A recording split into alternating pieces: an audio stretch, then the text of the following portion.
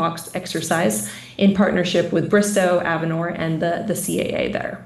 So as we transition towards that, we started in Ireland, and we're able to basically show some benefits to the country there, starting in Shannon Airport, flying across the country to Dublin, and at some point in this video, you'll see some of my favorite footage of us flying against the cliffs there.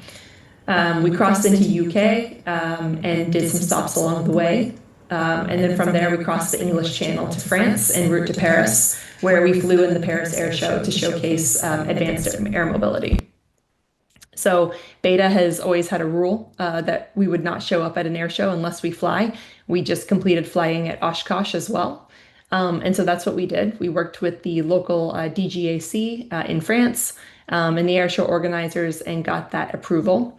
And like I said, following a few more customer flights going through Germany and Denmark, our journey will ultimately end with Norway for the remainder of 2025 here shortly. So what's next? Our approach has been demonstrated through the progress we've made in the National Airspace System with our fleet. We're going to be doing the sandbox operation in Norway, and then we also are sending an aircraft to New Zealand and conducting a similar demonstration series this year in partnership with Air New Zealand. So this gives, again, all of these parties, us as the manufacturer, our partners, and the regulators, real-world data on the implementation of electric aviation in a local environment. So there's a large appetite for these Pathfinder operations globally, and we're just excited to be able to demonstrate the benefits of electric aviation. So I can stop there. And I think that kind of sums up what I wanted to talk about. So let me know, are we doing Q&A, or how do we want to, I guess, do this, Gary? Kristen, I think, let's invite a few questions. But firstly, I just want to congratulate you, because that must be the first time an electric aircraft has actually taken off and landed on dirt in your video there, which is significant given that in Africa, particularly Australia, for humanitarian EMS missions, etc., that really stands out for your aircraft and shows just how much use it's going to be in the developing world and also in developed countries. Absolutely. No, that's a great point. And I think, just for everybody's, awareness, that is, again, one of our use cases that's near and dear to our heart, like I said, is connecting areas that don't have the same access points, and really making sure that advanced air mobility is not just used for urban environments. There is definitely a use case there, and we're excited by that as well. But I think that the true benefits of this technology is going to be seen through connecting those areas of the world. Agreed. Questions, anybody? Okay, sorry.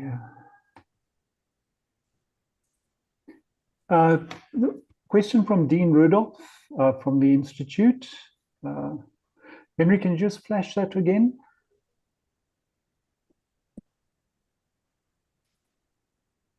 I'm sorry, Gary. I heard you call my name. Did you need something? Yeah, no, just the question from Dean Rudolph. Absolutely.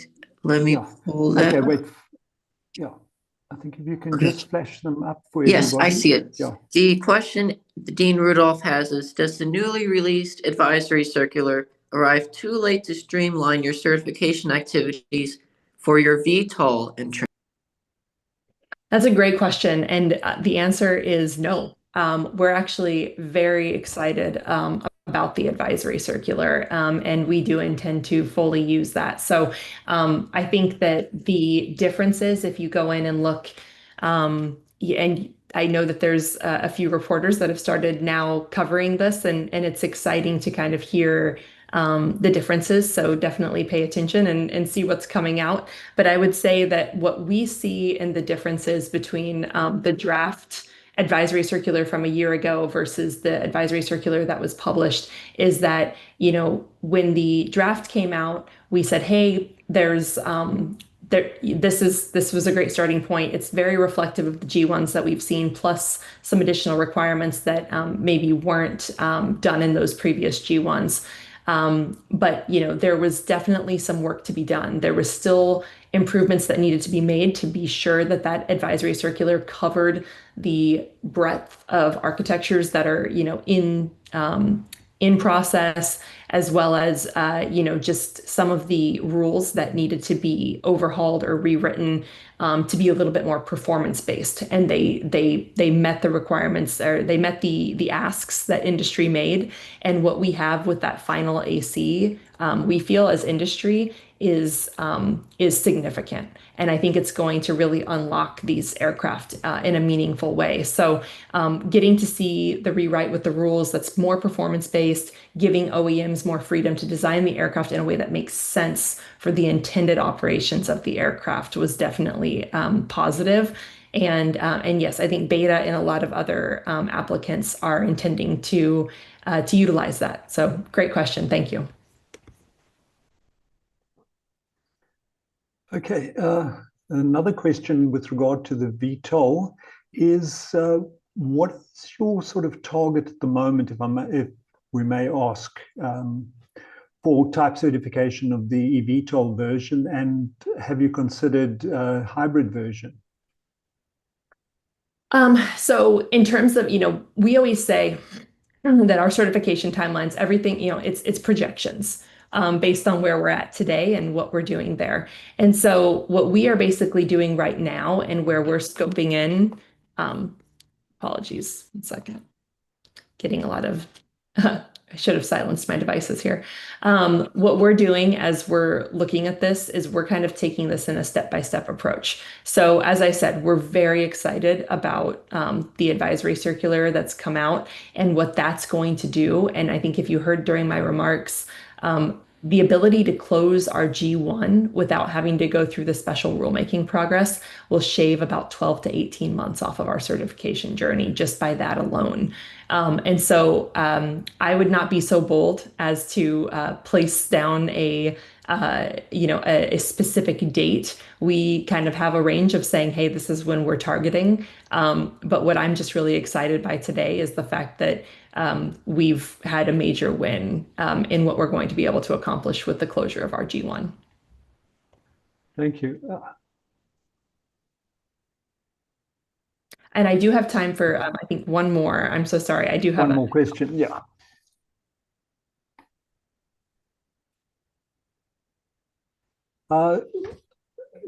Well, I believe it's quite a good question from Yuri. Are you planning to develop partnerships with existing or new MROs? And will you be certifying those organizations? That's a great question. I don't think that I have the scope to answer with today. But yeah, that's great. Sorry about that. Okay, thank you very much, Kristen. It was really informative, and I think everybody enjoyed your presentation. And we look forward to seeing you again in the future at one of our forums. Absolutely. Thank you so much for having me, and thank you to everybody who joined. If you want to connect, you can find me on LinkedIn, and happy to answer questions. Thank you. Thank you. Okay, our next speaker is Keisuke Yasukoshi. I hope I pronounced it right, Keisuke. Hi. Welcome. Just show my screen. So my name is Keisuke. So I'm the representative for Japan and also the APAC coordinator for AMM Institute, and I'm also the global intelligence officer for SkyDrive. So I just want to give you the update for what's happening in Japan at the moment.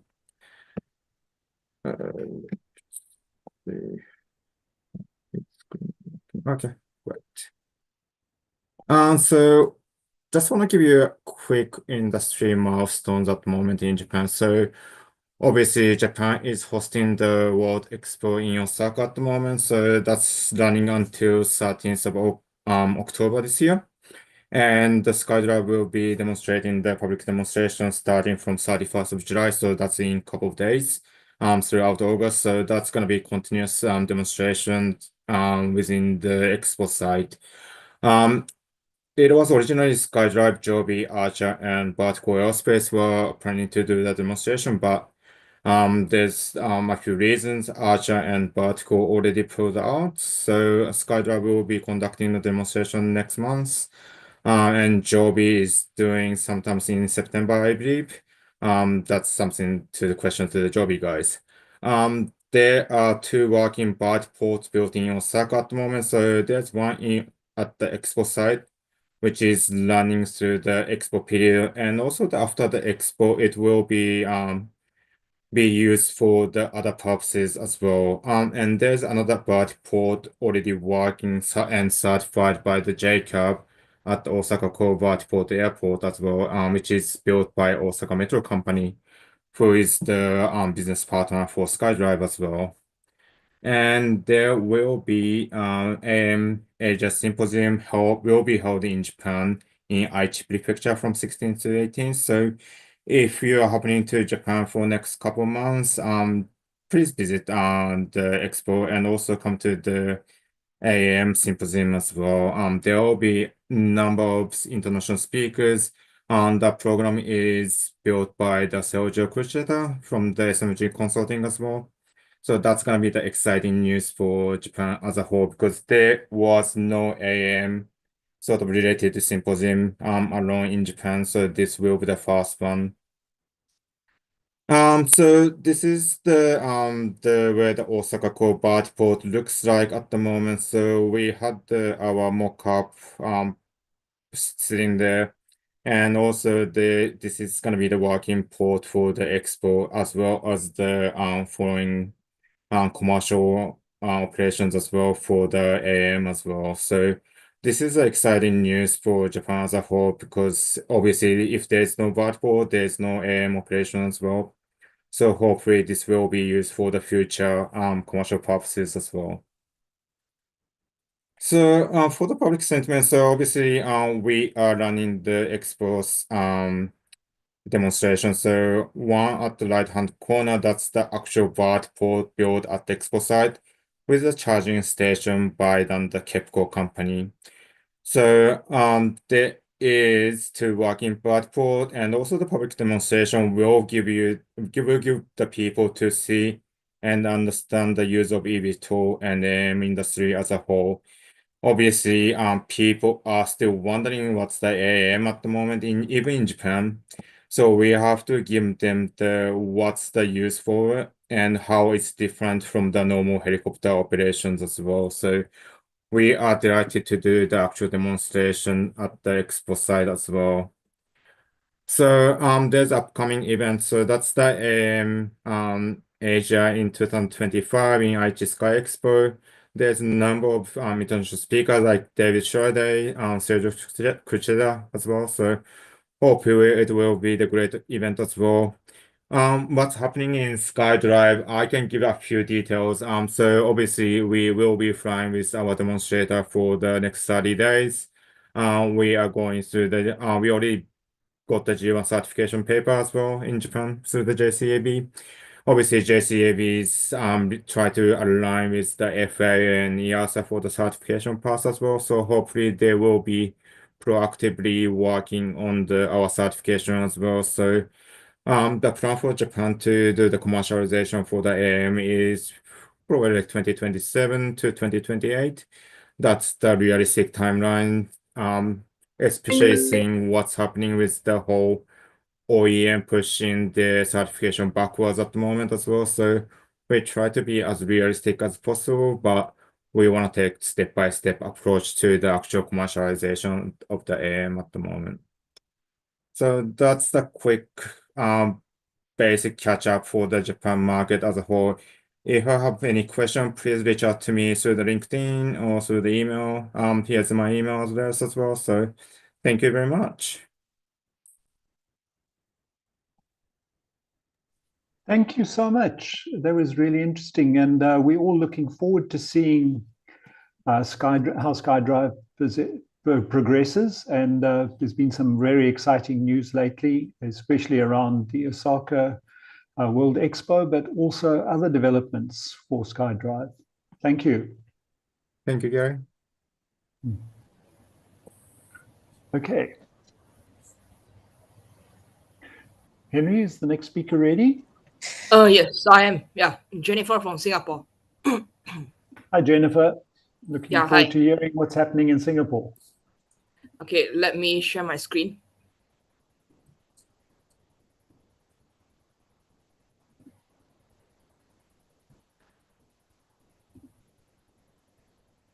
Can everyone see my screen?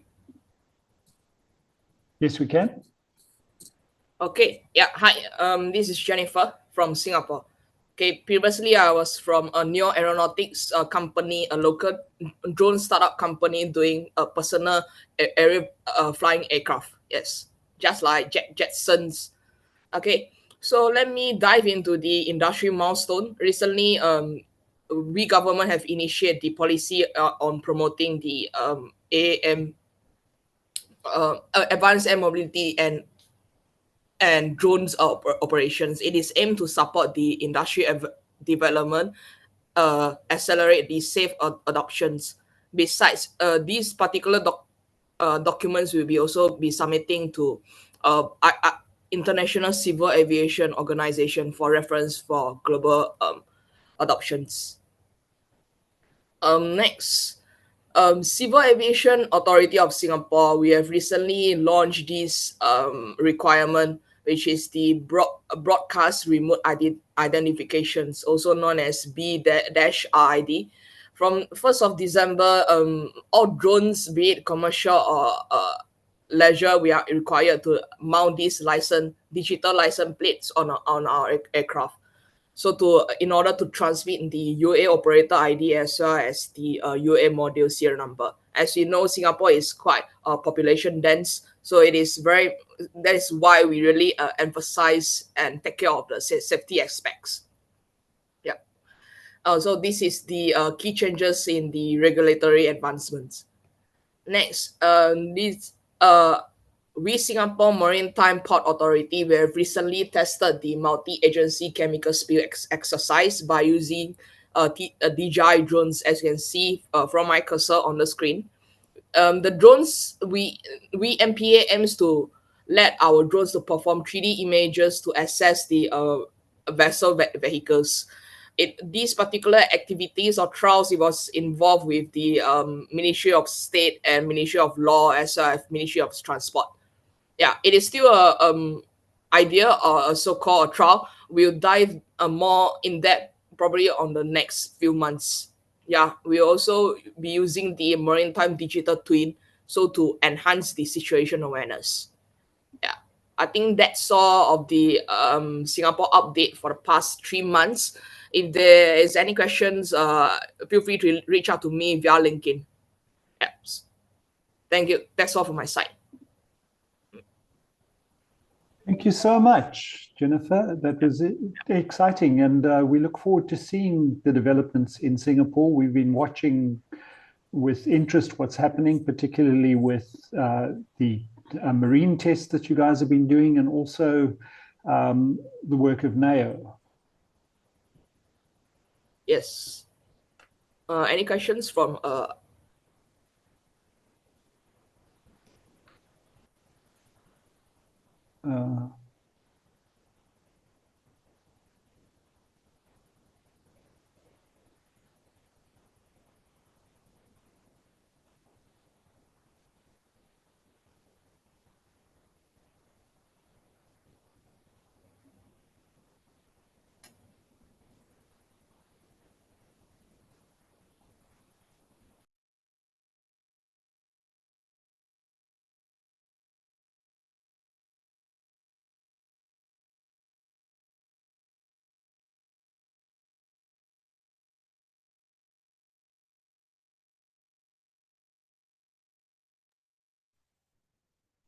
Hi, Wasaf. Hi, Gary. Can you hear me? Yeah, sorry, I just had a problem with my mic. But welcome, Wasaf. It's great to have you here, and we look forward to hearing what's happening in the UAE. There's been a lot of news coming out of the UAE, and it'd be great to hear what you have to say. Thank you. Thank you, Gary. Good day to everyone. My name is Wasaf, and I am the Global Head of Air Mobility at Air Shuttle, representing AAM Institute for UAE. And lots of things to unpack from UAE, but I hope I will be able to do it within this short span of time of this presentation. So let's deep dive into it. Currently, the industry milestones, looking at what the regulators here have published. I mean, the regulatory gravitas in UAE is off the charts. They have published the part vertical flight infrastructure, whose uncontrolled copy would be available on the GCAA, the federal regulator on UAE's website, which essentially mentions what are the standards that needs to be governed to convert an existing heliport into a hybrid model so that both the helicopters and EVTOLs can. And then we had a wonderful flight from our good partners, or I would say good partner of Dubai Joby Aviation, who have been our ever since 2017. They did a transition EVTOL flight in Dubai. And we also had Archer doing their non-transitional EVTOL flight in Abu Dhabi, which marks a very, very important milestone in getting up the city's readiness level index. More and more EVTOLs and eCTOL companies are flying air taxi operations in UAE. And UAE has begun building vertiports and repurposing the existing heliports into a hybrid model. And moreover, I must say, even the small drone delivery applications are gaining much more wider importance in terms of developing a regulatory framework for beyond visual line of sight flights. The trials are already going on in a small aerodrome close to Dubai airport, which is called as Dubai Silicon Oasis, where they do supply regularly food and medical supplies as part of their innovation strategy for deploying small cargo unmanned drones. Looking at the public sentiments in the UAE, I think what needs to be understood is what do the population need at the end of the day, right? I mean, it's more than just alleviating congestion. It's about providing a freedom of life, freedom of time of life for people like never before. And we have identified that there are about 150 million annual ground taxi pickups throughout Dubai for a city, for example. And just capturing with air taxis, 1% of that annual ground taxi pickups saves millions of dollars to the government of productivity, and also generating a productivity value of 15,000 per year per passenger, per commuter. And public is keen on to hop onto these air taxis, imagining every discerning individual there traveling to a destination and viewing the skyline of city from a completely new perspective without the restriction of any congestion and being able to cross with ease. And starting each journey with these aircrafts will be the first activity of every citizen, resident, and travelers list on UAE. The upcoming events would be Dubai Air Show 2025. I think a lot of action-packed crunch events are going to happen. A lot of EVTOLs are going to be doing their demonstration flights. And I'm quite excited personally to witness these events firsthand during the event, which begins from November 17th to 21st of this year.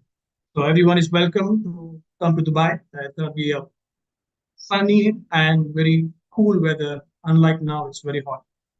And what makes the UAE exceptional? I think UAE is UAE, right? In adoption of technological innovation are the core Emirati values that we see in its foundation, which is marked by unity, care, collaboration, and excellence, bringing about highest intention and capability to everything that is done here.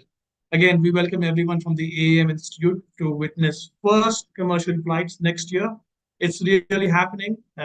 You can also witness how the regulatory bodies have overcome the obstacles in deploying the frameworks, how the infrastructure is being built here, and how the demand modeling is being generated so that a playbook is built and everyone can deploy copying the Dubai model in cities across the globe.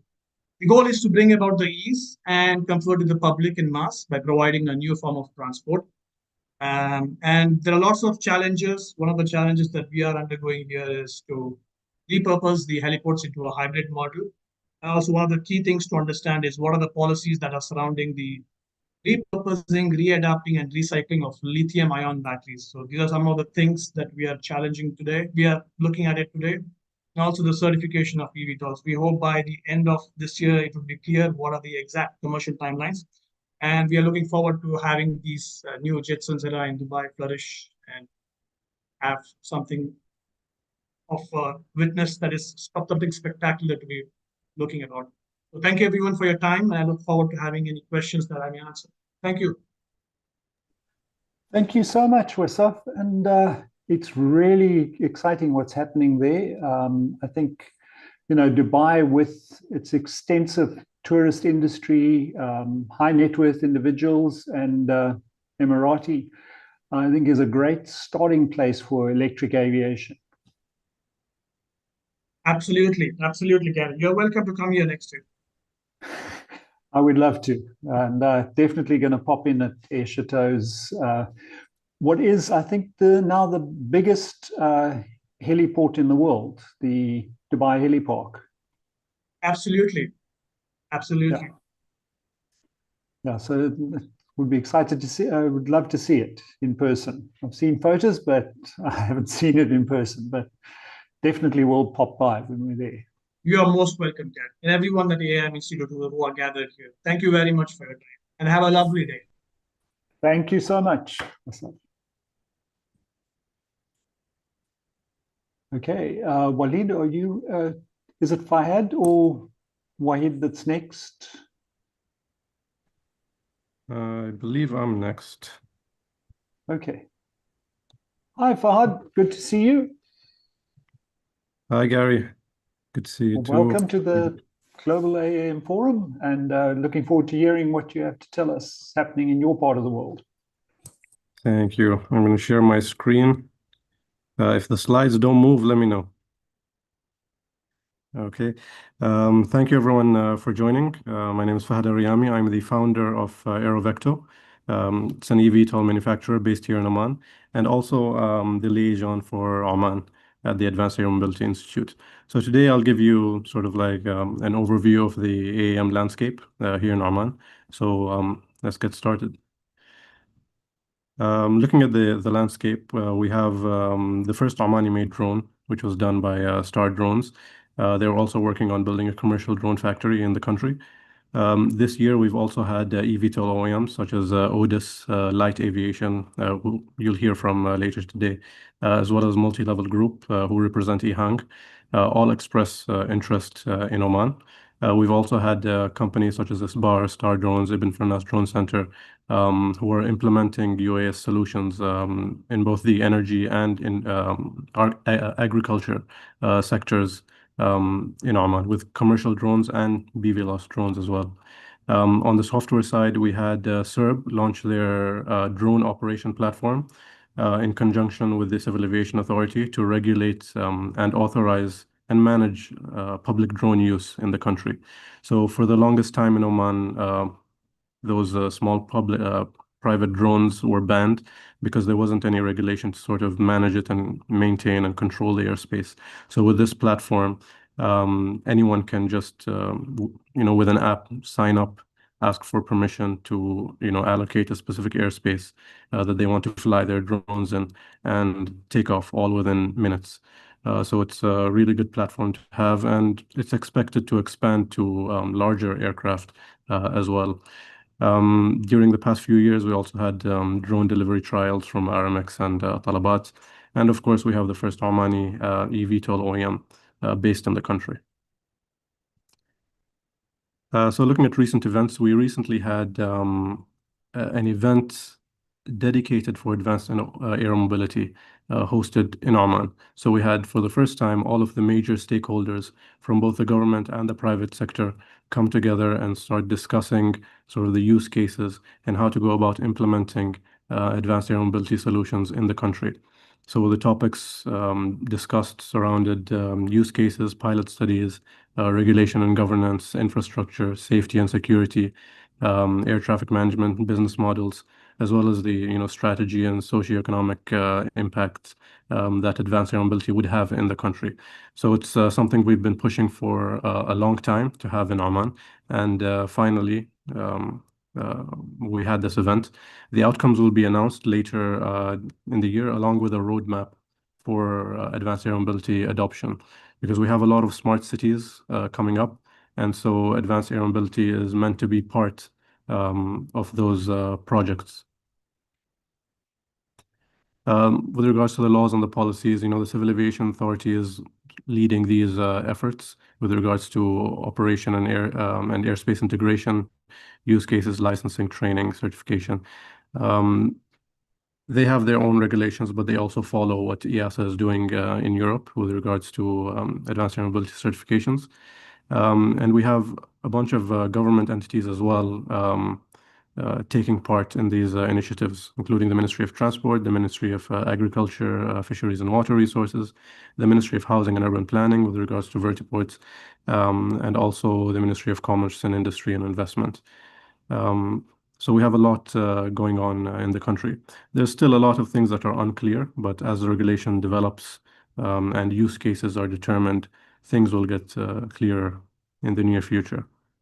With regards to public sentiment, there's positive and there's negative. We're leaning towards positive, thankfully, because people are seeing sort of the success stories with UAS used for search and rescue operations, as well as in agriculture for spraying, as well as monitoring. And there has been investment in the UAS industry. There's also what we have is called the Oman Vision 2040. So it's a set of objectives and goals that the country wants to achieve by 2040. Advanced air mobility plays a role in that, especially in terms of technology and sustainability. And there's also a lot of demand for it for specific use cases. If anyone has been to Oman, you know Jabal al-Akhdar is a mountainous region, which is very popular for tourists, but very challenging to get to with ground-based transportation.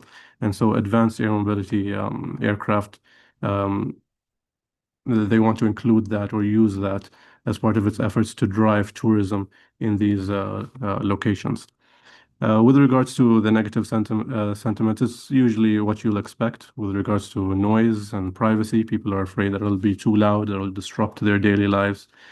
Safety as well, because these are new types of aircraft. They look strange, they fly strange, and so people are cautious, understandably. But there are initiatives to overcome them, and I think as people see the benefits, they will come to accept the aircraft. And of course, from the regulatory side, there's integration concerns with regards to airspace, but with solutions like the one that SERB has, it will help ease these concerns. So in conclusion, there are a lot of opportunities. There's a lot happening, especially in the past few months. Like I mentioned, there are challenges, but there are plans to overcome them. So that's all for me. Of course, my project, what we're working on, we're building an eVTOL aircraft specifically designed for mass public transport. So we're focused on passenger capacity over anything else. It's designed to be operated within cities. And so the aircraft carries 18 passengers, doesn't fly very far, it doesn't fly very high, but that's by design. We want to focus on inter-city transport. If you'd like to learn more, you can visit us at aervector.com or follow us on LinkedIn. So thank you very much. I hope it was insightful. And if you have any questions, please feel free to reach out. Thank you so much, Fahad.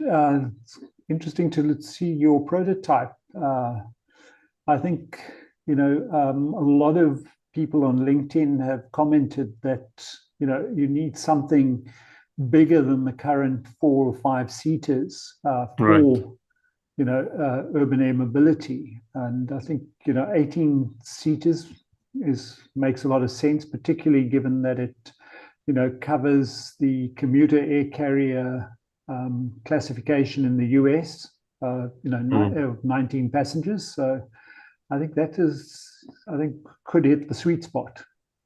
All right, I think so too. If you want to solve traffic congestion or at least help address it, with 4-seater aircrafts, I mean, how many planes are you going to put in the sky, right? So yeah, with more passengers, you have, I think it's more feasible. Great, thank you so much. Thank you. Okay, thank you. Okay, our next speaker is Walid Meskin, and he'll be talking about what's happening in Saudi Arabia. Are you there, Walid? Oh, great, thanks.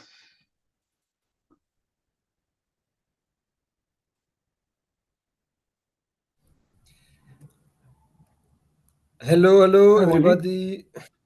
Hope that you are doing well. I hope that my voice is clear.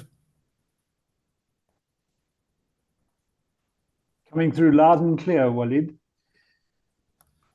Do you hear me clearly? I do, yes. Okay, great. So hello and congrats all the team for this amazing event. Really, and congrats Fahad for the new product and Sky Shuttle, let's say. Hoping all the success. So this is Walid Miskin, Manager Solution Engineer with DJI Enterprise in Saudi Arabia. I'm glad today to share some insights and the news regarding the Saudi unmanned market, let's say, or drone market, which is now in a good steps toward maturity and market readiness. Last month or last, let's say, 40 days, GACA just released the new GACAR Part 107 for unmanned aircraft system regulation. And we knew before that the Saudi regulation was very close to the Federal Aviation Administration of US. And now there is a strategic shift to add some standards from EASA. And as I see, it's very helpful and it's a noticeable shift to enable the advanced air mobility operation in Saudi Arabia. And I made a quick comparison between the old and the new regulation. Basically, we was talking in the old regulation version 2 and 3.0 in a simple recreational operation and commercial operation. In the new regulation, we are talking now about open category and specific category, which is close to the European regulation. And we moved forward to more than 25 kg as a payload, because we in the old regulation more than 25 kg is not allowed to fly in Saudi Arabia. Now it is possible up to 150 kg. Also, as a definition, and when we talk about definition and regulation, meaning introducing a new terminology and new service or new items, and now we are we have a clear definition about the PV loss and the ETM in Saudi Arabia, because it wasn't present in the old version. So even companies that tried to integrate some BVLOS operation or integrate some software management platform or resources, they had no real infrastructure or regulation infrastructure to present it. Now it is present, so we have a clear definition about BVLOS and ETM, as well the integration and the requirement of integrating the remote ID for drone and unmanned aviation operation tracking, which will be required starting from January 2026 in Saudi Arabia. And this is the big shift. So from maximum takeoff weight 25 kg, we are talking now about 150 kg for commercial operation, which will open a lot of, let's say, business in Saudi Arabia or unmanned traffic operation, like agriculture, delivery, firefighting, search and rescue within the commercial operation, which was prohibited before, and now it's a big shift, as I said, in the local market. Just still we can't fly over assemblies or people unless there is some waiver or specific use case.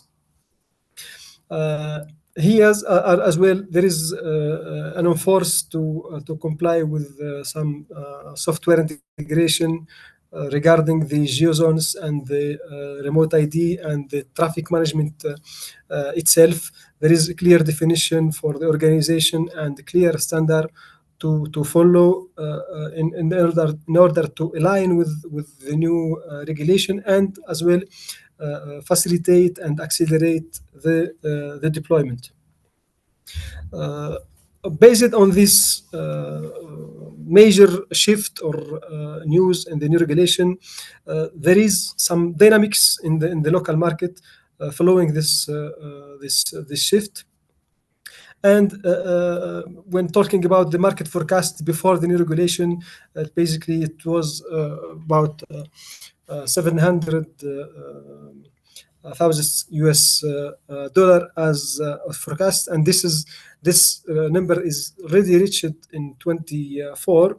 But in my perspective, I do see an improvement at least with 15% when integrating the new services as well, like agriculture, delivery drones, and some specific use cases like mining and geological operation that needs heavy payloads. For sure, the regulation does not allow yet the transport of people in the unmanned aircraft unless there is some POC or project with the government directly to demonstrate this operation, but it is not yet written down in Saudi Arabia. And following up this dynamic and this reaction to the market for this after this shift of the regulation, we have seen the first successful operation. It was during the Hajj last season for delivering some medicine equipment and first aid during the Hajj season, and it was very successful use case. As well, there was a successful operation for food delivery between Al Baik and the Kaust, which is a university in Jeddah. Last month, it was successfully organized and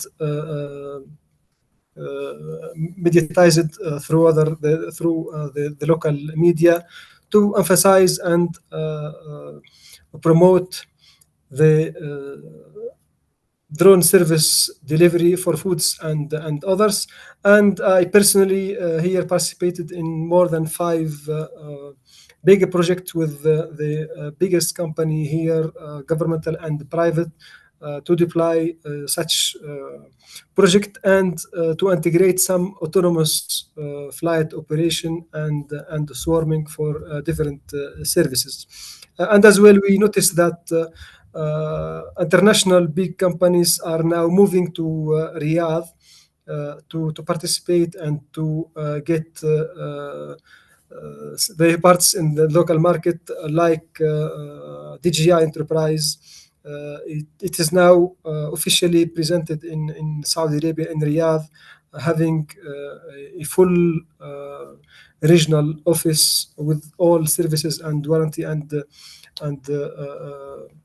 spare parts and local support based on the request from the local entities and government. And there is also other global companies moving to Riyadh in drone industry, let's say, to following up this shift of regulation and this market maturity, let's say. So here in Saudi Arabia, it's market, we can say it's very mature, and looking forward next maybe 2-3 years to see some people traveling using drones or taxi drones, which is the missing part in the actual regulation. This is almost update from Saudi Arabia, and I want to invite you to attend. There is 2 big events. SADIF, it will be in next September, and KSA Airport or Saudi Airport Exhibition. It will be also in September in Riyadh, and we're glad to see you here in Saudi Arabia in physically in aviation and advanced air mobility events. Thank you so much, and if you have some question, feel free please to reach out to me here or via LinkedIn. Thank you so much. Thank you so much, Walid. It was really good hearing what's happening there, and great to see the progress being made. Okay, our next presentation will be from Canada. It's a pre-recorded video by Bree O'Sullivan, and Henry will play it now for us. Absolutely.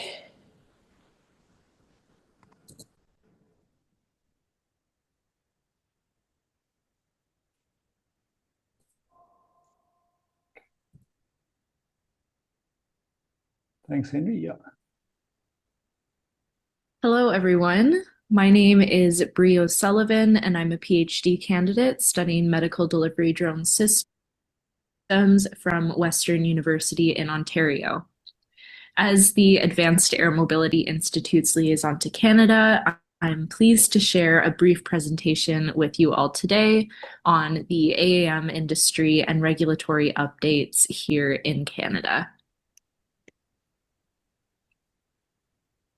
So to start, Canada's drone policy landscape has undergone some major updates since our last Global Advanced Air Mobility Forum back in January this year. As of April 1st, 2025, Transport Canada began implementing a phased update to its drone certification protocols.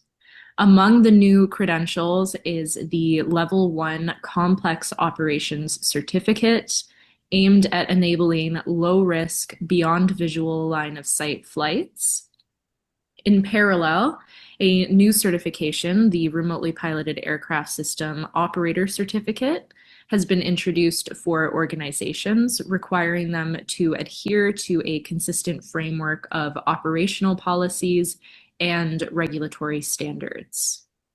Starting on November 4th, 2025, licensed drone pilots in Canada will be permitted to carry out extended visual line of sight missions, conduct sheltered operations, and operate medium-class drones weighing between 25 and 150 kilograms within visual range, all without the requirement of obtaining a special flight operations certificate. Also in April 2025, in collaboration with the governments of Australia, New Zealand, the United Kingdom, and the United States, Transport Canada published a roadmap for advanced air mobility aircraft type certification, focusing on how to safely bring new technologies like EVTOLs and drone-based passenger and cargo systems into the country's airspace. With a strong emphasis on safety, international coordination, and long-term integration, the roadmap reflects Canada's push to modernize its aviation rules. So in response to these much anticipated regulatory changes in Canada, the aviation and AAM spaces are absolutely buzzing over the last few months. Canadian Advanced Air Mobility, or CAM, the Federal Industry Association for Advanced Air Mobility in Canada, has been bolstering its partners, bringing together crucial actors within the industry during a time where momentum for AAM in Canada is stronger than ever. In other news, Jaunt Air Mobility recently unveiled their new 500 kilogram max payload cargo drone, after joining the YMX Innovation Zone in Montreal, with plans to demonstrate the transformative potential of this technology in reaching rural communities, especially First Nations communities in rural Quebec. In May 2025, Volatus Aerospace was granted nationwide authorization by Transport Canada to conduct BVLOS operations using small drones up to 25 kilograms day and night in uncontrolled airspace.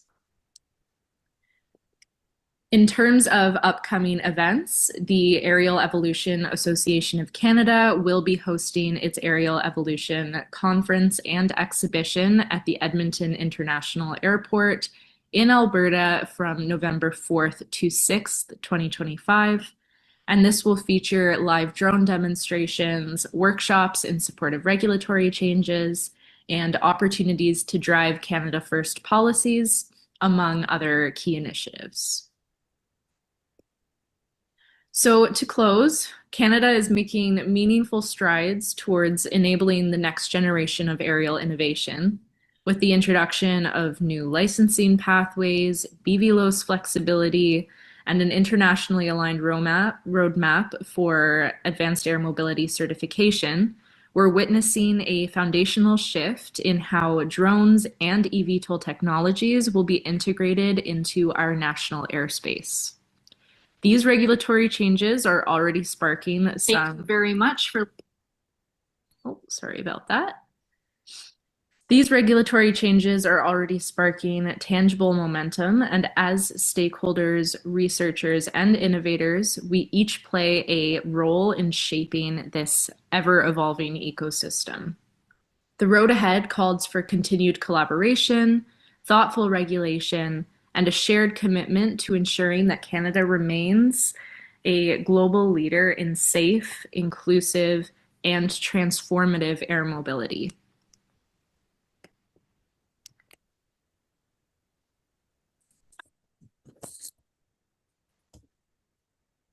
Thank you, Canada. And I don't know if anybody is actually aware, but the first approval for a BFLOS flight remotely controlled was actually in Canada in 2009 by Brian McCluskey and his team.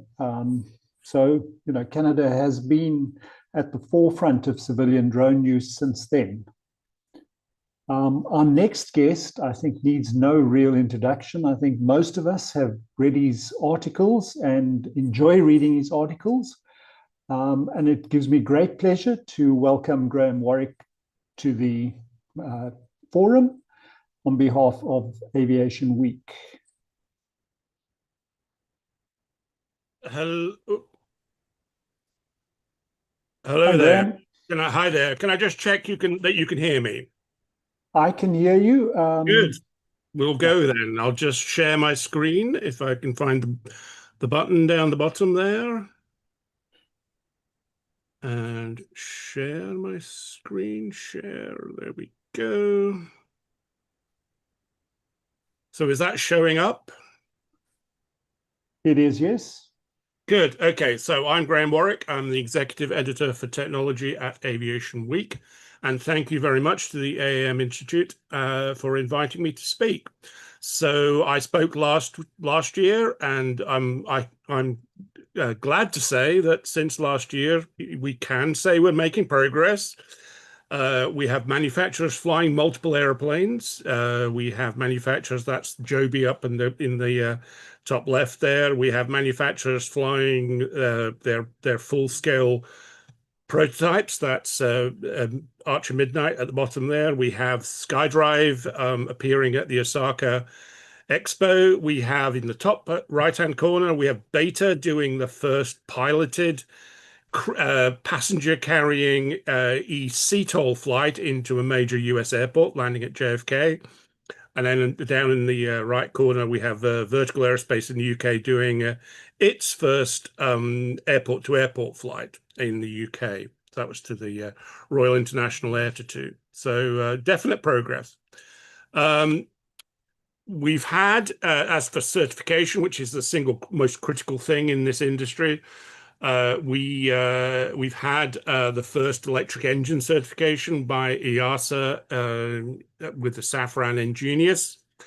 We've had the first electric aircraft specific propeller certification by Hartzell, and they did all their testing with Beta, and Beta will use that propeller in both versions of their Alia electric aircraft, the CTOL and the VTOL.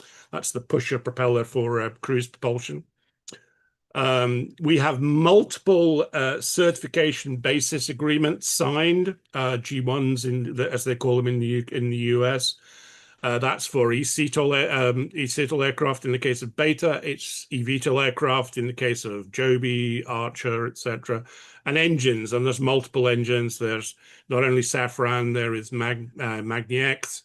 Beta has an engine in certification. Zeravia has an engine in certification in the US. So there's multiple. And the sort of rule of thumb is if you get to a G1, generally, assuming you still have the money, you make it to certification. Now, there is the caveat. There are no conforming aircraft flying yet, except possibly Volocopter. We're not entirely sure where they are. We'll get to that in a minute. But we are very close. We have aircraft running pre-production aircraft coming off of production lines, and we're getting closer and closer to those aircraft being conforming. So then they can start the 4-credit certification testing, and the clock starts ticking towards type certification.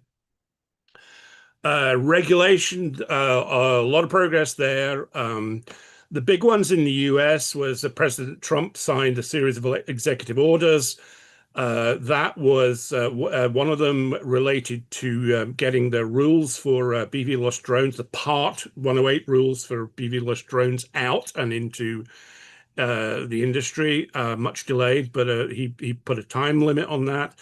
And he also, his executive order also said that there will be some AAM pilot projects, probably going to start in 2027. That might include the AAM flights at Los Angeles Olympic, could probably fall into that pilot project group. The FAA finally released its Mosaic rule. That's a complete rewrite of the light sport aircraft rules. It's a fundamental rewrite of a very important rule. It basically means you can now have electric propulsion in a light sport aircraft, and you can use that aircraft for flight training and all the good things.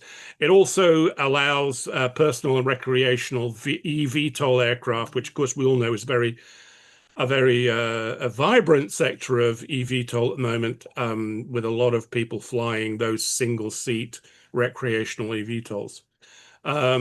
The FAA has literally just released an advisory circular, which actually simplifies the path to a G1 certification basis. Up until now, you've had to go and do that individually, call up special conditions and all that sort of thing. This actually sets out how a manufacturer could, if you follow the advisory circular, you get to a G1 theoretically more quickly. Outside the US, the EASA quite recently issued its Part IAM, as they call it, Innovative Air Mobility rather than Advanced Air Mobility. And they also revised a bunch of other parts related to aircraft operations to bring eVTOLs into, or VCA as they call them, VTOL capable aircraft, into the rulemaking, so that kind of helps pave the way. There was an agreement, what they call the Alliance on eVTOL Certification. 5 nations, US, UK, Australia, Canada, and New Zealand, agreed to work together to try and close the gaps that still remain, particularly between the US and European approach to eVTOL certification. EASA was not part of that, but the UK is using EASA rules, so it's looking for a way to close that gap. The United Arab Emirates, GCAA, issued a framework for hybrid sort of eVTOL helicopter operations. That really paves the way for them to begin commercial operations at some point. We'll talk about that later. And in Asia Pacific, a bunch of nations, a large number of nations, agreed reference materials to help regulators move forward with certification of eVTOL. So quite a lot of activity. I'm going to call out China separately because it's really on its own completely separate path to everybody else. We already have the first certified eVTOL type certification, production certification, and the airworthiness certification for commercial operations. That's already done. It's the EHang 216S. That's under 600 kilograms. It's also autonomous, 2 passengers, no pilot.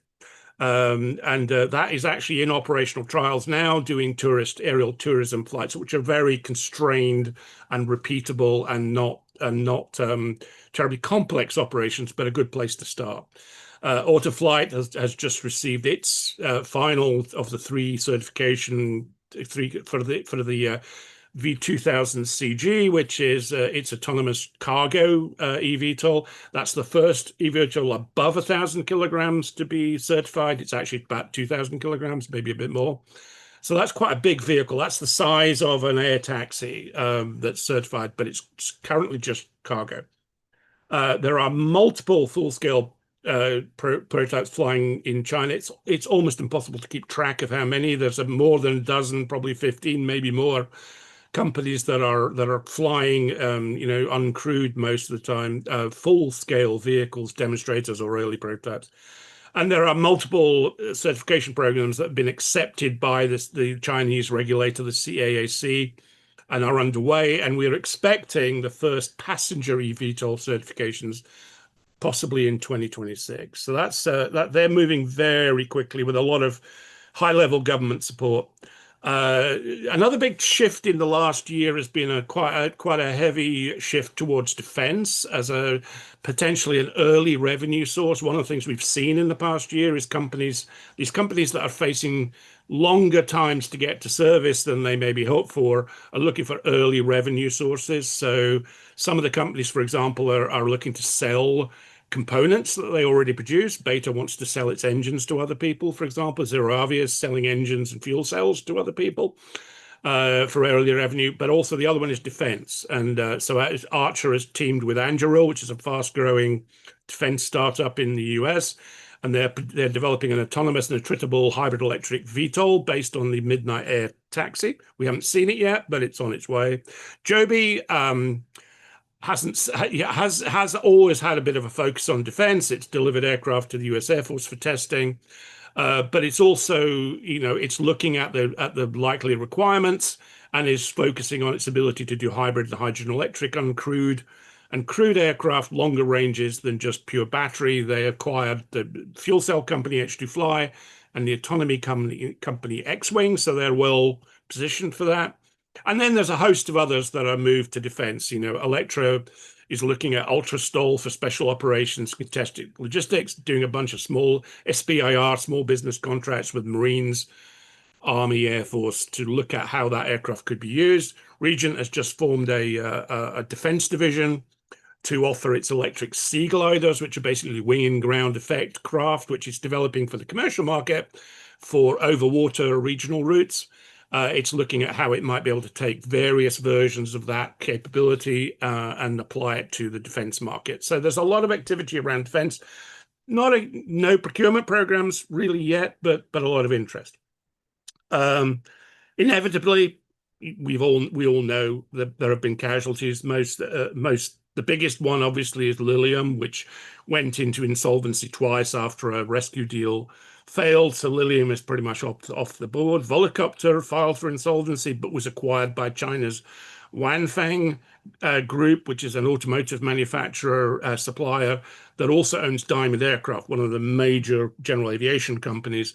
And Diamond is now working with Volocopter. Oh, sorry, I apologize for that. And then a bunch of others, some of which we probably are not that familiar with. Apus is a German fuel cell hydrogen aircraft developer. Custom Cells, that was Lilium's battery supplier, doing those very high power batteries that Lilium needed. Eviation, electric aircraft, it's paused its activity. Overair we haven't heard from Overair for quite a while. Rolls exited the electric business after having acquired Siemens and spent a lot of time developing electric. They decided the market wasn't ready. And we know about Universal Hydrogen, was going to do hybrid electric, hydrogen electric regional aircraft.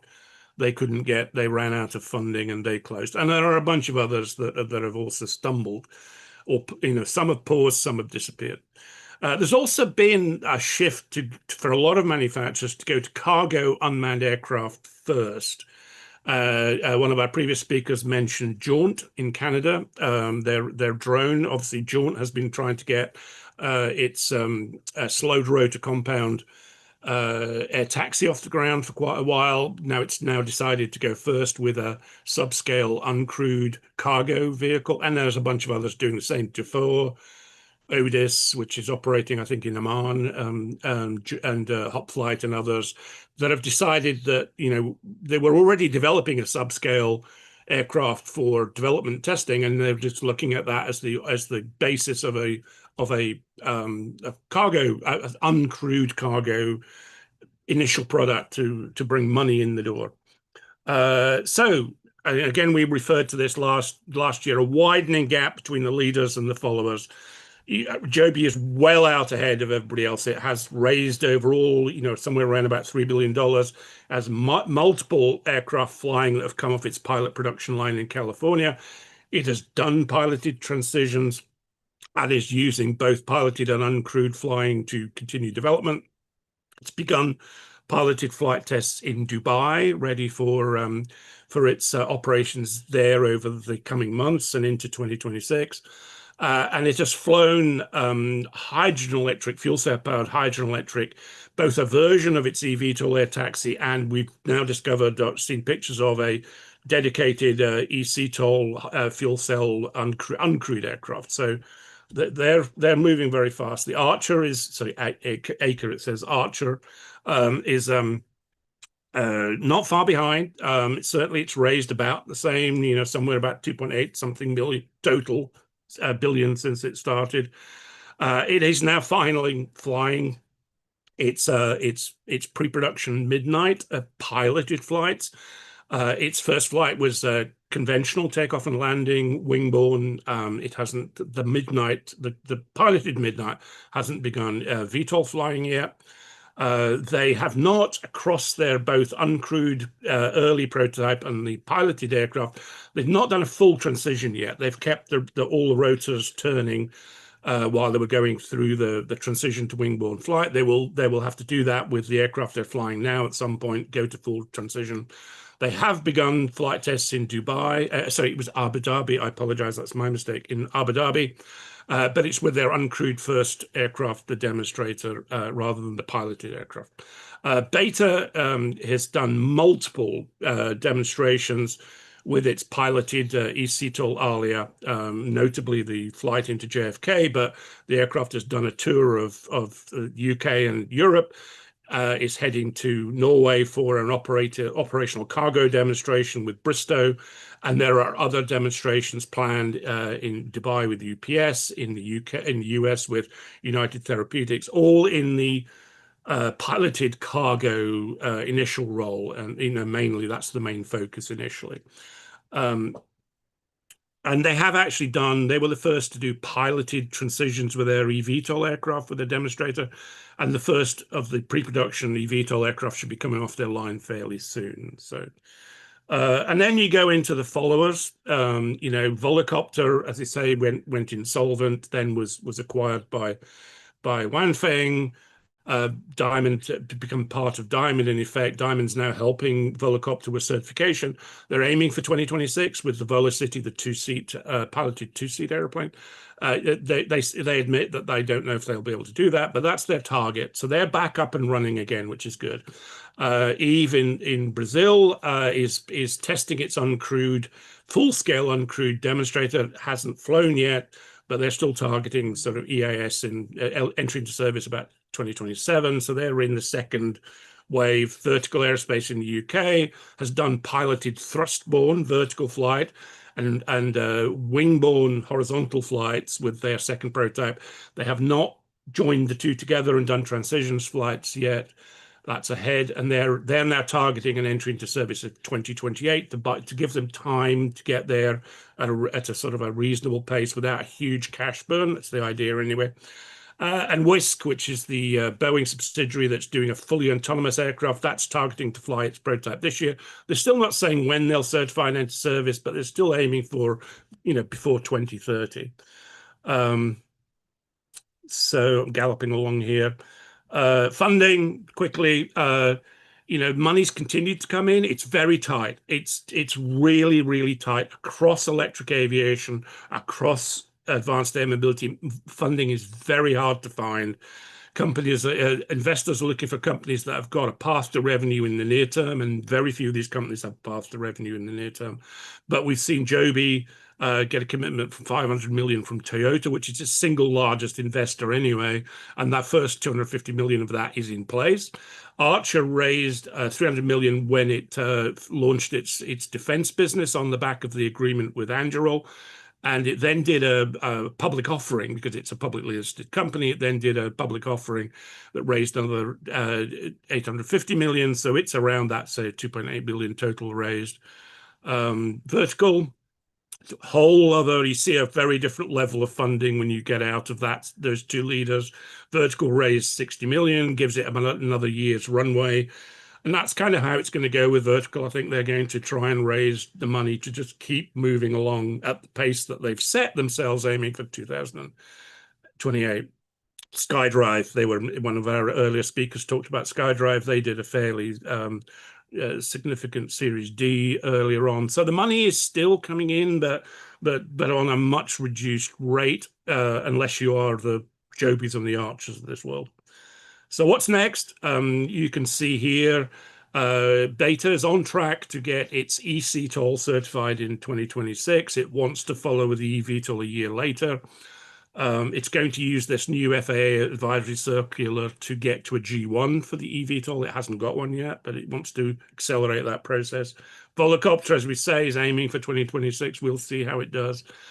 Joby and Archer, they don't talk about certification anymore. They talk about entry into service, but we think they're looking at the pace. They haven't flown conforming aircraft, so we're looking at, we think, late 26. Sergio Security, if you know him of S&G Consulting, thinks it may be a bit later than that, 2027. China, looking at 2026. There's a very strong possibility China could certify a passenger eVTOL before anybody else. And then entry into service, we heard earlier, one of our speakers talk about the United Arab Emirates, Dubai and Abu Dhabi. We're just finishing up here. There's great uncertainty and confusion about when and how they'll enter service in the UAE. The timelines have them entering service before they've certified the aircraft in the US. None of us in the, that watch the industry think that's possible. But they could begin market survey flights. They could get a permit to fly some sort of service, but we don't know. But they are still talking about 2026 with some sort of regulatory support to be able to begin flying. US is now looking like 2027 for early service, 2028 before we get sort of any sort of volume of service. And of course, that gets us into the LA games for launching AAM. So that's it, folks. A quick gallop through my view of advanced air mobility, and that's how you can reach out to me if you want to continue the conversation. Thank you so much, Graham. It was really good to get this update from you. I think it's very realistic, dates and things like that, and also a good overview of where we're going. And I think for those that were in the past getting quite frustrated that things were moving so slowly, I think we're starting to see momentum building. Yeah, and I think we have to give the regulators due for moving with sort of unusual pace to get things in place and not be the ones holding this up. Certification is a long and laborious process, even when we know how to develop the airplanes, and we've done it for decades. When you're developing a new aircraft with new regulations, there are obviously other barriers, but the regulators have done a lot to pave the way, and it's really now down to the industry to do the work, to get the test data, to get the aircraft flying, to get this done. And as you say, if you get to a G1, if you have the money, by and largely you get to certification. So I think we're into that certainty of certification. There may still be some timing issues, but we're definitely on the way. Oh, thank you, Graham. And Thank you, everybody, for this first half. We're going to take a short 15-minute recess. So we should be back at, well, let's go back to GMT now. I'm working in GMT +2. So we're looking at 1745 GMT. And that would be 1845 British Standard Time, I do believe. Thank you so much, Graham. And thank you, Henry. And let's chat again in 15 minutes' time. Thank you.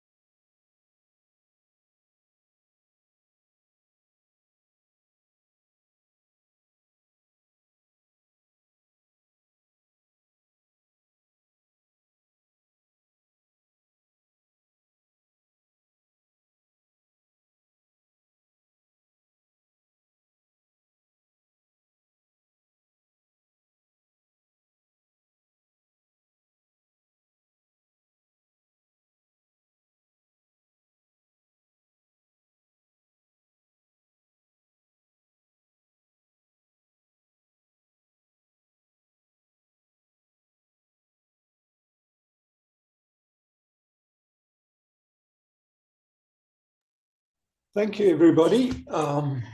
Great. Hope everybody had a bit of a comfort break there and you're all ready to roll. We have something really exciting for everybody. Who doesn't love a race? And we're going to have a short video on the Pulitzer air race, electric air race that's coming up in October. All yours, Henry.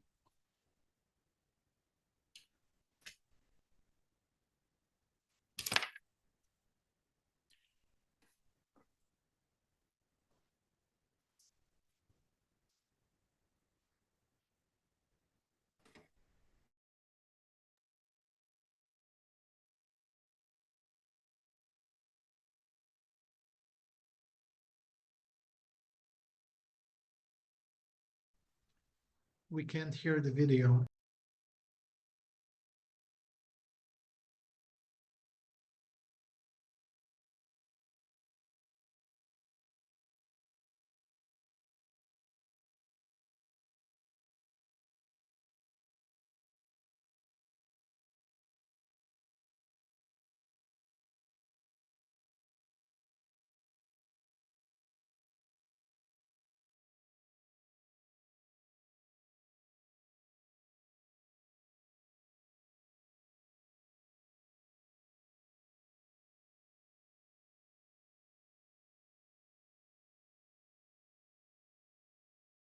For aircraft. If you look at the history, we've been in really just two eras so far. The internal combustion engine, of course, began flight in 1903 with the Wright brothers. Hello, my name is Scott Newman, and I'm the race director for the Pulitzer Electric Aircraft Race, one of the major initiatives of the Advanced Air Mobility Institute this year. Just wanted to share with you a few slides and tell you more about the race, which is upcoming this October. When we think about electric air aviation and where we are with that at this time, and it's no surprise to the people that are here at the global forum, we're really at the edge of a new era in aircraft propulsion, electric aviation. There's been a major societal concern with sustainability and carbon emissions and government mandates in various parts of the world for net zero emissions. And so this is really part of ushering in a new age of propulsion for aircraft. If you look at the history, we've been in really just two eras so far. The internal combustion engine, of course, began flight in 1903 with the Wright brothers and is still in use today. And then the jet engines came into use just prior to World War II and have continued to this day as well. But those have really been the two major propulsion systems available for aviation. And right now, we're right at the edge of electric propulsion. This is a pretty exciting development. If we look, the good news is that propulsion always leads design innovation, and electric propulsion, in addition to the environmental benefits that it brings, also has operational safety and economic advantages. So we're right at the beginning of electric aviation.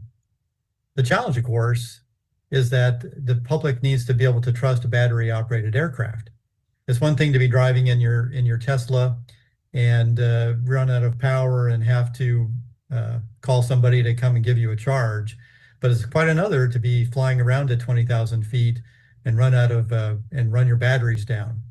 So there has to be some, I think, some public outreach and information provided to the traveling public so that they're willing to buy a ticket on these new aircraft. And really, what does an electric aircraft look like? As far as, if you think back to the propulsion slide there on the previous slide, internal combustion engines, reciprocating engines, we know what they look like. If you want to go fast, then it's going to look something like a P-51 Mustang. If you want to have a nice jet regional aircraft, well, then it's probably going to look something like a 737 or an Airbus 320. We've honed those designs down over years and years of use and engineering, and so we know what a good aircraft looks like. It's not quite the same thing in the place that we find ourselves in right now with electric aircraft. And I just put up this slide here so that you can see that there's, quite a variety depending on mission in what the configuration is. As I said, new propulsion always brings new designs, and it opens up the design box to new configurations that hadn't been considered before.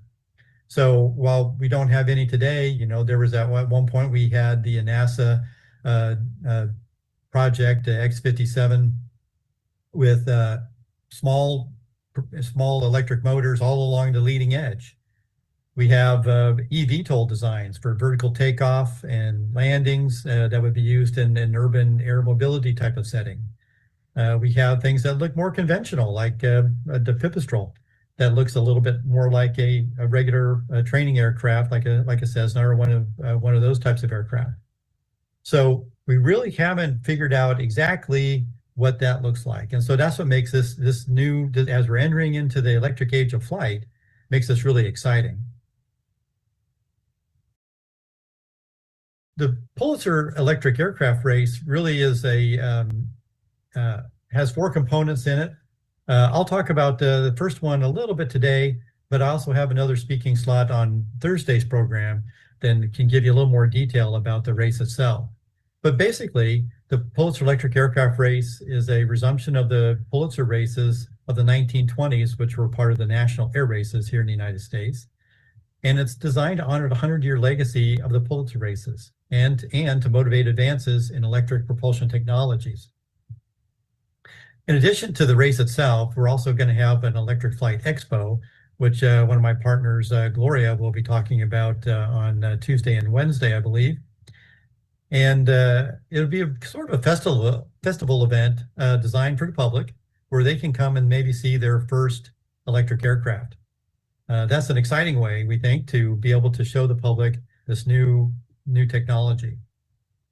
We'll also have some STEM components for especially introducing this technology and these concepts of electric propulsion and electric flight to school-age students. And of course, at some point in the future, after races have completed, we'll have a trophy, the Pulitzer Trophy award ceremony. So let's talk a little bit about the race and the history. As I said, this is the 100th anniversary of the races, the last race that was run in 1925. So the Pulitzer races, which were sponsored by actually the sons of the Ralph Pulitzer, was really the culminating event in the national air races, which were held from 1920 to 1925. And as we've learned in all sorts of different venues and the Olympics and everywhere else, competition does spur innovation. So if you look at the 6 years that it was run from 1920 to 1925. You can see there, 1920, the winning speed was 156 miles an hour. 6 years later, 1925, the 25 race, it was won at 249 miles an hour. So in just those 6 years, or those 6 races, we were able to add over close to 100 miles an hour to the speed of aircraft. So competition does spur innovation. And we're hoping that this race will be able to establish a high-profile public venue for the advancement of electric aviation and really make the trophy the symbol of excellence in electric flight. Some other things to note here, you can see just some of the photos. 1920 seems like, and 1925 seemed like a long time ago, and you can definitely tell by the type of aircraft that they were flying at the time, but those were cutting-edge aircraft. The Pulitzer race in those days was known as a pure speed race. It was sort of the culminating event. So think of the Indy 500 as a culminating event of the race year in automobiles. That's what the Pulitzer was in the days when it got initiated back in the 1920s. It was quite an event. There was and some incredibly large crowds came out for these races. In the 1923 race, for example, in St. Louis, there was over 500,000 people that attended those national air races during that week or so in St. Louis. That's quite a big crowd for that era. We're basically, and we'll get into more of this on a future slides, but basically what they had done in those years was to make 4 laps of a 32-mile course, and all 5 of the 6 were in a triangular shape, as you see up there in the upper corner. That's the course as it was laid out for Omaha in the 1921 race. One was actually a hexagon course, but mostly it was a triangle course. And like I say, it was well attended. There in the bottom right corner, you see the guy with the nice hat there is one of the Wright brothers.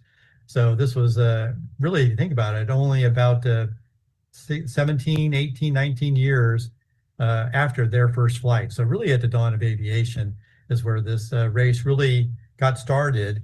And it got started so that the public could be introduced to this new technology at that time and start to build some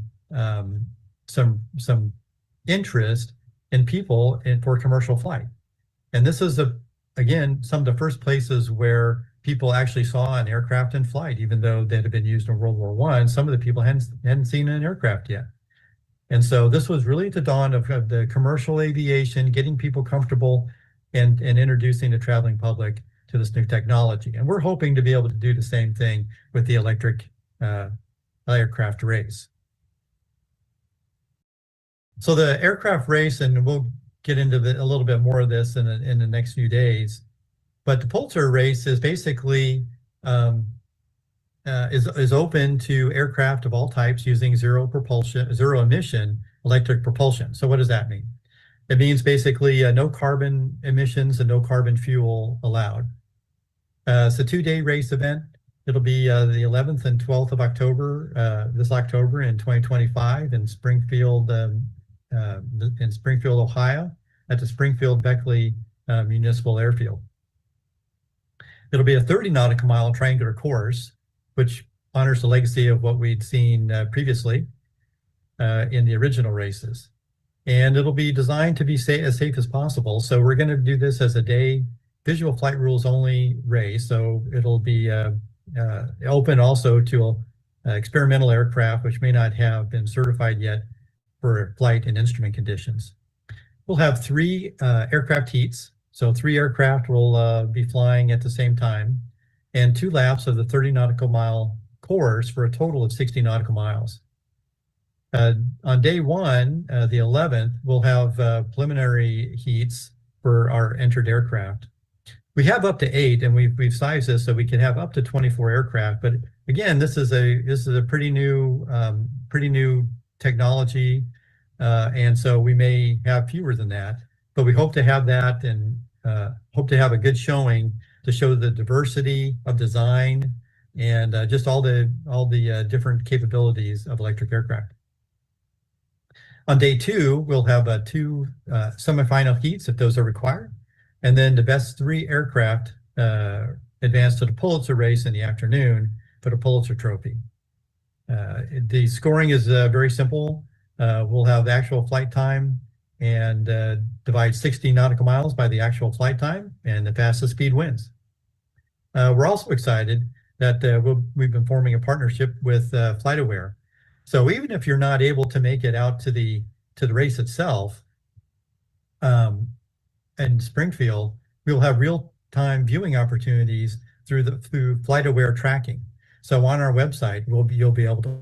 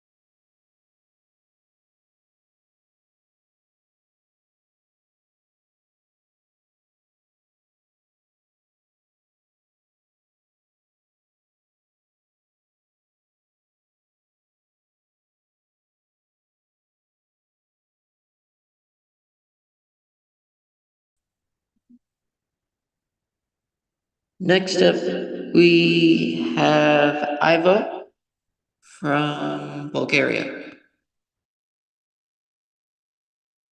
Hello.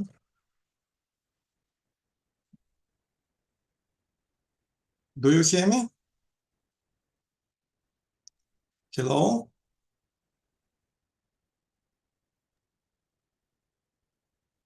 I see you, Ivo.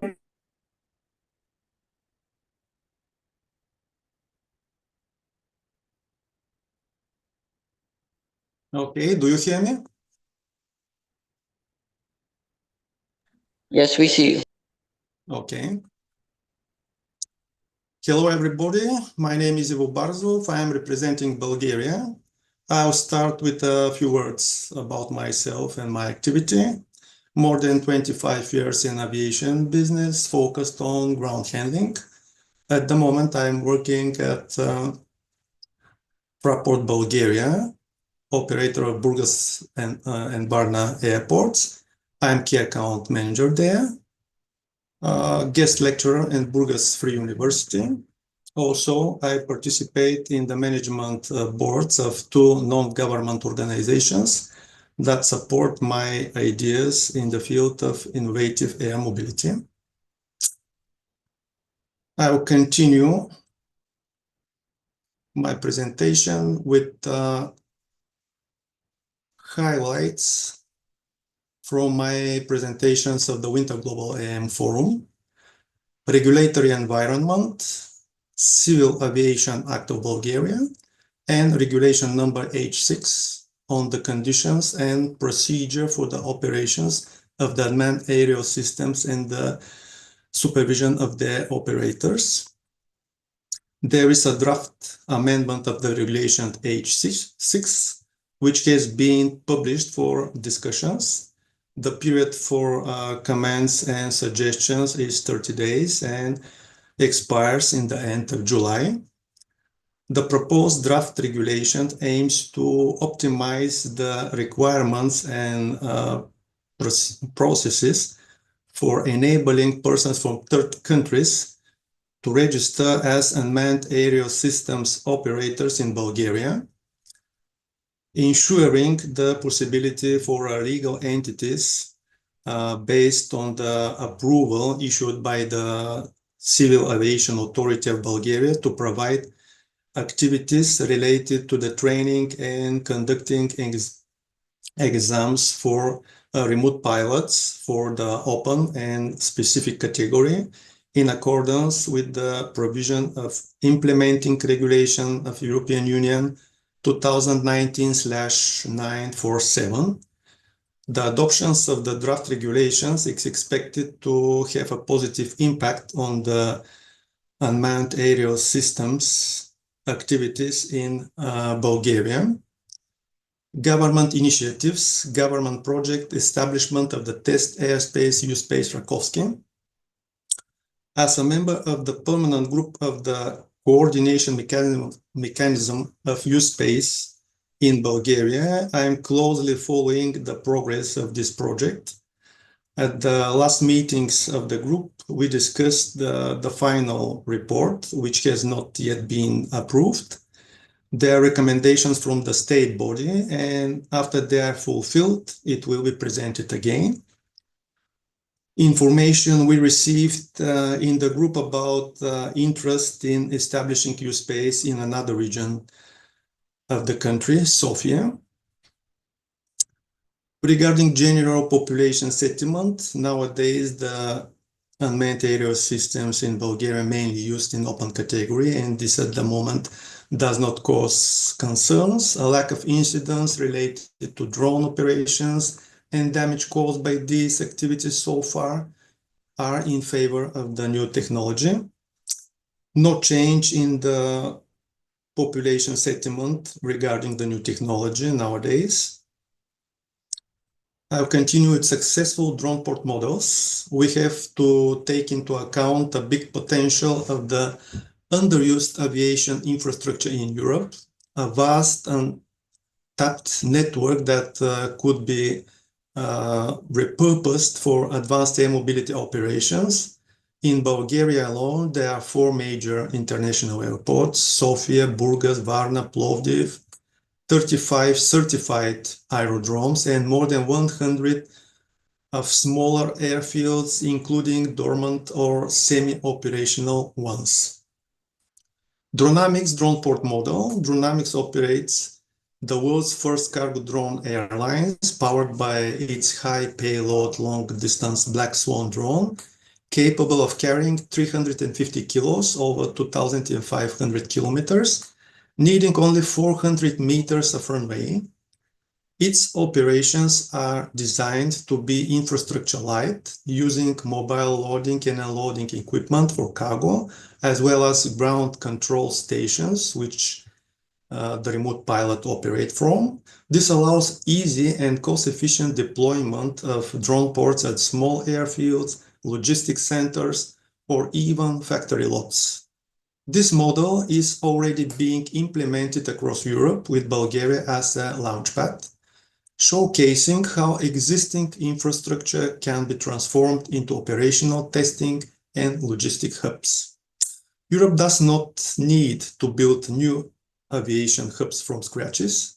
It simply needs to reactivate and utilize the vast network of existing underused airfields and airstrips, breathing life back into local economies and communities. Promising ideas for further development. Encouraging cooperation between cities with strategically important geographical positions is both logical and beneficial. Burgas in Bulgaria and Bari, Italy, exemplify this approach, as both are situated along the Pan-European Transport Corridor 8. Their locations opens the door to bilateral projects that can attract not only regional backing, but also support and funding at the national and European Union level. The academic collaboration between Burgas University and Politehnico di Bari further enhances the potential for joint projects, particularly in the growing field of innovative air mobility. I have the chance to visit Bari and to share my idea to the students there. And I think that a valuable role of the liaison board members could be helping each other in contact with universities in the countries they represent. I'll continue with upcoming events. The 4th edition of the Interdrone Expo will take place in Sofia in the period of 13th of September until 3rd of October 2025. Valuable for the attendees will be the opportunity to visit the expert forums. You can learn more about the events at the following link. Also, you can contact with the organizers if you are interested to be participants in the panels. So here is my contacts. Thank you for your attention, and you have my contact, and you can feel free to contact with me if any questions arise. Thank you.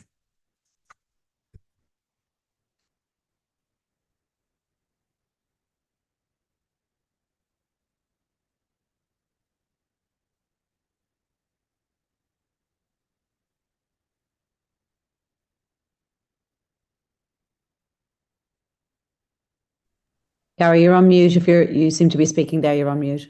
We can't hear you. Next up is Salvo from Italy.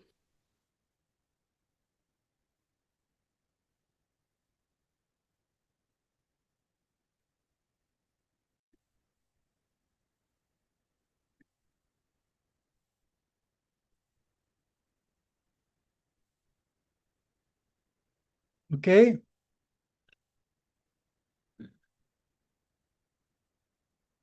It's okay.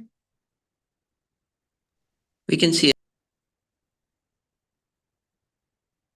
It's okay. We can see you and we can hear you, Salvo. Okay, thank you. Good morning, everyone.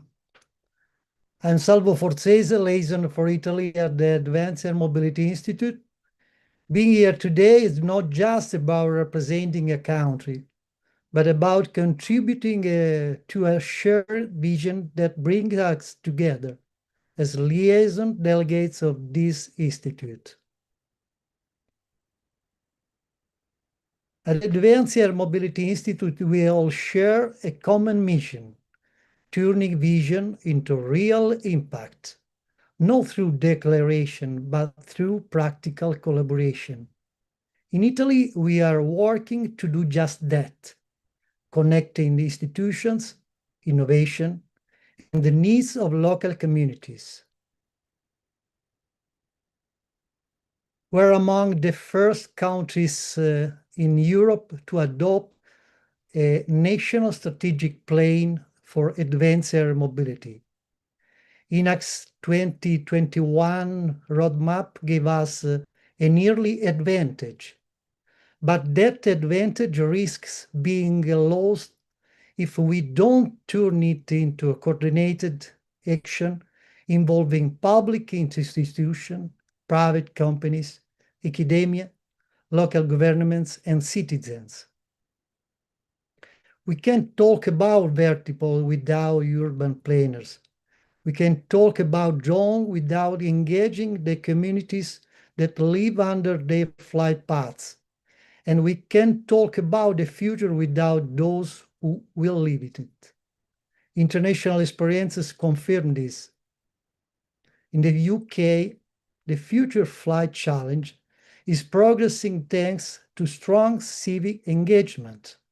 In Paris, public resistance has slowed the rollout of air taxi projects, just as it happened at Parco Piccolomini in Rome, where local concern highlighted the importance of transparent engagement and territorial dialogue. Future air mobility must be more than efficient. It must be inclusive.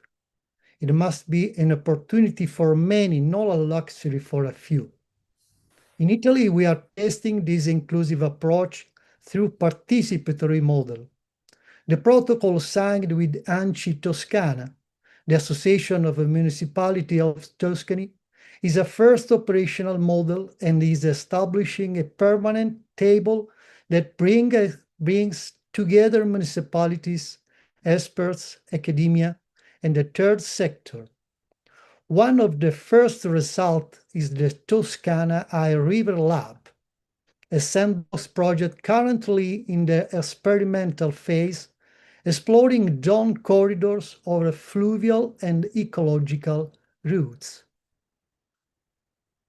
Several pilot programs are also underway to deliver medicines and essential goods to island and remote areas, showing how innovation can create impact when guided by real needs.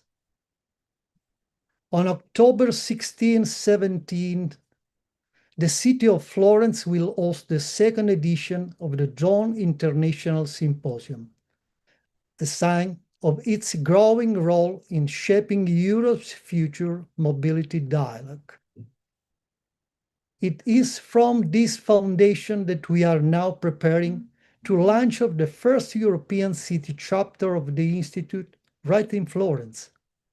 It won't be a format duplication, but an operational hub connecting local economics to global strategies. A space where governance, technology, and participation come together to create truly integrated air mobility. Our goal is not simply to add another institutional layer.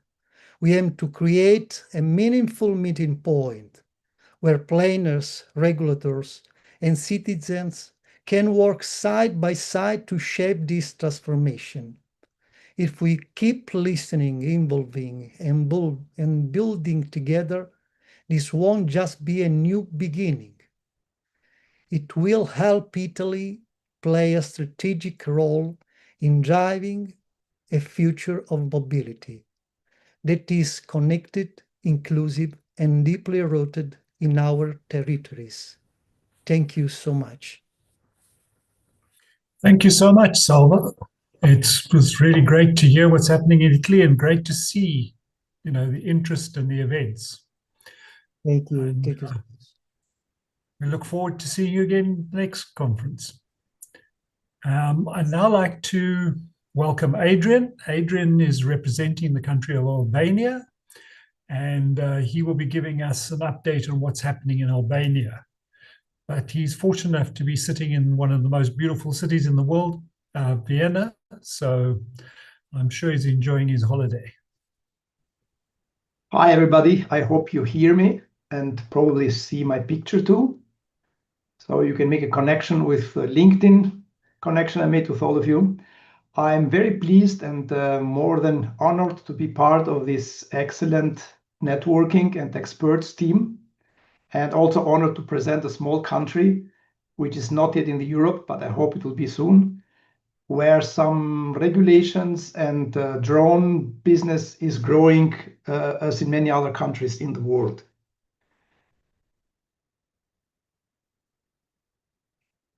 Let me give you a short overview about the stakeholders and institutions involved in the aviation and also related to the unmanned aviation, drones specifically, starting from the ministry, which is the top of the pyramid, then the Civil Aviation Authority. We have the ALP control, as in many countries is ANSP in Albania. We have the National Authority for Air Incidents and Accidents, which I think is a very hot topic also in this discussion with UAM and AAM. Ministry of Interior, we have still some troubles, probably worldwide, for the law enforcement, how to protect the airspace and also the misuse of drones. And of course, some other stakeholders, which I hope they'll be more active in the future, like local authorities, service providers, drone operators, and Ministry of Defense also, and civil society. We don't have yet in Albania the high topic discussion about UAM and AAM, but at least now in Albanian public, there is a visible and tangible information about the drones, and many businesses are using the drones besides of military, as in many countries of you are representing here, with a focus on construction industry, inspections of infrastructure, civil protections, firefighting, and first responder, to the marketing industry, tourism, real estate, and PR projects. But not yet a hot discussion about UAM and AAM. The regulatory picture is very simple. We have the aviation law. It's called in Albania Code of Aviation, amended in 2020. Then in the same time, the Albania as a candidate to join the European Union, hopefully in the next 4 or 5 years. The first step was made to adopt, and it's almost the same regulation from European Union, based on 1139 regulation about common rules and field and civil aviation, where drones takes a significant part. And based on this regulation, as we all know, from the European Union at least, we have 3 other or even more regulations concerning specifically drones, but less the UAM, AAM.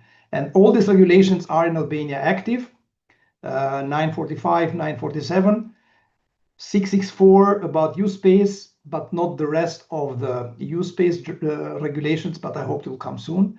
So we have a pretty organized and well-functional regulation on the paper, to be honest. The implementation, it's not so easy, and I hope with some involvement of partners, even myself as a company, we can bring it on the top of discussion with the Albanian government and the public. The regulation 665, 666 about U-Space is not yet implemented or even discussed. There is no discussion about UAM, AAM. I put it in red just to stress it out. There are some projects and conferences. We heard from Ivo from Bulgaria, some common initiatives with region of Puglia in Italy, Albania and Montenegro, where the topic of drones even advanced development in the drone industry are discussed. I participate myself to these projects and raised my hand to take in consideration for the future. There are some issues in Albania, probably in other countries too, about the misuse of drones. So there's a need, and there are many counter-drone solutions around, mainly tracing and jamming and spoofing, depending on the topics. The actual situation, again, about the public sentiments, we don't have reliable data about how the perception of drones from the public. My, let's say, empiric data I could collect through these 4 or 5 years is that the private operators using drones are considered as intruders of the private sphere, whether the drones used by the police forces and the first responder are much better accepted. I think this is a phenomenon worldwide, not only in Albania. The majority of users are not really aware about regulations. This is my task and also the civil aviation to bring this topic on the surface. We had some discussion. I have some workshops and seminars bringing the discussion about the regulation, respecting the regulation and improving of this one. But at the end of the day, we are all depending on the, let's say, governmental decisions, and it's up to CAA also in Albania to follow up this issue. The outlook, again, increasing efforts of CAA to elaborate on the regulations, as I mentioned before. These are on the paper. There are some other discussions to introduce the additional amended and updates. Many businesses are profiting from business by using drones, and some of them are more and more aware about regulations. I see some opportunities that the increase of business will put a pressure on civil aviation to adopt the regulation to cope with this new situation, because to be honest, I was a little bit surprised that Albania was so fast introducing the European Union regulation. If we take 945, we don't have in Albania companies producing drones. So it doesn't make sense in the concept of regulations to introduce. But nevertheless, it was a good step towards the European Union. Challenges, we have implementation regulation challenges, stakeholders or other participants of the business with drones are not considered yet. It's a kind of monopolization of these topics from the Civil Aviation Authority only. There are control report issues. We don't have any drone incident yet reported, but there are many of them, small one, but still. Promotion regulations, and we have some updating issues. The regulations in Albania are a bit old from my point of view. So because we know from the ASA or UK, probably FAA too, they are updating, upgrading, and coping with the new development. Upcoming events, I try to organize and push this discussion with the CAA. I hope it will come to this event by the end of the year to have a kind of workshop, exchange of views with some stakeholders, including Ministry of Interior, police forces, law enforcement. I hope it will come soon. Once I know more, we can report it to you and let you know. Probably some of you can even join and give some advice there.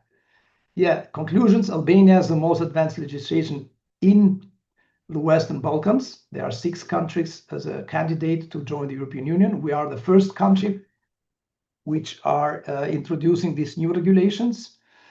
The perception of public are increasing automatically because the people see the drones flying around the airspace. Businesses using drones are increasing, and especially the part of the real business, like specific category. We need more efforts from the CAA to promote this sector. And we have some projects regionally, I mentioned before, between Italy, Montenegro, and Albania. There are probably some potential projects with Greece, our neighbor countries, and the rest. Probably also with some of your countries in Europe and members of this experts team. It might happen that some European Union projects can also contribute to Albania. We need to improve law enforcement and to stop the illegal operation of drones. About myself, I create the company 5 years ago with the aim of training on the three main categories or subcategories of the regulations, consulting. We are working with some partners to have the first USSP operator in Albania. Let's see how to work. We are participating in innovation programs. We give advisory services for SORA. We had last month a company doing a swarm project. It was not easy. And of course, I'm more than interested to participate with other members, partners worldwide on UAM, AM, and U-Space projects. And I have with a small team a kind of summer school for young people to make them confident and introduce the drones and STEM programs. So that's all about Albania, about myself. Feel free to contact me. And again, I'm very happy to be part of this large community. And I look forward to hear tomorrow and the day after tomorrow what's going on. For any questions, again, via email or through this. Thank you so much, Adrian. It was really good listening to you and finding out what you guys are up to. And my pleasure. Thank you so much. And now I'd like to introduce you to Julie Garland from Ireland, a country where some very exciting things have been happening, particularly in the drone space. And I think we all look forward to hearing what Julie has to say. Welcome, Julie. Thank you so much, Gary. I'm delighted to be here. And thank you for the kind introduction. I'm representing Ireland, and I don't know how quite I managed to fit everything into 5 minutes to say what's going on, but please feel free to get in touch afterwards. We've had some really exciting, some exciting times here. So just an introduction to myself, Julie Garland. I'm the founder of AVTrain, where we train and certify drone pilots and operator. We live by the 3 Ds. If it's dull, dirty, or dangerous, then a drone should be doing it. And our mission is to encourage prolific drone operations, but to keep the skies safe through the highest standards of training, certification, and regulatory compliance. We're an EASA recognized entity, and we recently announced a collaboration with ANRA Technologies, delivering SORAmate, which is a digital SORA tool. We've launched it in the UK because we designed it around. It was designed originally with Jackie from Hover UAV in Australia for SORA 2.5, and then we brought it in and launched it on SORA Day in the UK on the 23rd of April this year. We'll launch it across the rest of Europe once we have the implementation of SORA 2.5, which I'll talk about a little later on. We're also involved in a CESAR project called ALU Air, which is a digital sky demonstrator based down in Shannon, which is Collins Aerospace, Shannon Airport Group. Future Mobility Campus Ireland are the lead on it, and Mana Drone Deliveries are involved in it, and our ANSP, AirNav Ireland, along with Deep Blue. And the idea of this project is closing off in October, and we did our final demonstrations recently.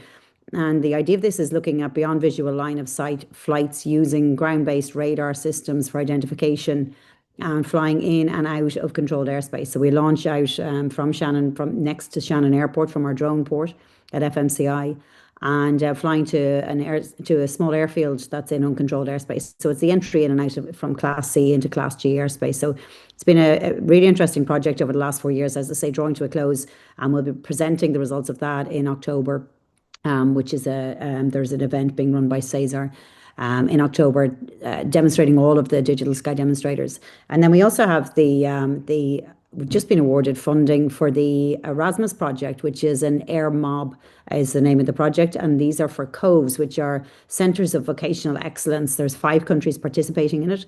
There's Ireland, Spain, Portugal, Italy, and Turkey.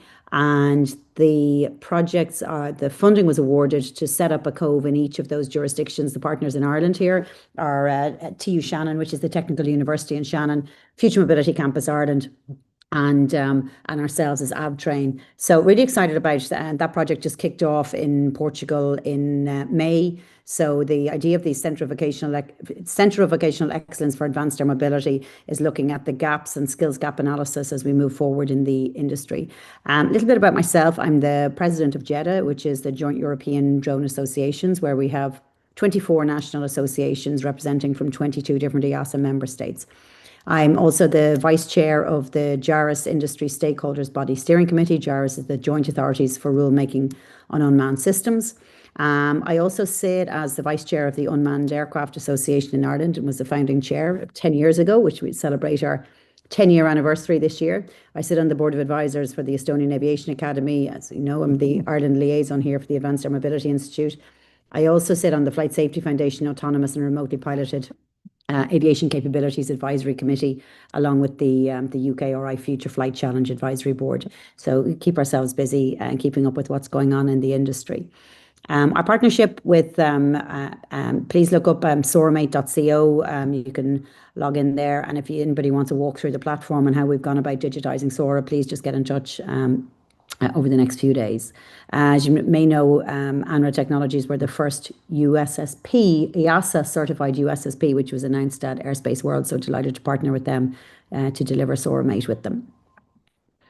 One of the things that has happened since we spoke in January is that in December, EASA voted to accept drones as a stakeholder in the SAB, which is the EASA Stakeholders Advisory Body. And this is it's a huge recognition of our industry and where we're coming from. And it's drones and advanced air mobility, I should say. It's all under the hub of IAM, so Innovative Air Mobility. And this is recognised now as a stakeholder, as a legitimate stakeholder within the SAB. There's various sectors represented within the SAB, things like airlines, pilots, operators, original equipment manufacturers, general aviation, maintenance, repair organisations, air traffic controllers, ANSPs. And what's really interesting is when we sit there as one of the sectors now, we represent all of those, whereas they're individual sectors in conventional and traditional aviation. So that's been really recognised. We've attended 2 plenaries so far since we were welcomed into the community. And I sit as the SAB, JEDA, the Joint European Drone Associations, was awarded the seat, and I sit as the representative there at the SAB level. From the SAB, it flows down to the DCSTG, which is the drones community steering group, and I co-chair that along with Andreas from ASD, and we're setting up various different activity groups there. There's 4 activity groups dealing with the open, specific, certified category in airspace integration and U-space. So we're just taking on some volunteers for those and the lead for those. And then we have a full drones community. So anybody from EASA member states, please get in touch about becoming involved in that and making sure that you're actively involved in our future regulatory environment. We've got a direct input to the TEBs, which are the task forces set up by EASA, and the technical board with task forces around specific regulatory changes. And some reports that have been published recently as well. We had, I'd mentioned in January, the Drone and Urban Air Mobility Strategy for Dublin City Council, which I co-wrote with Philip Butterworth-Hayes, who I believe is up next. And the recommendations that were made in that have now all been implemented, which is great to see when you are involved, as heavily involved in writing a report like that, to see the actual the recommendations that are made being implemented. Another report that was just very recently published, and this holds huge credibility in that the writers of this report were Eamon Brennan, who is the former CEO of the Irish Aviation Authority and also of Eurocontrol, and Joe Gill, who is with Good Bodies, is the aviation consultant with Good Bodies. And they consulted with 33 aviation leaders globally, mostly Irish, but global leaders, including myself. I was very delighted to be asked to contribute. And they wrote this Pathfinder for Irish aviation, which they've strongly been promoting. To look, Ireland has always punched well above its weight in a global perspective, and it's about trying to continue to do that. So they looked at all island policy, restructure of planning and noise regulations, quadrupling the amount of qualified commercial pilots, expanding maintenance repair organisations on the island, and how to enhance our aircraft leasing sector. There's a longer list then, which goes on to talk about drones and IAM capabilities, including infrastructure leasing, cybersecurity, AI, education, and funding mechanisms. And then the third report that's been published that's of interest, real interest this year, is this Skyward Bound. This was launched at the Paris Air Show. It was written with FMCI. Again, we collaborated on this report, and we launched this with them at the Beta Technology stand with our CEO and COO of the Irish Aviation Authority. Kyle was there with us, and followed by a very pleasant dinner at the Irish Embassy in Paris with CEOs from ourselves, FMCI, Beta Technologies, Vertical Aerospace, Hummingbird, Enterprise Ireland, and various others at the Irish Embassy. So that report makes interesting reading as well. Again, it's how Ireland is putting itself forward as a leader, but how to try and retain that position as well as we go forward. Some article events and interviews that we've done. We did the ANRA Huddle earlier this year, where we talked about SORA 2.5, digitisation, how we go about. Did an article with Philip again for the unmanned airspace, talking about EASA and EASA resources and how we need to be put back up onto the top of the agenda. I believe since we've that article, there has actually been a move to a degree. Just did a recent article for ZAG as well, and also the Vertical Space podcast. And we also did a SORA-Mate webinar discussing how we've digitized SORA and how we go about getting access to that. And also at our JEDA General Assembly, we signed a memorandum of cooperation with the European Aerospace Science Network. And so we'll be supporting them at their conference coming up in Madrid later this year. And just to give you a very short update, and I know this is going to be available to you afterwards. So with regards to the EASA regulation, obviously in Ireland, we're a part of EASA. SORA 2.5, which went for just a local consultation with regards to the EASA changes because it had been consulted at JARS level. That's due to be published in September, the final draft of that. So with an implementation date, with a pretty immediate implementation date, and then each state will have a rollover period of time for operators to convert over on their next renewal from SORA 2.0 to SORA 2.5. This is where I mentioned about getting involved at the SAB level and at the DCSDGs and the activity groups that are going on. There's a big amendment to the regulation coming towards the end of this year into the start of next year, which will be published as an NPA at the end of 25 or beginning of 26. And there's an opportunity now to guide what that NPA will be and the subsequent opinion. EASA are very much looking at simplification workshops, how to go about simplifying the drone regulations. We were in Cologne for 3 days, 2 weeks ago, looking at simplification, particularly around predefined risk assessments and standard scenarios and what standard scenarios should be included in the notice of proposed amendment. That, obviously the regulation takes time to change, so therefore get involved now. Some of the statistics there from December 2024, which we didn't have it for the last update, but we've in excess of 2 million registered operators, 1.8 million remote pilot certificates. There's more than 3,600 operators using SORA risk assessments and PDRAs, and it's only 35 SAIL 3. So we're still way behind where we'd expect it to be from a SAIL 3 point of view. But there are the LUC operators, which is the Light Unmanned Aircraft Systems Operator Certification, which is the equivalent of the airline certification for operators. There's still about 33 of those across Europe. And that is it from me. So a whistle-stop tour of what's going on in Ireland.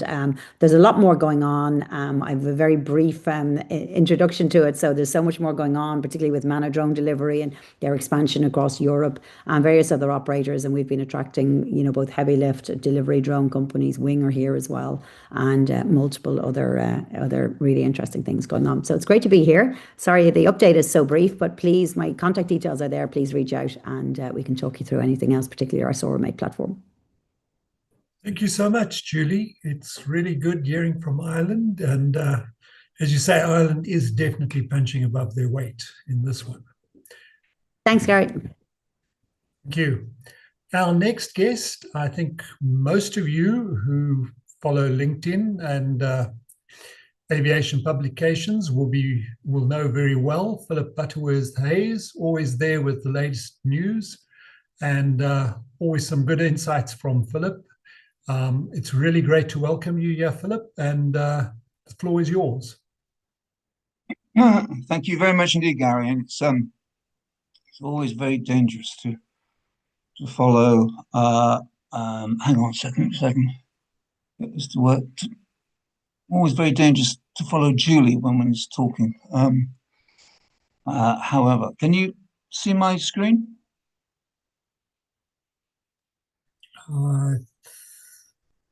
Yeah, here it is now. Oh, no. I think there's a problem with the app. I think you have to share your screen again, Philip. How's that? Here it is. Thank you. Okay, brilliant. Well, First of all, thank you very much indeed for asking me to contribute. Julie, there's an awful lot to get through in a short space of time.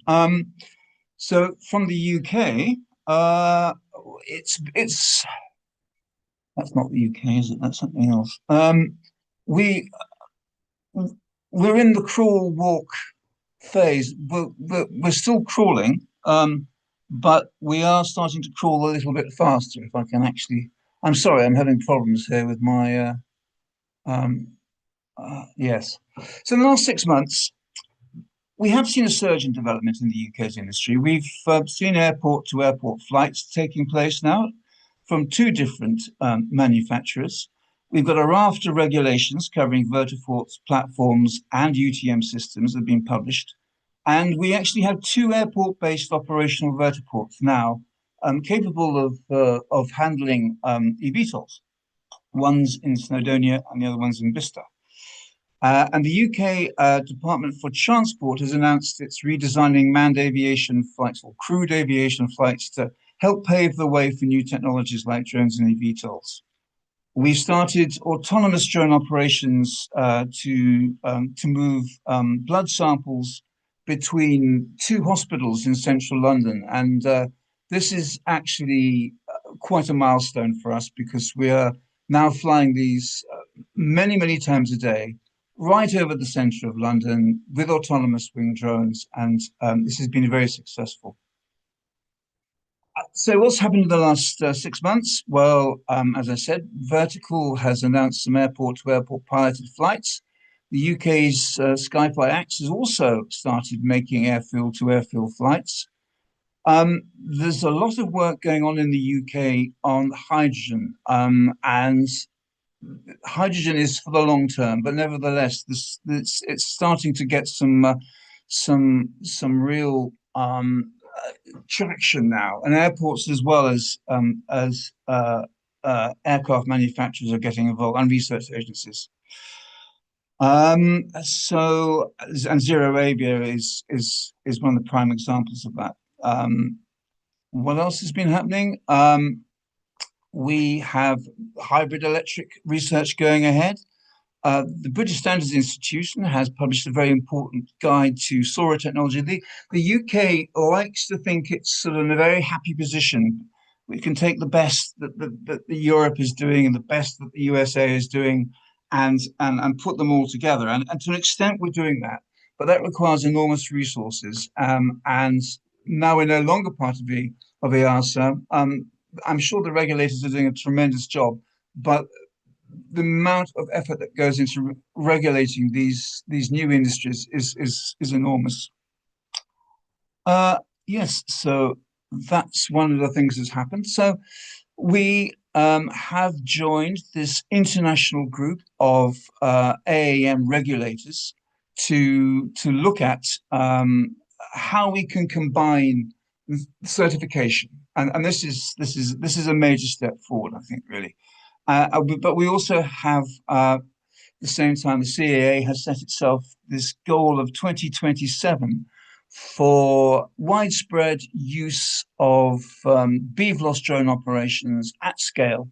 And as we know, these the 2027. It keeps on getting pushed out 2 years. It was 2025. Now it's 2027, where we are looking, I think, really to have the regulations in place for wide-scale BVLOS drone operations and perhaps the very first flights of VTOLs.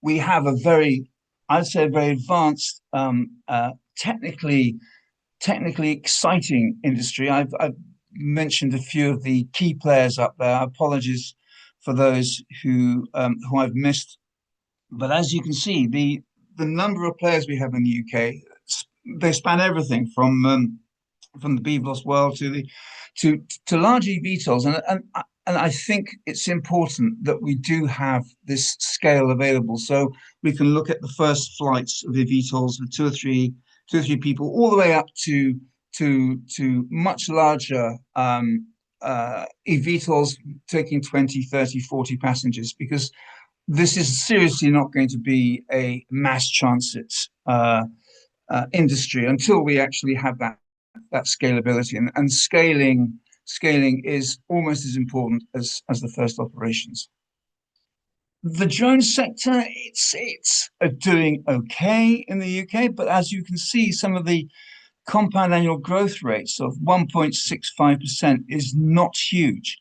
And that is because of the regulations, because people really need to scale. They need those flight authorizations to fly BVLOS operations at scale, and we'll get there. We'll have a SORA, a digital SORA out, which will be at some time next year. One hopes sort of operating, but it's going to take a while. And we have challenges. As I said, we do have challenges in terms of the resources available to the regulators.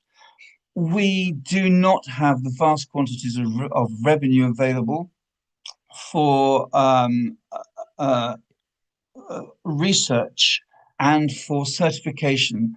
What does it take? $2.5–3 billion to certify an EVTOL for commercial flight. Add another $2 billion on top of that to scale up your operation. That's an enormous amount of money. And we're taking step-by-step approach, but what we're missing, I think, is that very clear view of where we're going to be in 3 years' time, which doesn't just look at the operations and the technology, but takes into account all the other stuff, including the financing. And the big issue, of course, here in the UK, because we have very vigorous and well-organized local authorities, is public perception. And we can do all the research that you want in the world, but until you actually see drones flying above you, until you see eVTOLs flying, it's going to be impossible to gauge exactly how the public, I think, are going to look at this. And how you mitigate some of those issues is going to require an awful lot of very quick footwork, I think, by everybody involved. So anyway, that's my view of what's happening in the UK. Thank you very much indeed for your time, and I hope you found it useful. Thank you so much, Philip. It was really good finding out what's happening, and I think you also given us a good intro into our next speaker, Freshta Fazam, who's going to be telling us about the very exciting world that she's in, as well as what's happening in her country. But most importantly, I think, as you said, for the industry to scale, we need to bring back those flying buses like we had in the 1960s in New York, San Francisco, LA, bigger than 20-seaters. So it'll be good to hear what Freshta has to say. Thank you, Gary. Hi, everyone. Good evening. Philip, also thank you very much for mentioning us. Yes, light aviation. And thanks for the kind introduction, Gary. I really appreciate it. And it's really a pleasure participating today. And I thought I'd just speak about a different kind of topic. I think it's just, I guess I got inspired when I read some of the headlines that someone forwarded to me, an article the other day. I thought maybe we should just talk about that elephant in the room, certification. So first of all, I'm CEO and founder of Light Aviation. And Light Aviation, we're working on building the first 40-seater hybrid hydrogen eVTOL. We're based in the UK, but my team currently we're in Germany. So so let me just maybe start giving you the perspective, our perspective on certification. So the way I see it is, give me 1 second, sorry. So, okay. So, it's the elephant in the room. It's certification. Yes, it's real, it's hard, it's heavy. And lately, as I mentioned before, the headlines are raising the flags about whether eVTOLs will ever get certified. So that is a big question. Understandable. And I personally, as CEO and founder of an OEM manufacturing company, yes, I welcome these questions. I welcome these concerns because we need these questions. We need to face these challenges head on, but also we need to zoom out, way out sometimes, and look at it from a different perspective.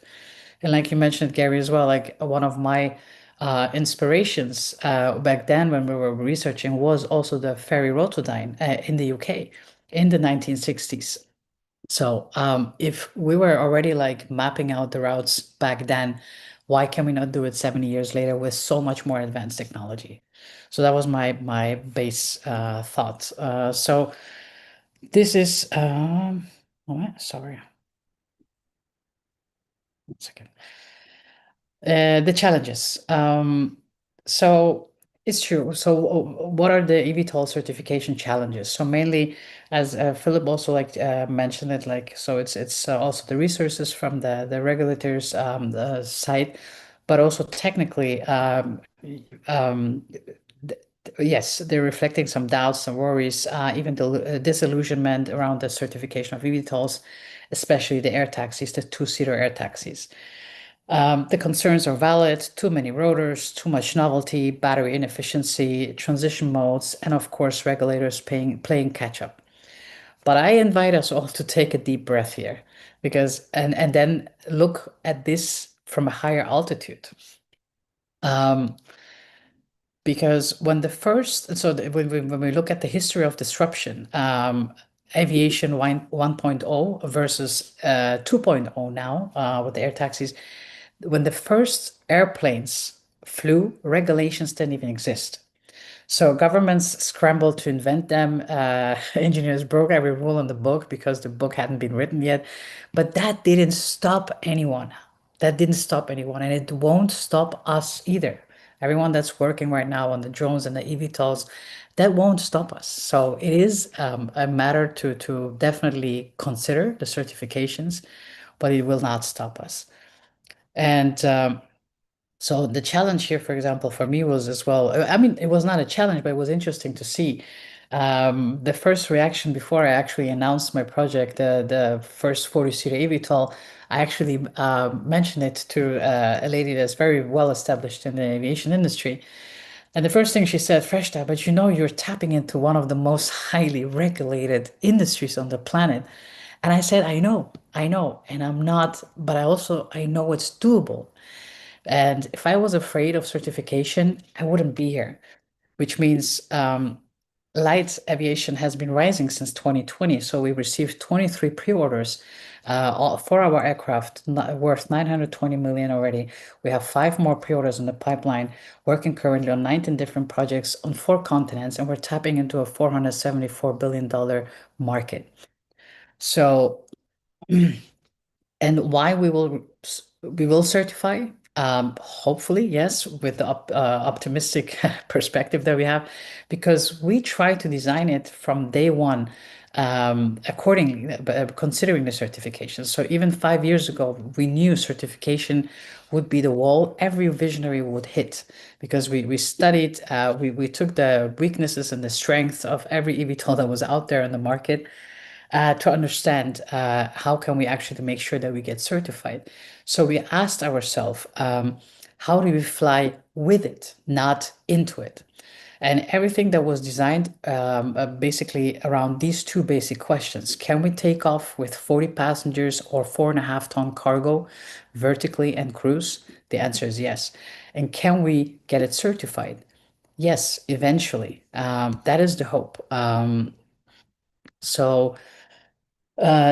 Because we have chosen intentionally design particles, basically like the 4 large turboprops that are proven, they're certified, where we have chosen 4 electric engines, we have chosen hydrogen fuel cells, but also the tilt wing architecture that's already proven in military.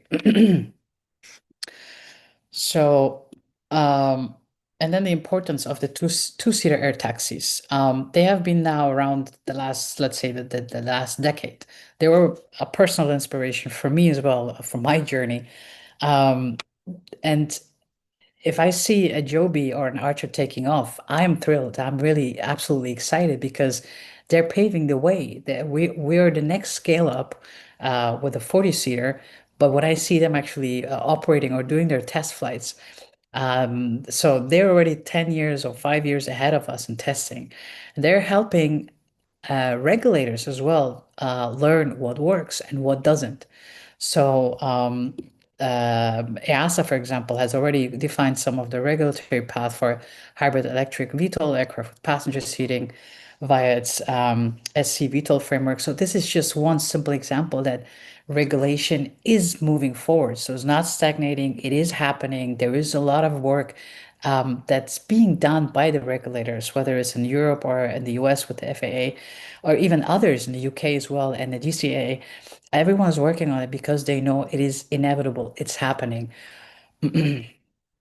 So what I like to what I like to compare it with is I think sometimes visionaries is hard to understand maybe the vision, but once we actually look back and see how visionaries have actually established their successes, is one of them was the BlackBerry moment, for example. When the BlackBerry launched, mobile networks said we can only handle 500,000 users, and that's it, no more. So it was limited. Everyone thought that was the limit, but the engineers kept going. They expanded the networks, and then came the iPhone. Suddenly, mobile internet was limitless.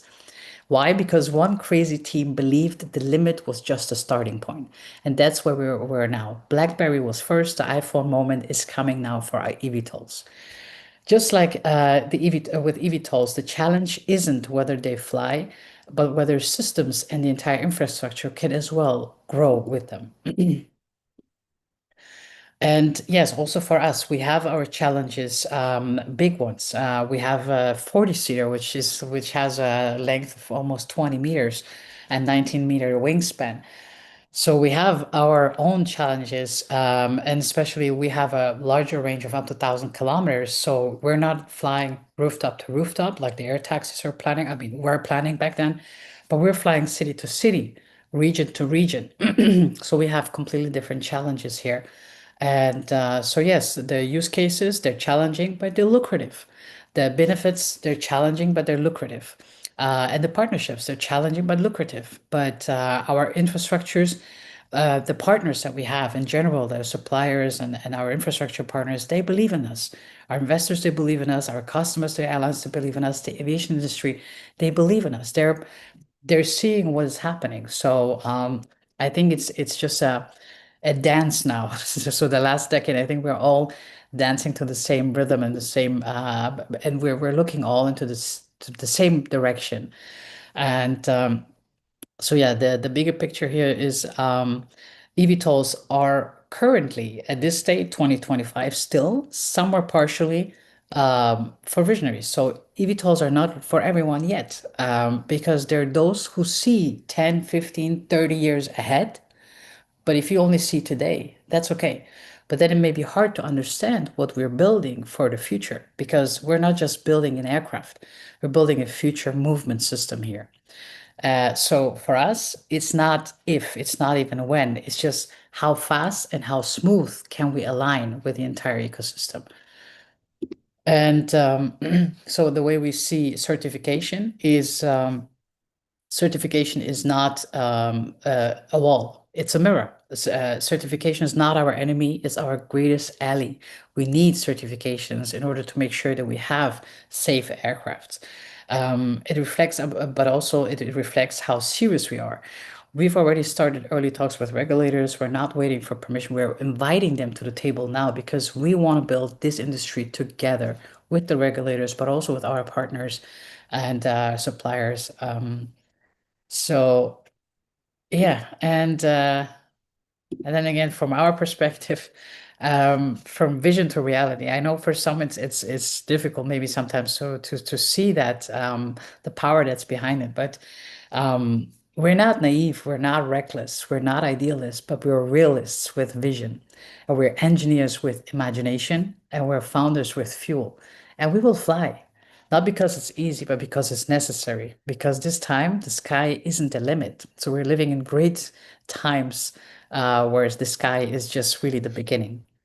And so, yes, we do believe that believers create the future. So when I, again, like when I see the two-seater air taxis advancing, but also with their certifications that were also mentioned before, this is proof for us that something is moving at least forward. So when we will all get certified, It's probably not clear, yes, but we have a rough estimate to know where this journey is going and when we roughly will get into operations. So, so when I yeah, basically when I see the 2 or 4-seater air taxis, for me personally, they're the proof that the path is opening. And so, yeah, and that's why I had to speak about certification today, because I think when I again when I read those headlines, is it even certifiable? Is it even happening? I think it was for me personally then important to maybe just round up the image here, to also look at it from our perspective, because the conversation is not just about airframes and engines, it's really about mindsets as well. In aviation, we have all kinds of perspectives that are essential to our overall success. So we need the visionaries, we need the regulators, we need the technicians, the pilots, the investors, the infrastructure builders, the suppliers. We need every single one of them. But never forget, without the visionaries, we wouldn't have smartphones, we wouldn't have cars, and we sure as hell wouldn't have airplanes. Yes, pilots are in shortage, certifications are difficult. Yes, infrastructure is missing for air taxis, but we're all building ahead of time. We're going step by step into the same direction, and we're working on it. So because we know we will need an entire ecosystem moving towards that. So yes, certification, one way or another, it will happen. That's it for me. Thank you so much for listening. And yeah, this is me basically. If you want to get in touch with me, thank you so much.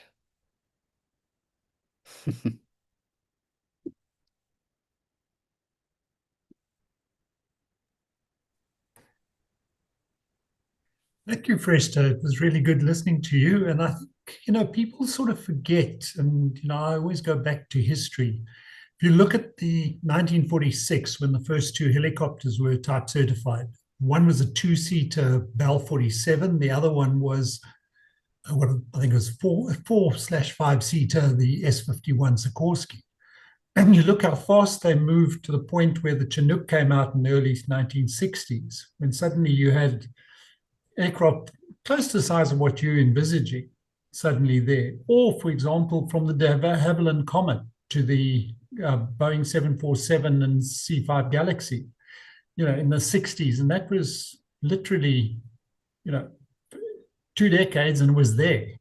So exactly. I think, people forget, these things are possible. Yes, we have challenges. We have challenges in terms of hydrogen tank weight. We have challenges in terms of battery densities. But, these things will be solved, and hopefully maybe we'll even get fusion reactors that we can plug into an aircraft one day. They seem to suddenly be making a lot more progress with fusion than they did in the past. So hopefully we'll see some really interesting things coming our way. Yeah, that's my hope as well. Thank you so much, Gary. I really appreciate it. Thank you. Thank you. Okay. Henry, how are we looking at time-wise? We're running just a tad behind schedule by approximately 30 minutes, but as I said, we do have a break scheduled for about 10 minutes should we choose to use it. I think let's give everybody a comfort break. It would be great. Ayel, anything to add at the moment? Oh, it's great listening to all the updates so far, and excited to hear more. Okay, so let's take a quick 10-minute break so everybody can sort of stretch their legs, etc. And let's get started again in 10 minutes' time. So that would roughly be GMT. Well, let's go back again. That would be round about 1915 GMT. Thank you.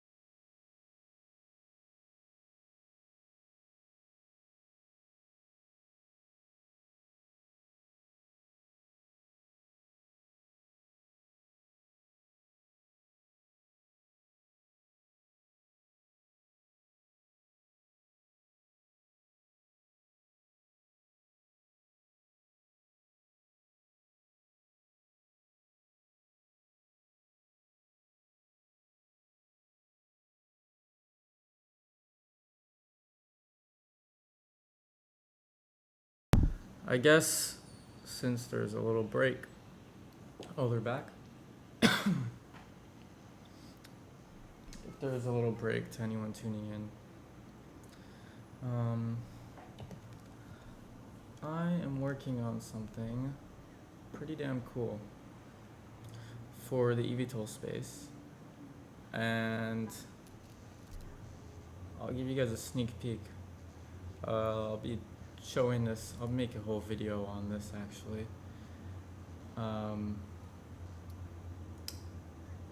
But yeah, I'll just give you a little sneak peek for now of what I'm working on. Okay. It's clearly not working great right now, but what this is pretty much a whole map of the world of all the EVTOL companies. They're not all here yet, so you're probably seeing like, oh, where's that one in Australia or China or whatever.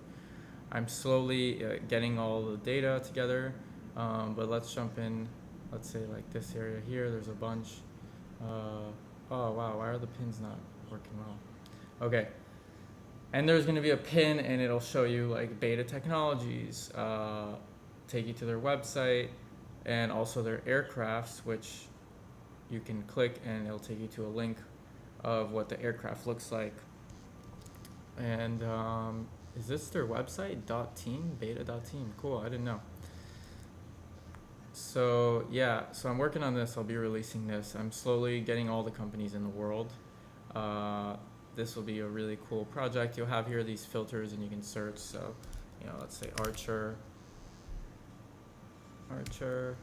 Okay, search is not working well. I have to fix some things, but let's just jump into Archer over here. A lot of stuff is not working well. This is very in beta mode, as you call it. So there's Archer. You got the Maker craft, the Midnight aircraft. Let's go to the Maker. That's their first one, right? That's what it looks like. You're familiar. And then with the Midnight, you're familiar.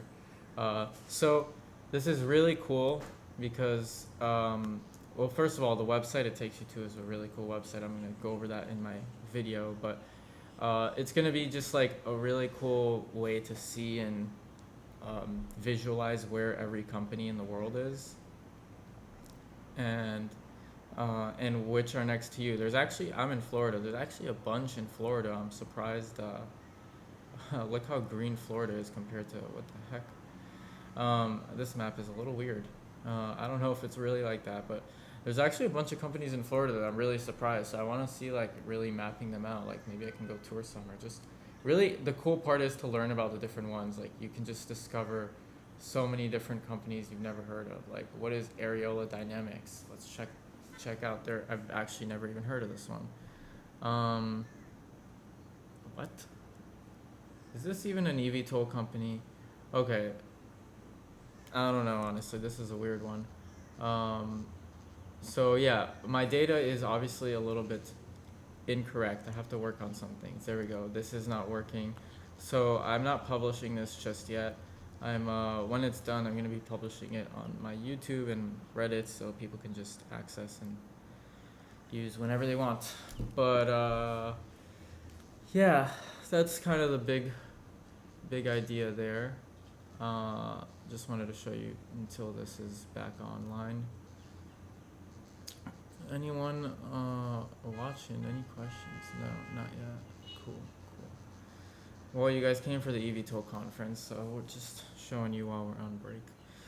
Let's see. Yeah, so that's coming out, and then also, really the reason I'm doing this is to get like the bigger picture of how many companies there are, and like they're not gonna survive. They're all dying. Like just like there was an EV car boom, and just like we're gonna be going over the history of even like aircrafts and even cars when they were first made. So many companies came out, and like who's around? Literally no one but like Ford and just a really handful of other companies that were made later. And even Airbus and Boeing were not like, they didn't like actually stay around. Like they actually had like merged. It was like Boeing and Airbus was a little different story, but Boeing was like 3 different companies, not even named Boeing, and it just merged into Boeing because I guess everyone was failing, and I don't know. What I'm trying to say here is I'm going to make a big picture video of like how all these companies are going to fail. As much as I love eVTOLs, most of them really are going to fail. Some might merge, some might really take off and be the winner. My bet is HOVR is going to be the winner. And right here, where's HOVR? Right there. Oh, HOVR is not on the map here. Wow, I gotta fix that, that's for sure. 2 in Ottawa, what is this? So my bet is HOVR is gonna win, and I'll explain why in my video. But yeah, I would love to just share this with you guys to see how many companies there are and how many different crazy looking planes there are. There's some really freaking crazy designs. Like, I did not expect this at all. Like, you would think most of them are kind of the same. Like, you know, Whisk is kind of like Archer and Joby, and Doroni is actually a little different. I forgot. Doroni is more like, they're more, oh no, it's still a little conventional, but this looks pretty cool. But it's not like a flying car. There's some really crazy ones. You know what, let me just pop open this here. This one right here, just to show you a random other. Like, what the hell is this? How in the hell does this even vertically go up? I don't understand. I mean, maybe these like rotate, but like, what is this? Like, just using like a Dyson fan? Like, where is the propulsion system from some fans? I don't know. I guess it's a Jet X, right? But yeah, that's a crazy one. So I have to slowly get everything on here, and wow, this is actually a really cool looking plane. Yeah, wondering if anyone's even tuned in and watching. But yeah, let's just jump back into the full thing, and 10 minutes should be up soon, so this will probably be back. All right. Thanks for listening to me. And yeah, I just wanted to share that a bit, I guess, for now, to introduce you to a little what I'm working on, what I'm doing. I'm going to talk a lot about eVTOL. So if you like my stuff, if you want to subscribe, check my stuff out, feel free. Thanks.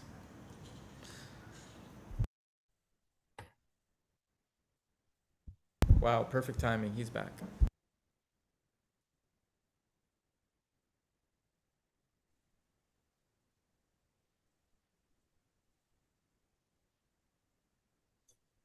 Hi, Eva. Hello. Hi, are you ready to get rolling? I think just give everybody a minute and then we can start.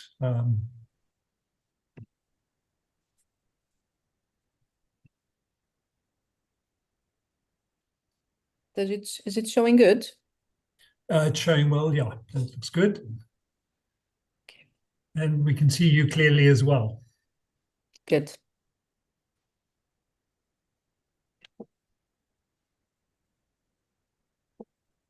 Okay.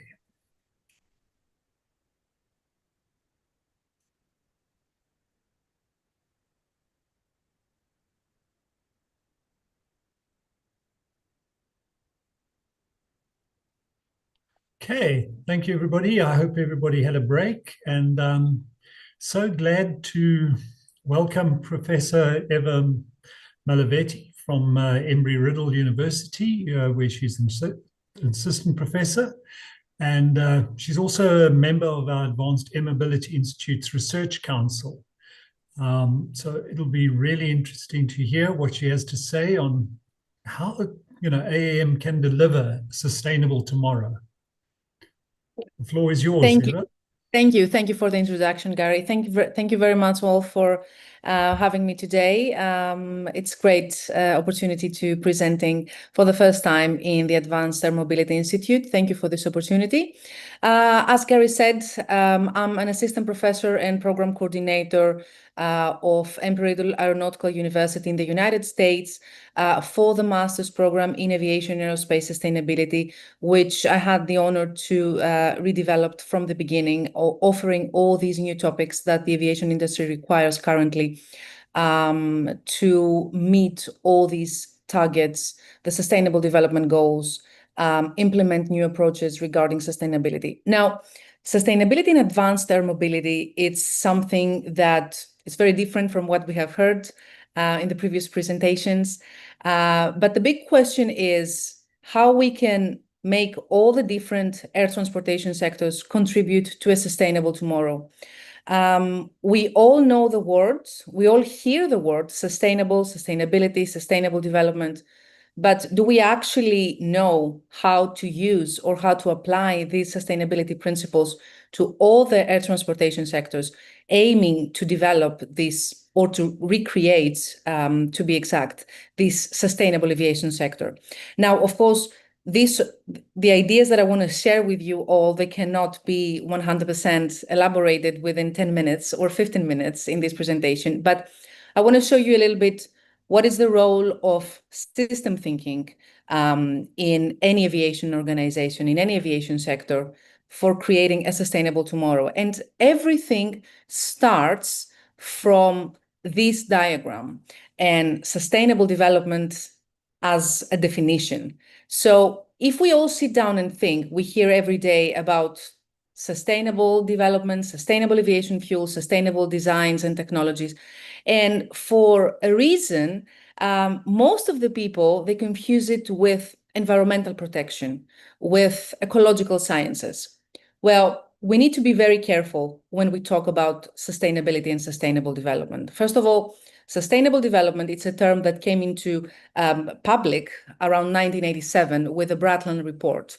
And sustainable development is the development that meets the needs of the present without compromising the needs of future generations. And this requires that we have all the three main pillars of sustainability in balance. And in that way, we cover what we call the holistic approach of sustainability.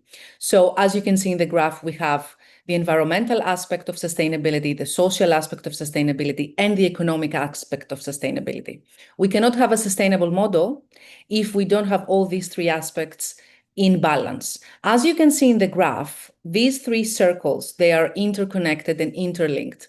And the deeper we want to go in our processes, in our systems, the more specific we become in applying these sustainability principles. Like, for example, we should not always only care about the environment. That's why we should not confuse environment with sustainability, or environmental protection or environmental management with sustainability. Sustainability requires to have a system that is economically viable, because if it is economically viable, it will continue to exist in time, and it will continue to support all these basic necessary elements that we need in order for make our industry in aviation, for example, or in advanced air mobility, to be specific, meeting regulatory standards, creating new regulatory standards, which means that we need to train our people. We need to train our regulators. We need to train our manufacturing facilities. We need to create new job specialties. We need to expand our research. And then on top of that, we always need to be careful to how do we handle the environment. The environment from our operations, but at the same time, the environment from the waste or the post operations that we create. Now, these are all necessary elements that we need to have in mind. And when we talk about advanced air mobility, we talk about a very innovative sector. We talk about new technologies and everything that has to do with air transportation. At the beginning, everything is expanding with slow pace, with skepticism, with trying to meet all the safety standards, because either we like it or not, aviation, regardless the sector of the aviation we talk about, safety is the number one priority. So if we're not safe, we're not sustainable as a model and as an industry. And if we're not sustainable, definitely we're not going to be safe. So all these elements, they are meeting to this sustainable model that we want to create. What we need to do next is to take these principles and apply them accordingly to our industry or to our sector, in our case, advanced air mobility. Now, when we talk about advanced air mobility, we all know that we talk about electric flights, we talk about new technologies, advancements that either we like it or not, or either we aim for that. We always put in new technologies the word sustainability next to them.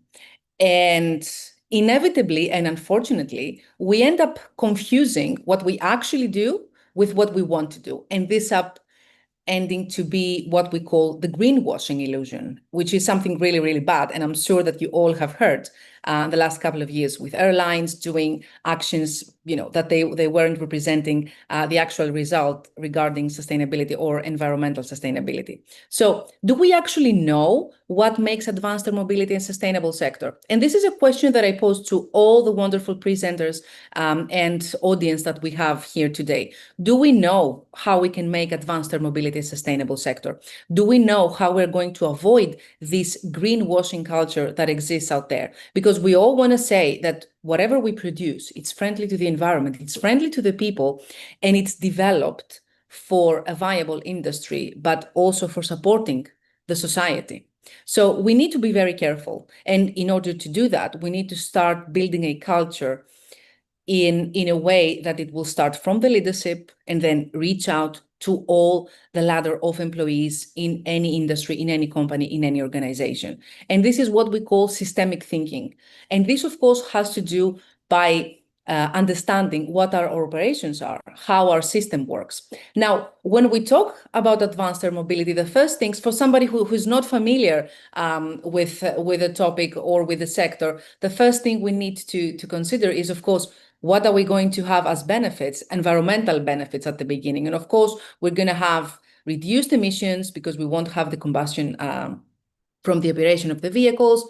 We're going to have reduced road congestions, or we're going to have smaller infrastructure in terms of footprint, environmental footprint, or other effects that they are currently affecting local societies or local environments.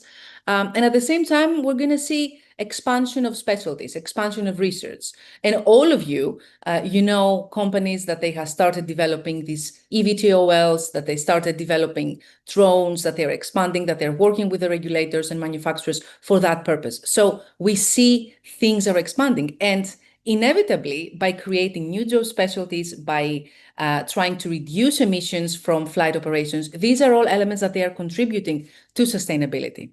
Now, in order to be sustainable, though, and in order to operate as a sustainable industry or as a sustainable sector, and this is an approach that I use with my students as well in our master's degree, is that in order to become sustainable, you need to be in a position to understand what are the challenges. What are the challenges that we have when we work with airlines or with manufacturers, aircraft manufacturers, or with anybody who is working in the aviation sector, including advanced air mobility, of course. And in our case, for advanced air mobility, which is a similar issue that we have in all the aviation sector companies, is, first of all, big concern, manufacturing. We consume a lot, we emit a lot, we have increased use of materials, degradation of natural resources for extracting these materials. Then we have the development of batteries for using in EVTOLs or UAS systems, which are, of course, resource heavy to build. They do degrade quickly.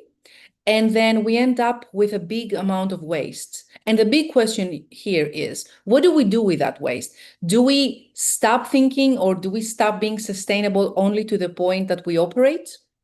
And then what is happening during that operation? For example, urban noise, it's an issue. Or what is going to happen with possible visual clutter? These are also concerns that we need to think about. So when we talk about sustainable development, or we talk about a sustainable model for advanced air mobility in that case, what do we need to do? We need to think holistically under the approach of life cycle assessment and life cycle analysis. We need to consider differently. So far, we are thinking from production to operation. No, this is a different mentality and a different culture that we need to embed to all aviation professionals. We need to go from production to disposal culture.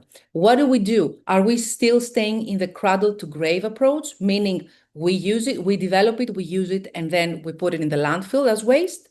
Or we are changing to a circular economy model, to cradle approaches, from how do we make it, how do we use it, how we maintain it, and then what do we do with the waste of it? Do we use any industrial symbiosis approach? The waste that I produce as a sector, it can be useful for any other sector. Do we have these approaches in our culture as air transportation sector? And then how do we explain our energy resource use and dependency? Energy consumption and energy use requires to be called sustainable only if the energy production is sustainable. Is there any consideration for that? And then, of course, we need to assess the entire systemic impact, not only for the environment, but also how all these things cost for the society and for the company itself. And of course, assess the benefits, because inevitably, all these things that all of us are aiming to do, they do have benefits for the society, for the environment, and definitely they're bringing economic viability for companies to grow and continue to exist. Now, as I said earlier, everything is summarized very briefly, because these things I've just said, they're summarizing a whole curriculum, academic curriculum at the moment. But what we need to have in mind is what we call life cycle thinking, life cycle analysis, from the natural resources to the extraction of raw materials, design and production, packaging and distribution, use and maintenance, and then disposal. And that's the problem that the whole aviation sector faces right now. We know how many aircraft has been put in airport graveyards. We know what is happening with the difficulty of decommissioning aircraft. Of course, we don't have a regulation yet. We do have IATA that's sending us some guidelines about decommissioning for all the different parts of aircraft. Now, when we talk about new technologies for advanced air mobility, we need to change, or we need to develop our mindset toward that direction from early on. We need to find ways to close the circle, go back to the recovery, go back to the reuse, or see how we're going to recycle materials or components, how we're going to build this circular economy model. Either everybody who is working in the aviation sector, we all have this feeling that we work on something big, and we do. But if we want to become a sustainable industry, we need to shift our mindset. And shifting the mindset means that we need to learn, we need to train, we need to see things differently and learn from other industries, because either we like it or not, aviation, because of this prestigious status and because of the safety being the holy grail of its operations, we have stepped back a little bit and let other industries take the leap on sustainability. And now we are following, and we're following rapidly. And that's great, because we're doing so many things and aviation changes. But we need to change the way we think from the beginning to the end. Cradle to cradle approach, enhance circular economy, see what we do in terms of natural resources, design, production, use, and then recovery. This is something that we need to consider seriously when we talk about new technologies, innovative technologies, and building a new future for the air transportation. Now, life cycle analysis and life cycle assessment is one of the most important tools, technical, basically softwares that we use. And it's not just one, there are many of those models that they're existing, but life cycle analysis, it's pretty much that. It is a model that aims to meet all the sustainability principles, but taking one by one these circles, these elements of sustainability, and assess them, assess their life cycle cost, assess the economic implications of a product's life cycle, assess the environmental perspective or its effect to the environment, assess this whole effect, the products or services effect to the society, and the risks and any of the risks associated with all these processes. And with that in mind, and with that systemic thinking, we end up having again the circles meeting and interconnecting, and having what we call life cycle sustainability assessment. And life cycle sustainability assessment is what everybody needs to be using in the aviation industry. It's not something that one person can work on a company. It's something that requires group work. It requires a mindset from different experiences and expertise. And then its applicability varies across even companies that they're doing the same thing, because sustainability and models of sustainability, they're varying even between companies that they're doing the same, that they're offering the same services or products. Of course, as I said, it's a very big topic. And the deeper we go in the aviation operations and in the applicability of sustainable principles, we see that it's not easy unless we have the mindset there. The most difficult thing that I have seen all these years that I've been working with the aerospace industry and airlines and maintenance, repair, and overhaul organizations was that shifting the mindset from the most simple things to the most complicated things, from even recycle the waste of toxic material containers to building a sustainability strategy. Everything has to do with the mindset and the culture. And personally, being an academic, this is what I'm trying to do. Educate tomorrow's aviation professionals for having, for you, for all of you, regulators, industries, companies, the appropriate personnel that understands what sustainability is. That's all I can say. I could continue talking and talking, but when we talk about sustainability, we need to have these things in mind. We shouldn't just focus on the environment. We shouldn't just focus on the economic viability. We should have this holistic approach of environment, society, and economy, and move forward supporting all these three sustainability principles. Thank you very much. You can find me on LinkedIn with my name, or you can use my email and talk to me for whatever issue you want to talk about sustainability in aviation. Thank you very much for the opportunity. Thank you so much, Eva. It was really fascinating listening to you, and I'm sure everybody enjoyed your presentation. Thank you. Thank you. Our next guest is Eyal Zahavi, and he'll be giving us feedback on what's happening on the other side of the Atlantic, and across the Mediterranean, Israel. Thank you, Eyal. The floor is yours. Yes, hello everybody. Very glad and excited to be here. My name is Eyal. I'm Air Taxi Israel CEO and founder. Private pilot, drone pilot. I've been chief engineer for the UAV industry for many years. Master's in computer science, and I had the privilege and the honor of chairing the board of liaisons board for the past few months.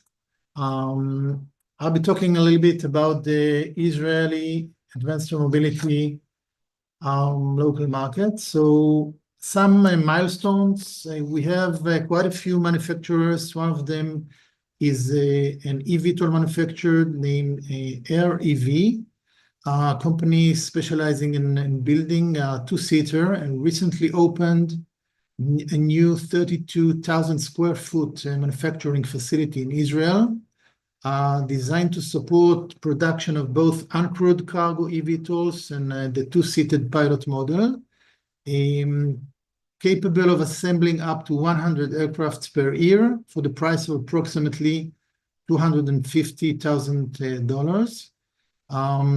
Another local manufacturer of delivery drones called Flytrex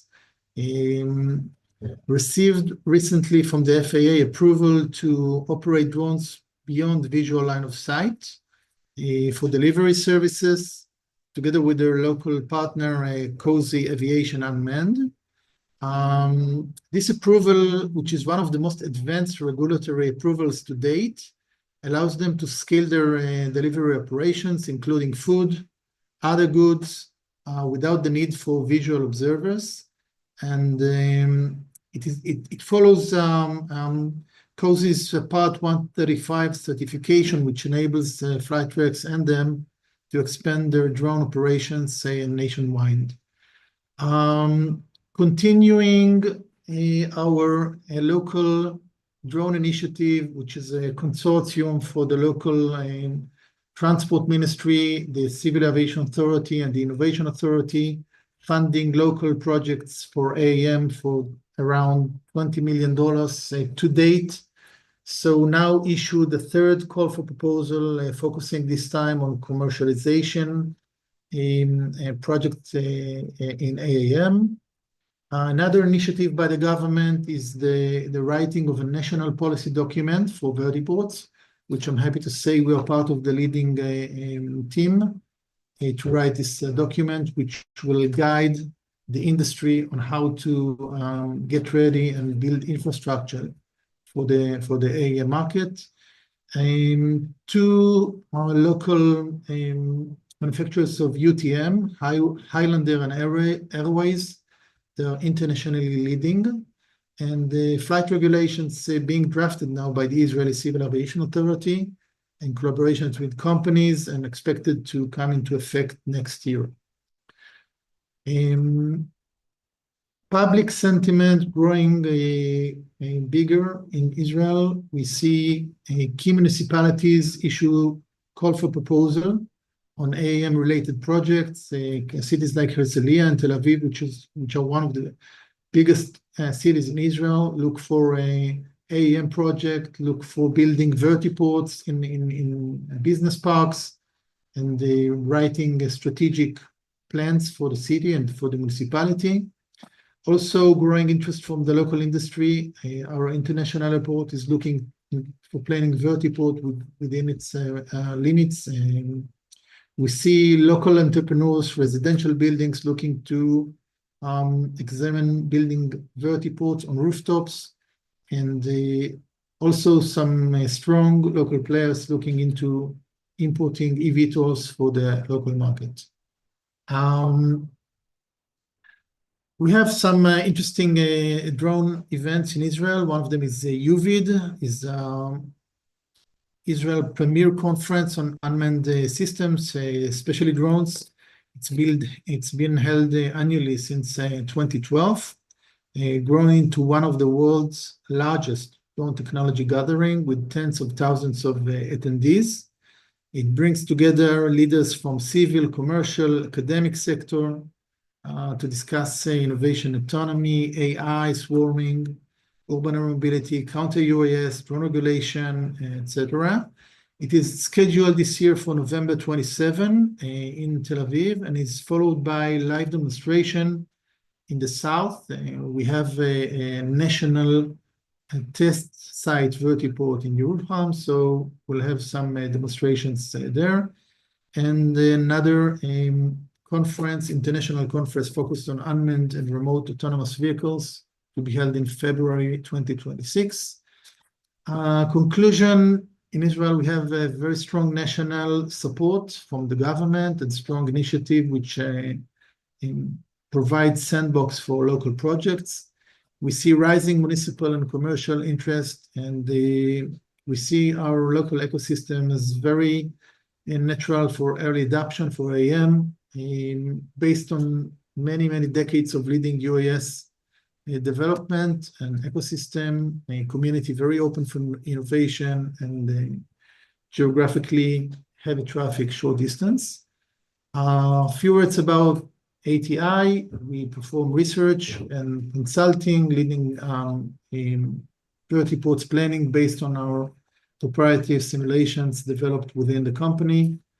And as I said, very happy to be here, and thank you for your time. Thank you so much, Eyal, and it was really quite a packed presentation, and we enjoyed it. Thank you. Thank you. Okay, now we're going to move to back across the Atlantic, right down to the south of South America, Argentina. Welcome, Diego. Hello, how you doing? Thank you for this. Thank you. Well, let me share my screen. That's okay.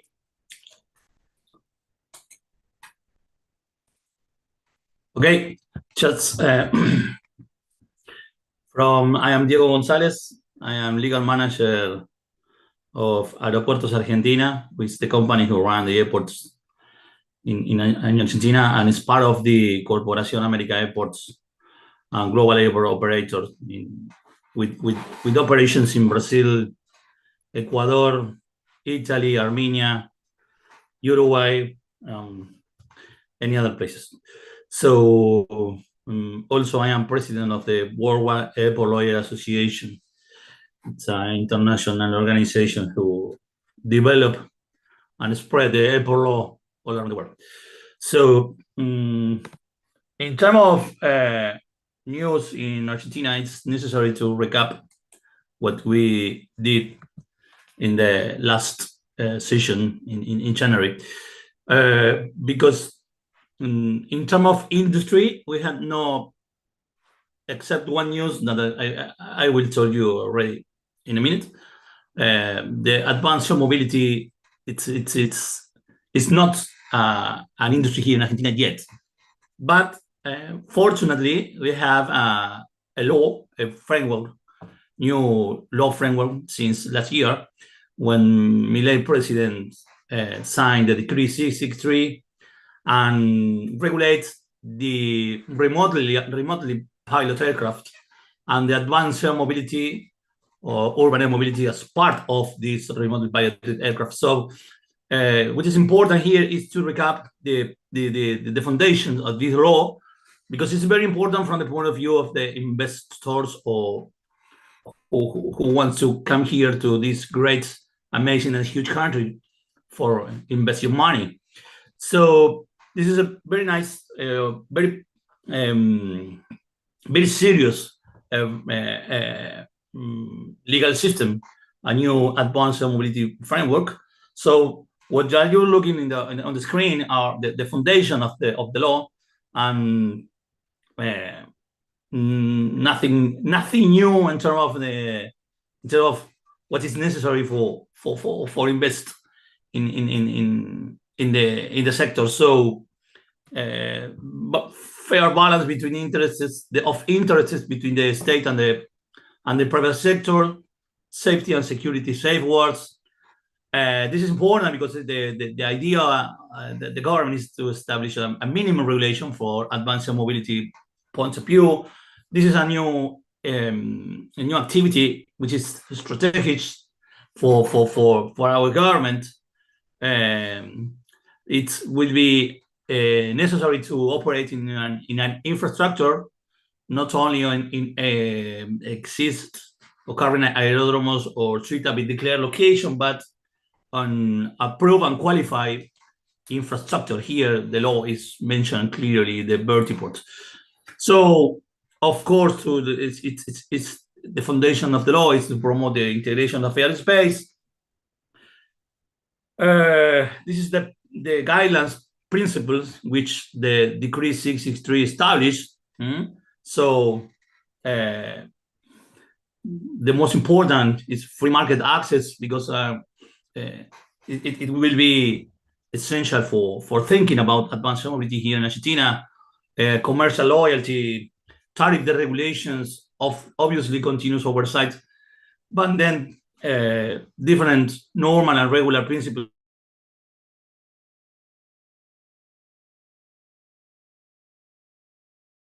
that should not only here but any countries, no? Of course, from the from the public law perspective, but from the private law perspective as well. And finally, in terms of recap, it's this is the highlight rules that the decree 663 established in terms of import of equipment, standard environmentals, airport advanced mobility operator liability, closing borders, insurance, certifications, etc.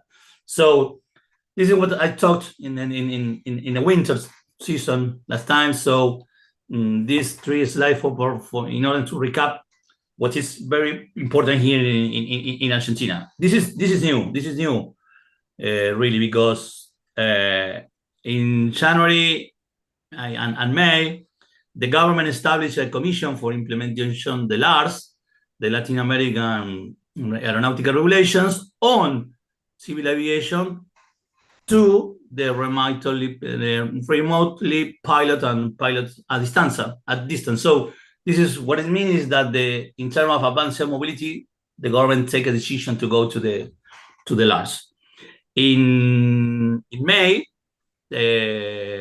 the Civil Aviation Authority approved the resolution 319, and in a week after that, postpone or extend the effective date of this rule, this general requirement for 19 days. So This is really what is new here in Argentina in terms of regulations, and the government is moving forward with the advanced air mobility in terms of the established a legal framework, and this year took the decision for apply to the advanced air mobility legal framework, the Latin American aeronautical regulations. So who are belong to the aeronautical ecosystem, you understand perfectly well what I'm talking about.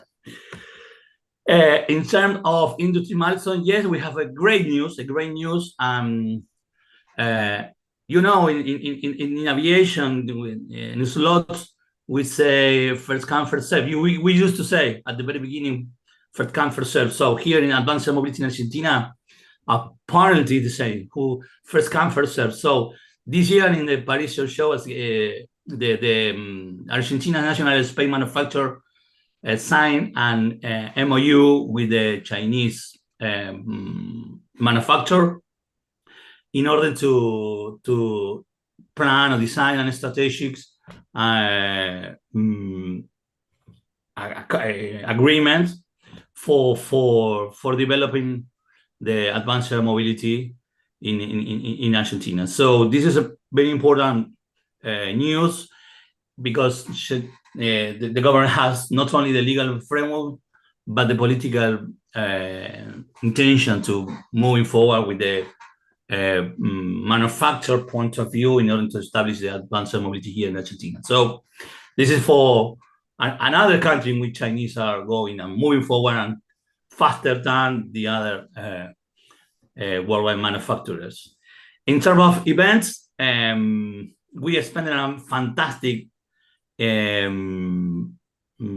the session of the Urban Air Mobility Legal Forum, the third in the worldwide in the context of the EVTOL Conference, with very prestigious colleagues from the world, including the chairwoman of the ICAO Legal Committee, distinguished professors from Leiden, like Benjamin Scott, professor from New York, like Philippe Weisman, colleague from Latin America, and of course our president, Dan Grandes, what here I'm making an amazing presentation with us.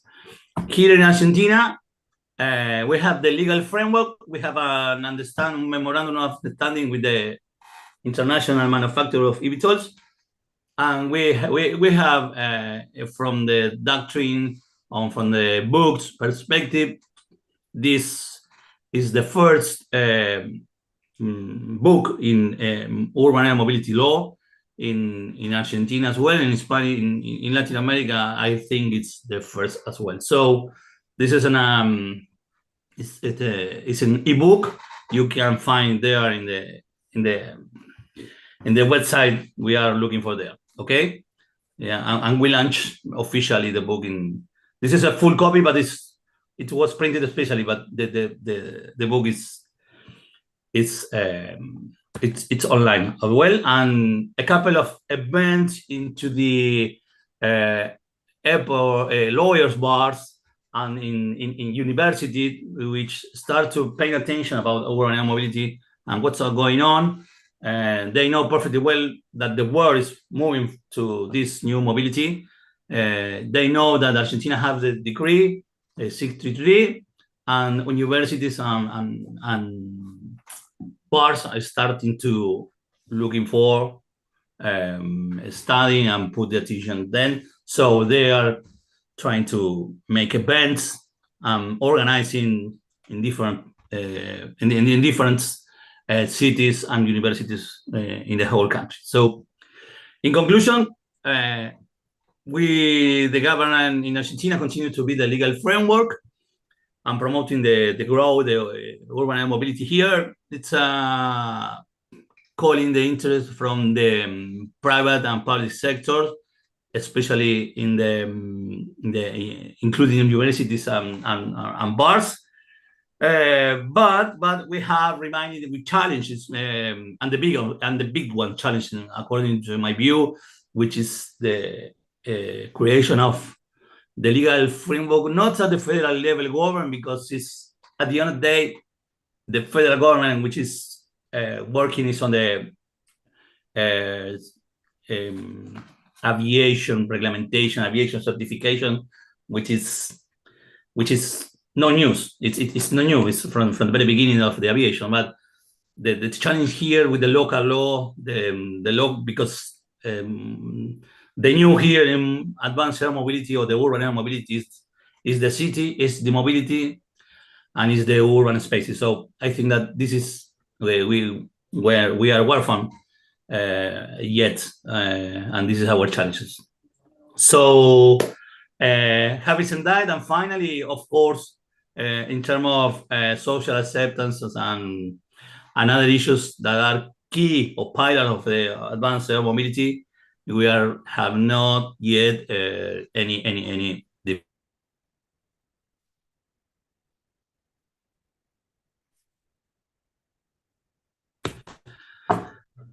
In Argentina here, I'm active in LinkedIn, so you can find me very easy. Thank you very much. Thank you so much, Diego, and really good hearing what's happening in your part of the world. And our next speaker is also from South America, from Peru. Welcome, Kimberly.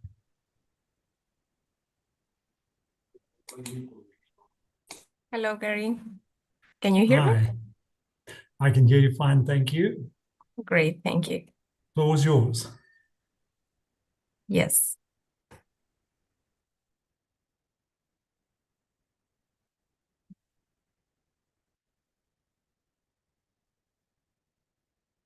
So, hello, everyone. My name is Kimberly Rojas, and I am representing Peru. I work as sales and project manager for UAV Latam Peru, and also as a project coordinator for Peru Flying Labs. So it is important to mention that today Peru is celebrating another New Year of Independence Day. So today and tomorrow Peru is celebrating, and it's a huge important day here in the country. Also, well, about the main industry milestones in the country, and talking about the UAS perspective, because unfortunately eVTOLs and this type of technology is not yet very present in the country. And so I'm going to focus more my presentation in the UAS world. So major projects and initiatives here are around forest conservation monitoring, infrastructure inspection, and also the dock drones are having a huge increase here in the country, and a lot of interest from many different applications.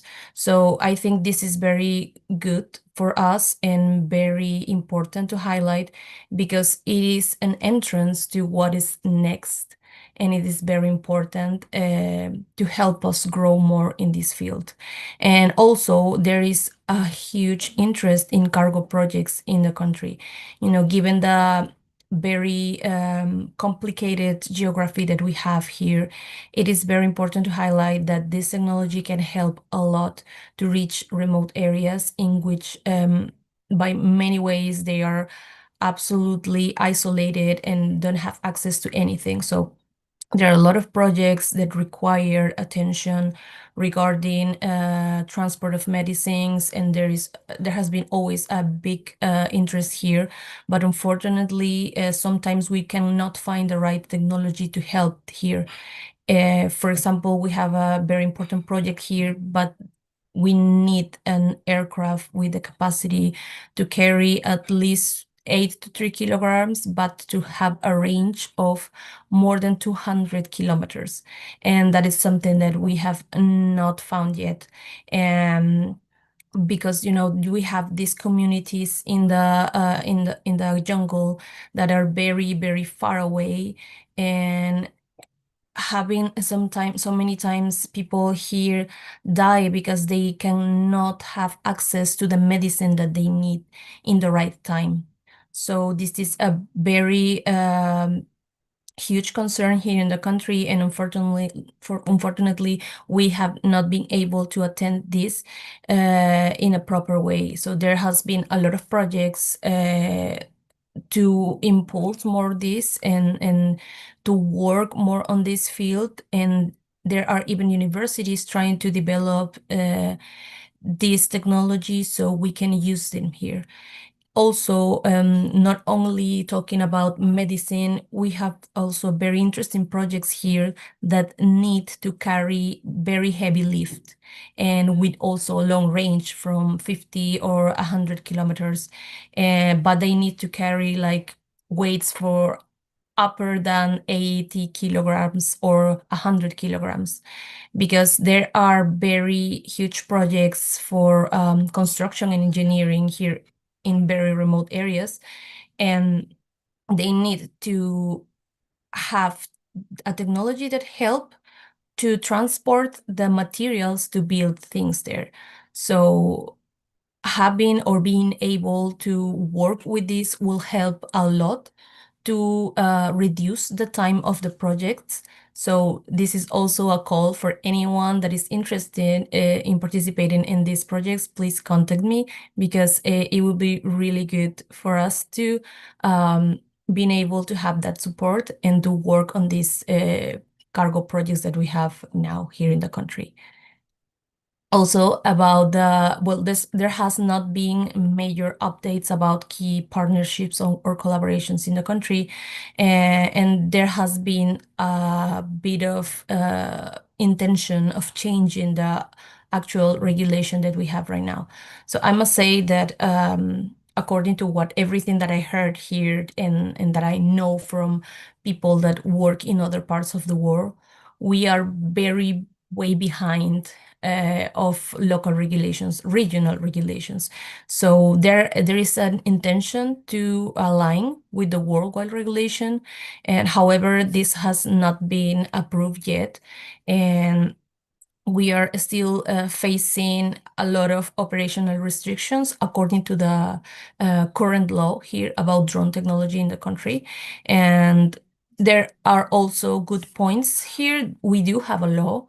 We do have things that regulate us and then tell us that we need to get a license, we need to register the drones. And there has also been a small improvement in also mentioning that according to the type of work that we're going to do, in some cases we will need permission. So there is an intention to make this better, but we are still going very slow compared to other countries in the region. And also there has not been major updates about government initiatives or policies.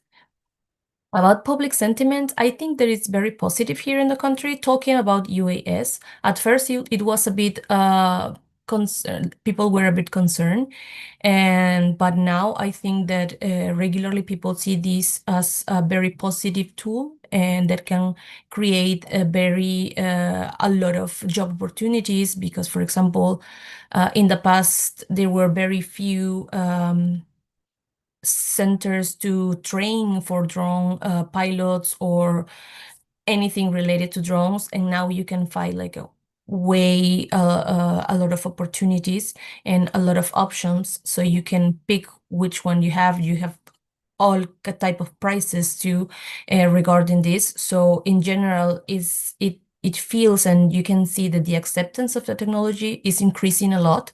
And for example, today we have one of the first drone shows that is going to happen for the Independence Day here in the country. And we have also very huge projects for drone surveillance in the city of Lima, and also in private companies with large territory. So there is a very positive impact for the technology here, at least talking about UAS. About upcoming events, we don't have many events related to drones or air and space here in the country, but this one happens every 2 years and it's already confirmed for the next year. We hope that many new companies join us and try to connect with the country and see that there is a lot of potential here to develop this technology and to work with us here. So my conclusion will be that there's a huge potential in many industries, and especially in the areas with very remote access. But still, we didn't have like enough support to develop more in this. And also, talking about the global AAM ecosystem, there is no strategy here. And I can see that a lot of, so the private sector, the government sector, or education, they're all working separately. So we need to be more like working together and to have one single mindset and to establish a plan so we can develop more in this field. So there is a very low awareness about the technology, very minimal investment in this field. But I think that we have a very high potential, and with the right plan, we can work on this and have more development in the country. Thank you. If any of you would like to contact me, you can find me on LinkedIn or write me to this email. Thank you so much. Thank you so much, Kimberly. It was really good listening to you. And now we move to Mexico with Hector. Hector, are you ready? Hi, how are you? How is everyone? Well, thank you. Thanks. Let me start sharing my screen. Just give me 1 second.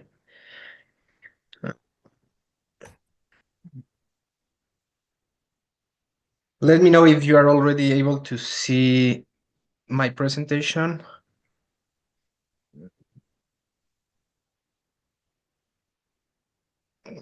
Can you see my presentation now? Yeah, we can see it now. Okay, perfect. So yeah, I'm Hector. I'm representing Mexico, and there are really good advancements actually with Mexico, but there are also huge concerns. So I'm going to start with our industry milestones.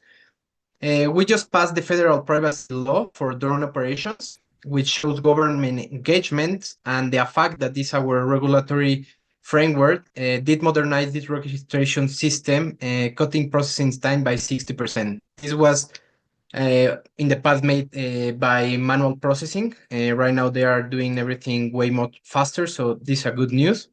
But here's where it's gonna get a little bit interesting. We just hit 37 billion in foreign investment, and the government just launched an operation that is called Operación Cero Robos, or in English is called Zero Robs Operation. They deploy 54 drones across 3 major highways with 1,200 personnel around. So this means that that's not just defense spending, that's a strategic deployment of drone technology for legitimate security purposes. Another milestone is the University of Chapingo. They just achieved a 94% of accuracy in agricultural applications. That's genuinely impressive, but they are working in an environment where penalty structures had to be increased to 150,000 Mexican pesos, or around $10,000 or $8,000. So this is becoming a real problem. And President Sheinbaum, she talks about, give me 1 second because I didn't move forward. And you're not going to be able to see this yet. And President Sheinbaum talks about top 10 global aerospace ranking, but we are actually fighting an uphill against criminal misuse of the technology that we are trying to promote. So that's a huge concern that actually is happening here in Mexico. Public sentiment, it's a complex sentiment, but shifting positive. We have 260 criminal drones attacks last year, and criminal organizations now have 18 specialized drone operators.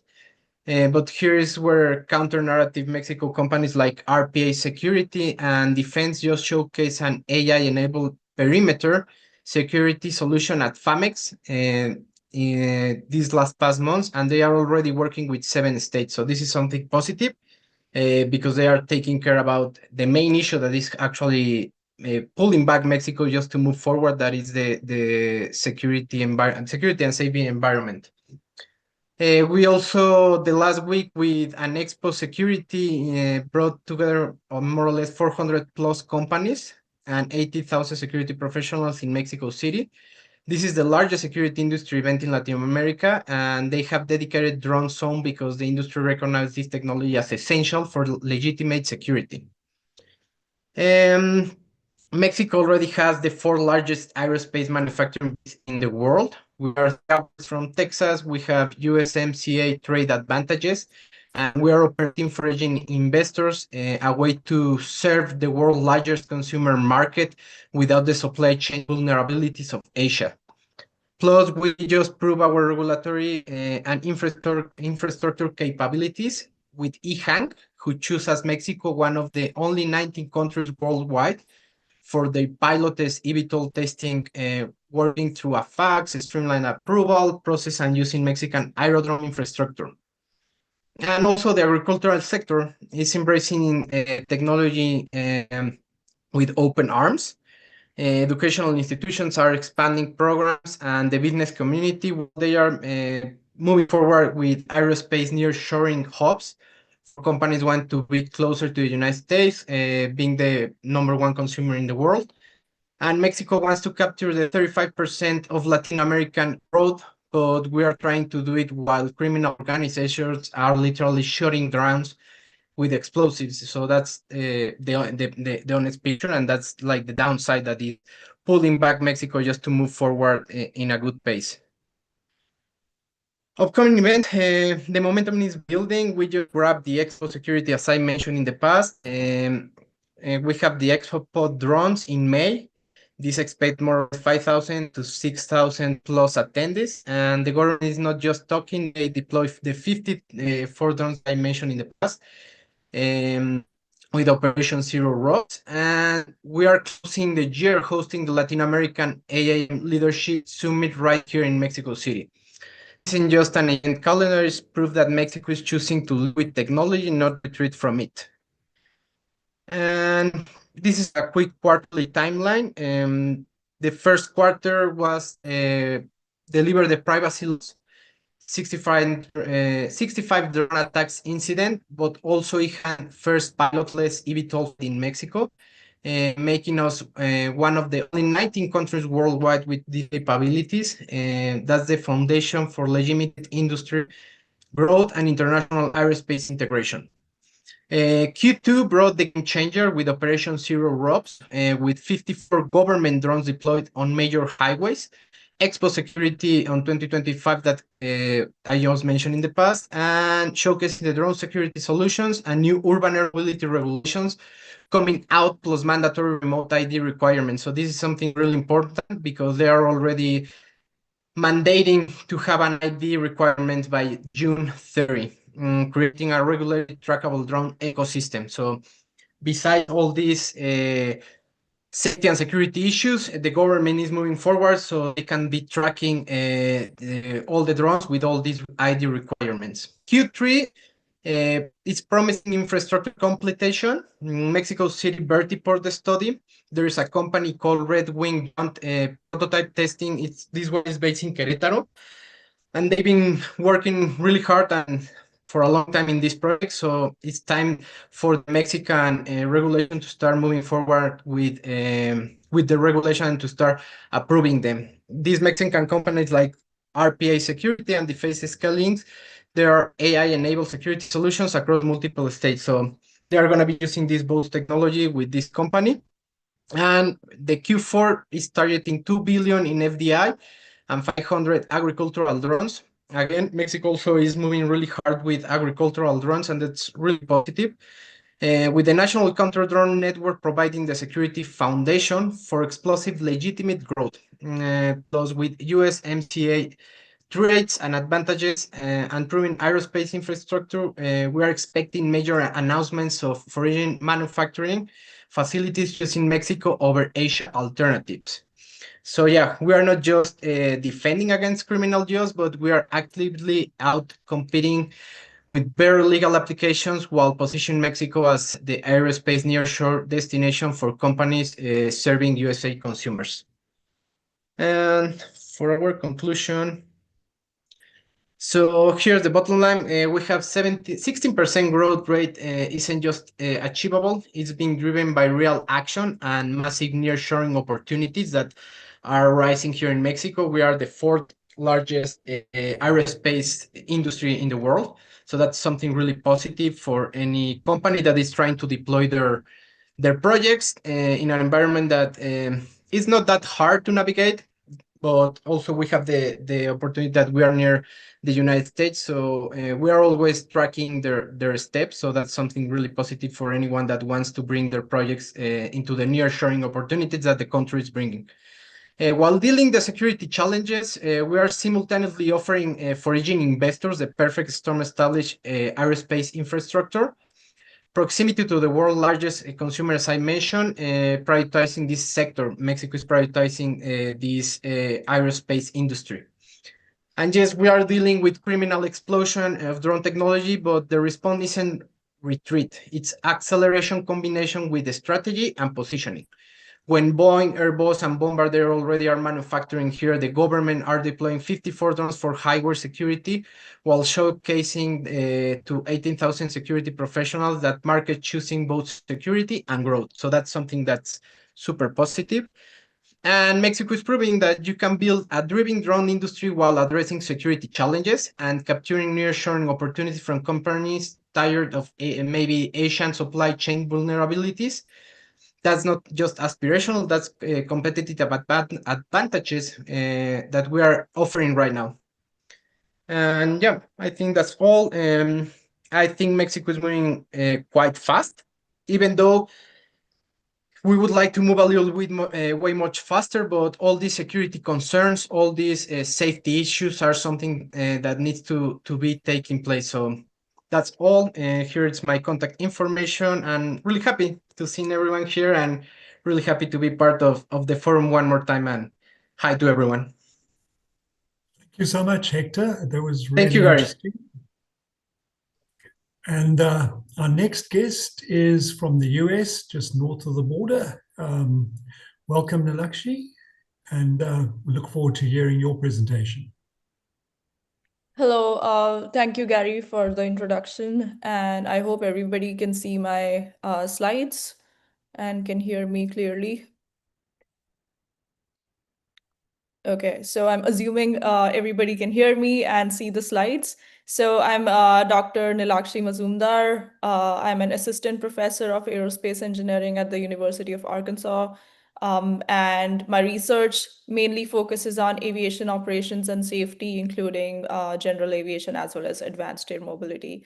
I have my PhD from Purdue University in aerospace engineering and also a private pilot. And this is my first time presenting as a US liaison, but I've previously presented as the member of the Research Council at Advanced Air Mobility last year. So happy to be back in another capacity here. All right, so starting with our policy and regulatory developments that have been happening since the beginning of 2025. So the Federal Aviation Administration, also known as FAA, has released their 2025 to 2045 aerospace forecast report. And as you can see in the figures here, you know, the report projects rapid growth in advanced air mobility, starting with airport shuttles being the most used domain, and then expanding to air taxis and medical missions as well. The last two tables over here also predict that the daily trips could exceed 7,700 by year 6 post entry into service, and could be supported by nearly 300 aircraft with demand driven by regulatory progress and operator readiness. And here, like in the box, I just have like a contextual evidence of the US population and GDP per capita and those kind of things. Okay, so more into the policy and regulations. In June 2025, last month, presidential executive order was directed by the White House, and it basically it accelerates integration and commercialization and export of American-made drones as well as EVTOL aircraft to boost US AM leadership. And the FAA, the Federal Aviation Administration, has also, with its Beyond program, the Beyond program basically focuses on advancing safe, scalable, beyond visual line of sight, which is BVLOS, drone integration into the US airspace. So it released a report recently, and the report title was the FAA has made progress in advancing BVLOS drone operations, but can do more to achieve program goals and improve data analysis. So based on all the analysis that it has provided, it offers 7 recommendations. The 7 recommendations focus around the risk-based regulatory framework, the operator qualification framework, the DAA, which is detect and avoid system pathways, the right of way, and infrastructure integration, access to the airspace, as well as data and safety sharing. So basically promoting robust industry government data exchange to continuously refine the risk models and safety measures.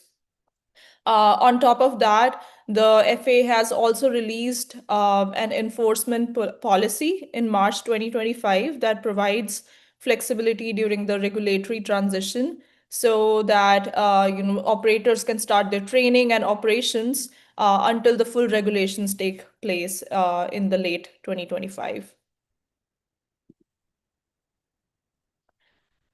And in April 2025, the National Aviation Authorities, which is also known as NAA network, has released the first roadmap for type certifying AM aircraft across US, Europe, and Asia. And this was taken place by aviation authorities across the world, including Transport Canada, the Civil Aviation Authority of New Zealand, Australian government, Civil Aviation Safety Authority, as well as UK Civil Aviation Authority. And the goal was to harmonize more global standards and accelerate certification and support international cooperation using a safety continuum and performance-based framework that they are developing. And this basically, harmonizing the certification across different authorities may mean that a company could get one certification and go global. So, for example, by 2028, we might have an environment where we say Japanese certified EVTOL can operate in the US, and a FAA certified EVTOL can operate in Europe with minimal extra process. Talking about the industry progress in 2025, so US AM companies have made major progress toward certification as well as progress towards commercial launch. Joby Aviation had a big year so far, and it has opened a massive 435,000 square feet factory in California. And it has flown its 6th test aircraft just a week after rollout, and reached the final stage of FAA certification, which is stage 5, also known as post certification, with its targeted service by late 2025 or 2026. And then Archer's Midnight EVTOL has also hit stage 4 of 5, which is the implementation stage. And it has begun its factory construction in Georgia, and it targets 2026 into service for air taxi and with United. Then we have Beta Technologies that is focusing solely on cargo operations as of now, and it's expecting FAA certification in 2026. And Whisk Aero is backed by Boeing and has made quite a lot of progress on autonomous EVTOL testing so far, and it's aiming to launch by 2030 or so. Finally, let's not forget the key role of research and development by universities and agencies and their collaboration. So NASA and companies like Joby and Beta have partnered with universities on advanced air mobility safety, infrastructure, autonomy, and training. There have been continued collaboration between NASA, academia, and FAA as well on issues ranging from airspace integration to human factors. And some of those are NASA and Virginia Tech working on integrating AM into existing airspace. And then they are actually working on the high density simulation at Dallas Fort Worth Airport airspace. And then Embry-Riddle has recently received a big NASA grant to develop real-time health monitoring of eVTOLs.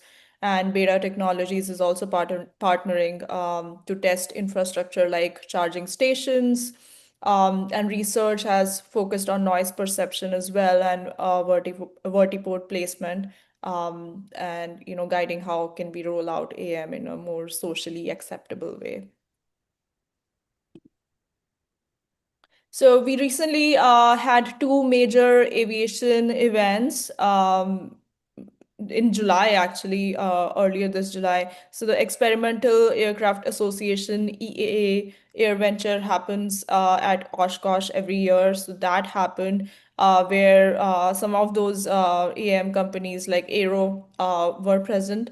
And then the American Institute of Aeronautics and Astronautics, AIAA Aviation Forum, happened at Las Vegas past week.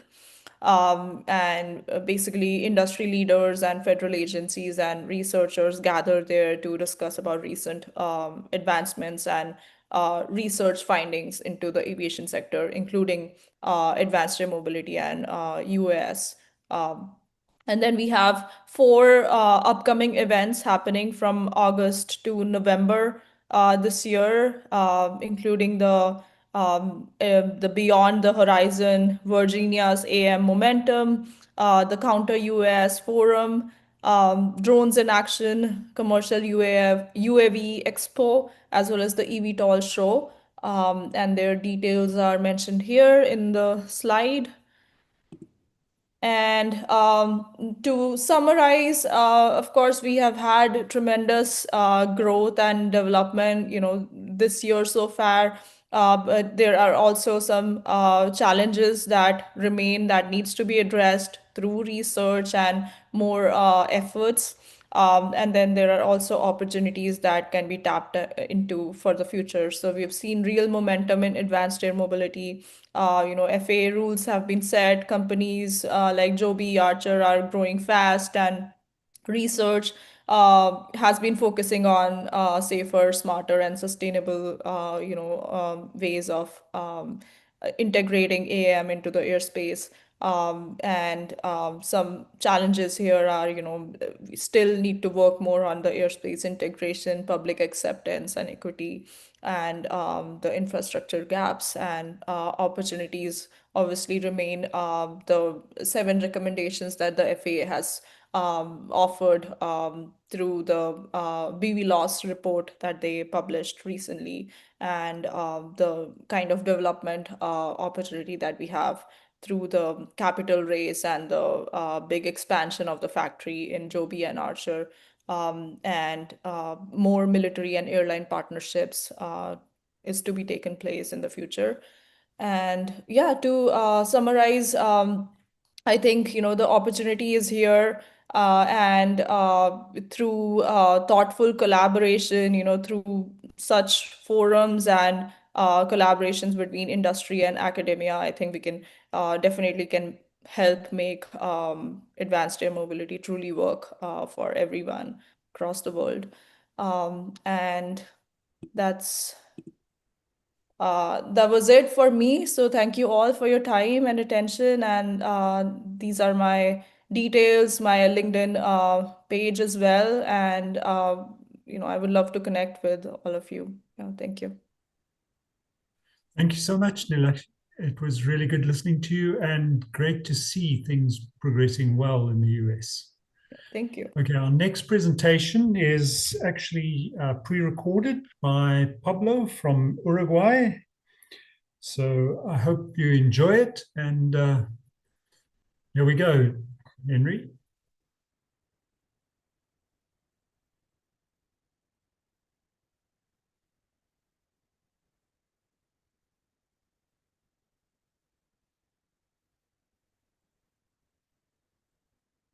Man, this thing is way long. It's supposed to end at 3:30. Slight glitch, but let's hope we can sort that one out. Whoever is watching, thanks for tuning in. We'll be live again tomorrow.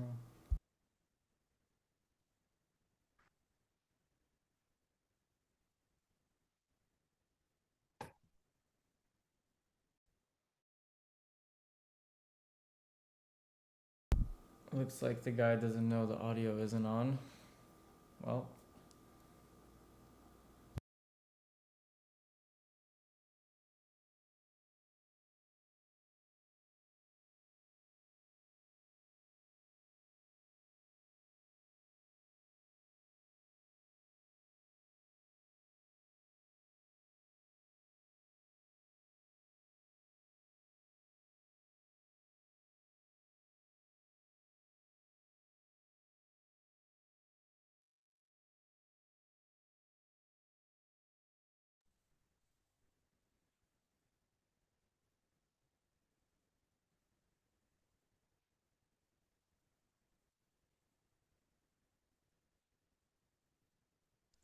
I have a different method of doing it, so I'll do it on this device. Okay, thanks, Henry.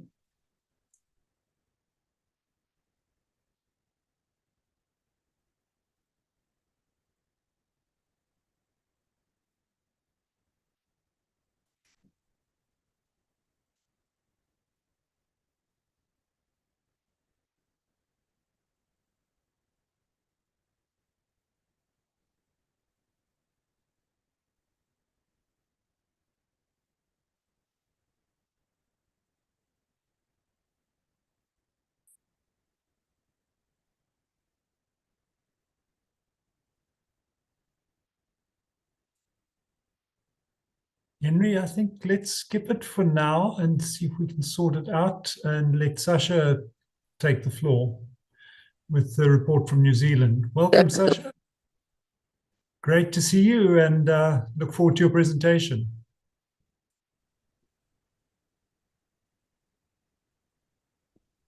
Hello.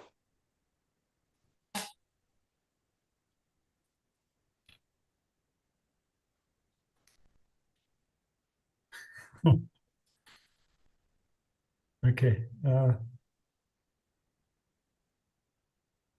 really gotta get their shit together. We can hear you, Sasha, whenever you're ready. Yeah, are you putting me on screen there?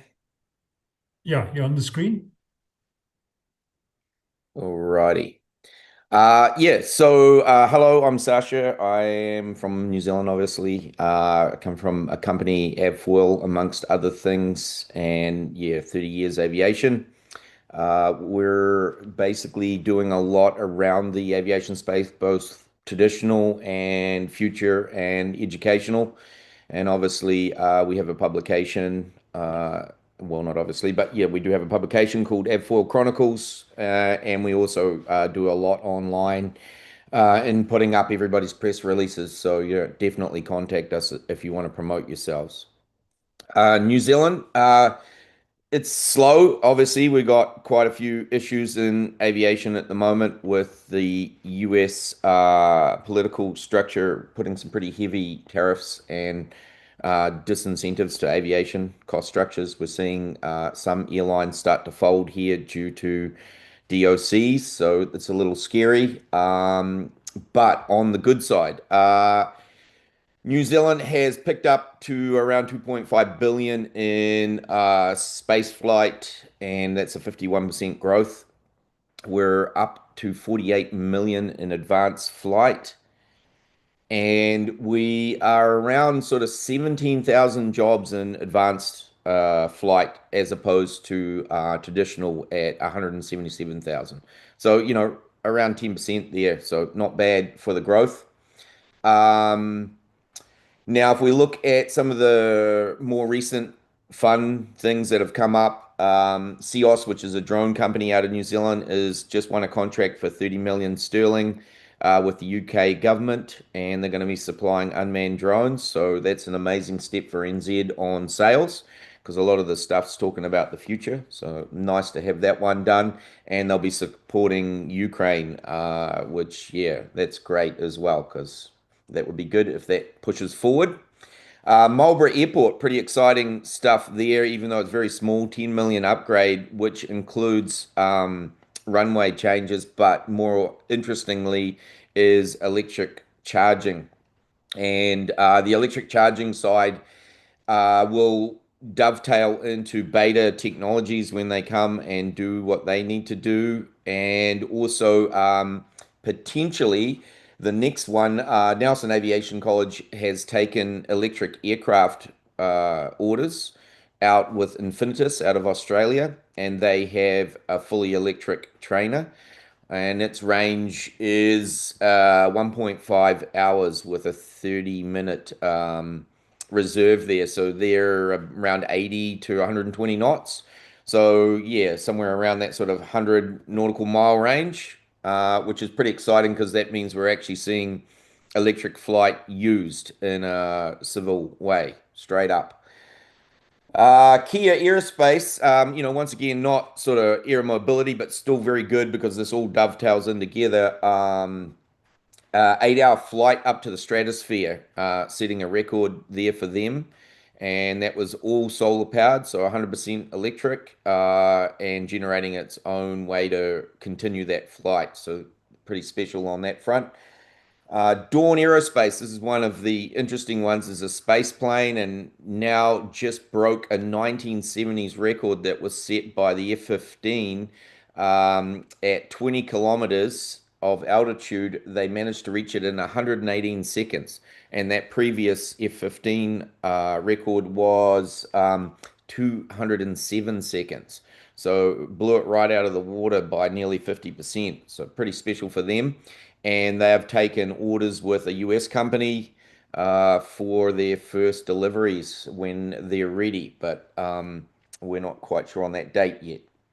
Now, on the advanced air mobility side, the main sort of people transport piece outside of the beta, which we talked about last time, which is freight, is the combination between Regent, the US Sea Glider company, and New Zealand Ocean Flyer, who has just picked up another round of funding at 146 million, I believe, and they're still waiting on Regent, but Regent just did flight test and took their aircraft up to the aerofoil stage, so it starts on water, comes up onto the aerofoil, and then eventually will go, as its prototype did, into airborne.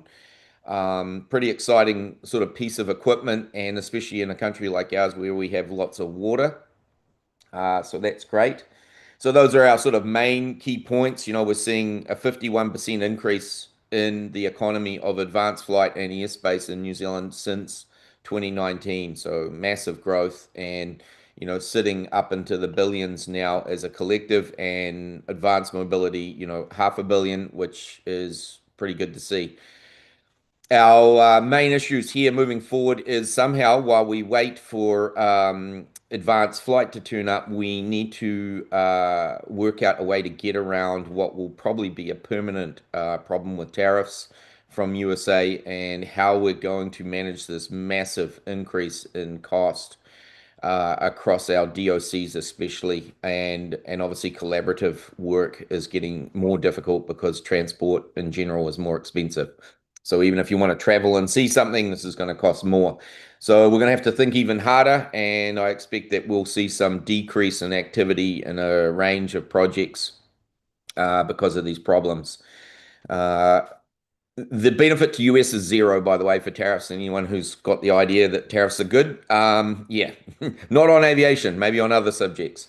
Coming back across to air mobility, I just have one point to raise here. We've just seen the Jetsons product, so that's Volonaut, put out their air bike.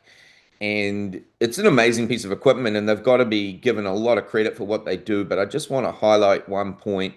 At 880,000 US for that vehicle, this is nearly the price of the Robinson R66 when it was first brought out, which is a 5-seat turbine helicopter, really useful product. And we really need to think about our pricing when we're going out at this sort of, insane sort of level, because the real sitting of a product that takes one person is about 100,000 maximum. And they need to work towards that. I understand they're very expensive to produce, but if we cannot bring the price down, then this is going to be a problem for our development. It really is about 1 kg, 1 mile, and what the ratio is against other options in the air. We've seen that in helicopters. The Robinson dropped the value. The AS350 in the turbine side dropped the value of the kg movement cost. And instantly those aircrafts moved to the front of their sectors and grew in purchases and use. So that's really the driver out there. And people forget that. They think it's about whatever their abilities are. It really matters a lot about how much the cost is. And we're in transport. We're about moving kgs over kilometers or miles, however you want to describe it. So anyway, thank you all of the team out there who have all put the stuff up. I'm enjoying the talks from everyone. And yeah, that's me from New Zealand. Thank you so much, Sasha, and looking forward to some good rugby this year. But really great having you here, and great to hear from New Zealand. Okay, our last speaker will be Theodore. Welcome, Theodore. The floor is yours. Thank you, Gary. Thank you, everyone, for sticking around, and thank you to the EAM Institute for the opportunity to speak today. Please let me know if you can see the slides.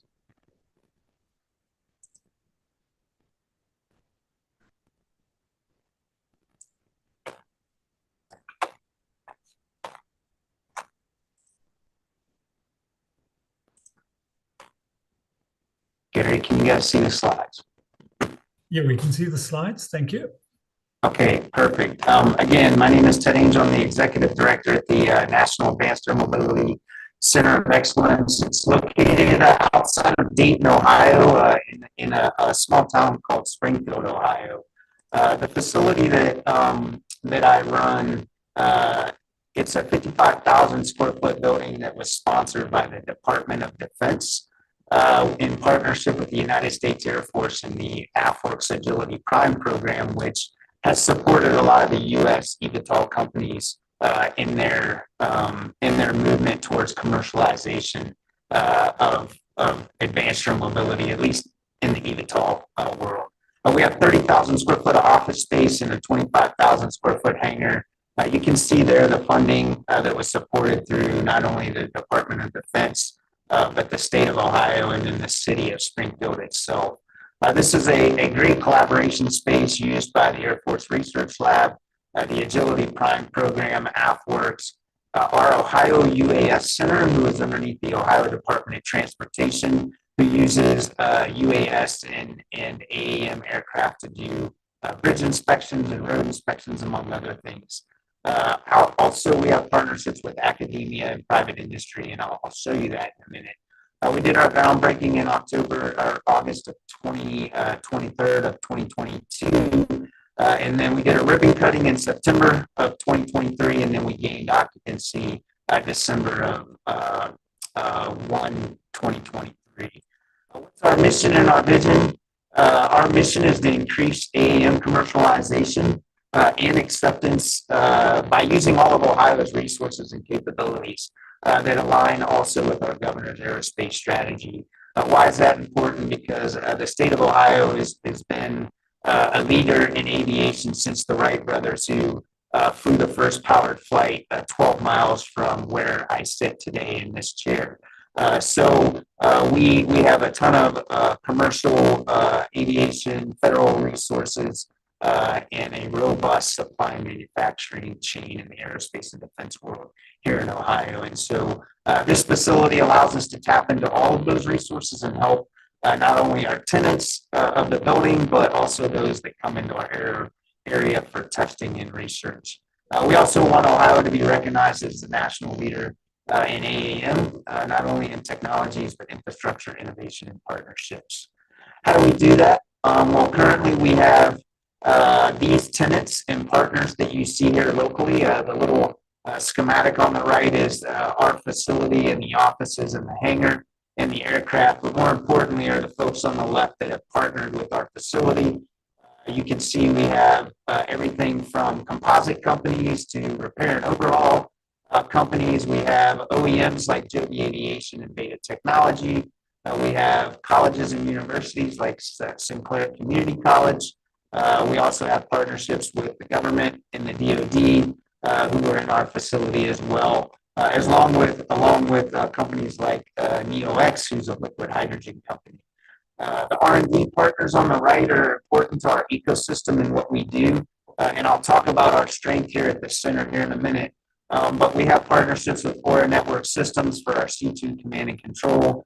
Beta Technologies has a vertiport here with on-airport charging, off-airport charging, and charging to that prototype vertiport.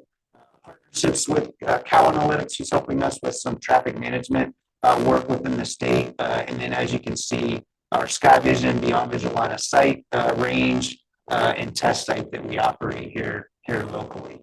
What are some key things that have been happening in the last 6 to 8 months? One is the naming of my position. So 1 February, the state and the state economic development arm in the state of Ohio said, hey, we need to get an executive director into this center. And then secondly, in March, we need to get an AAM division director underneath the Ohio Department of Transportation. And so both those things happened in February of March, and it's really allowed Ohio to stay focused on leading this effort and being a great team player for the OEMs who are trying to get to commercialization.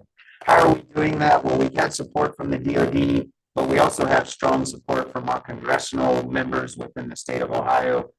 So far, we have actually gotten a little higher than that 9.8 million that you see on the slide, upwards of around $14 million to continue to upgrade our technologies here for our ground-based detect and avoid system and to really grow that. And we're pursuing additional funding in 2026 to continue to build out the center that you see here.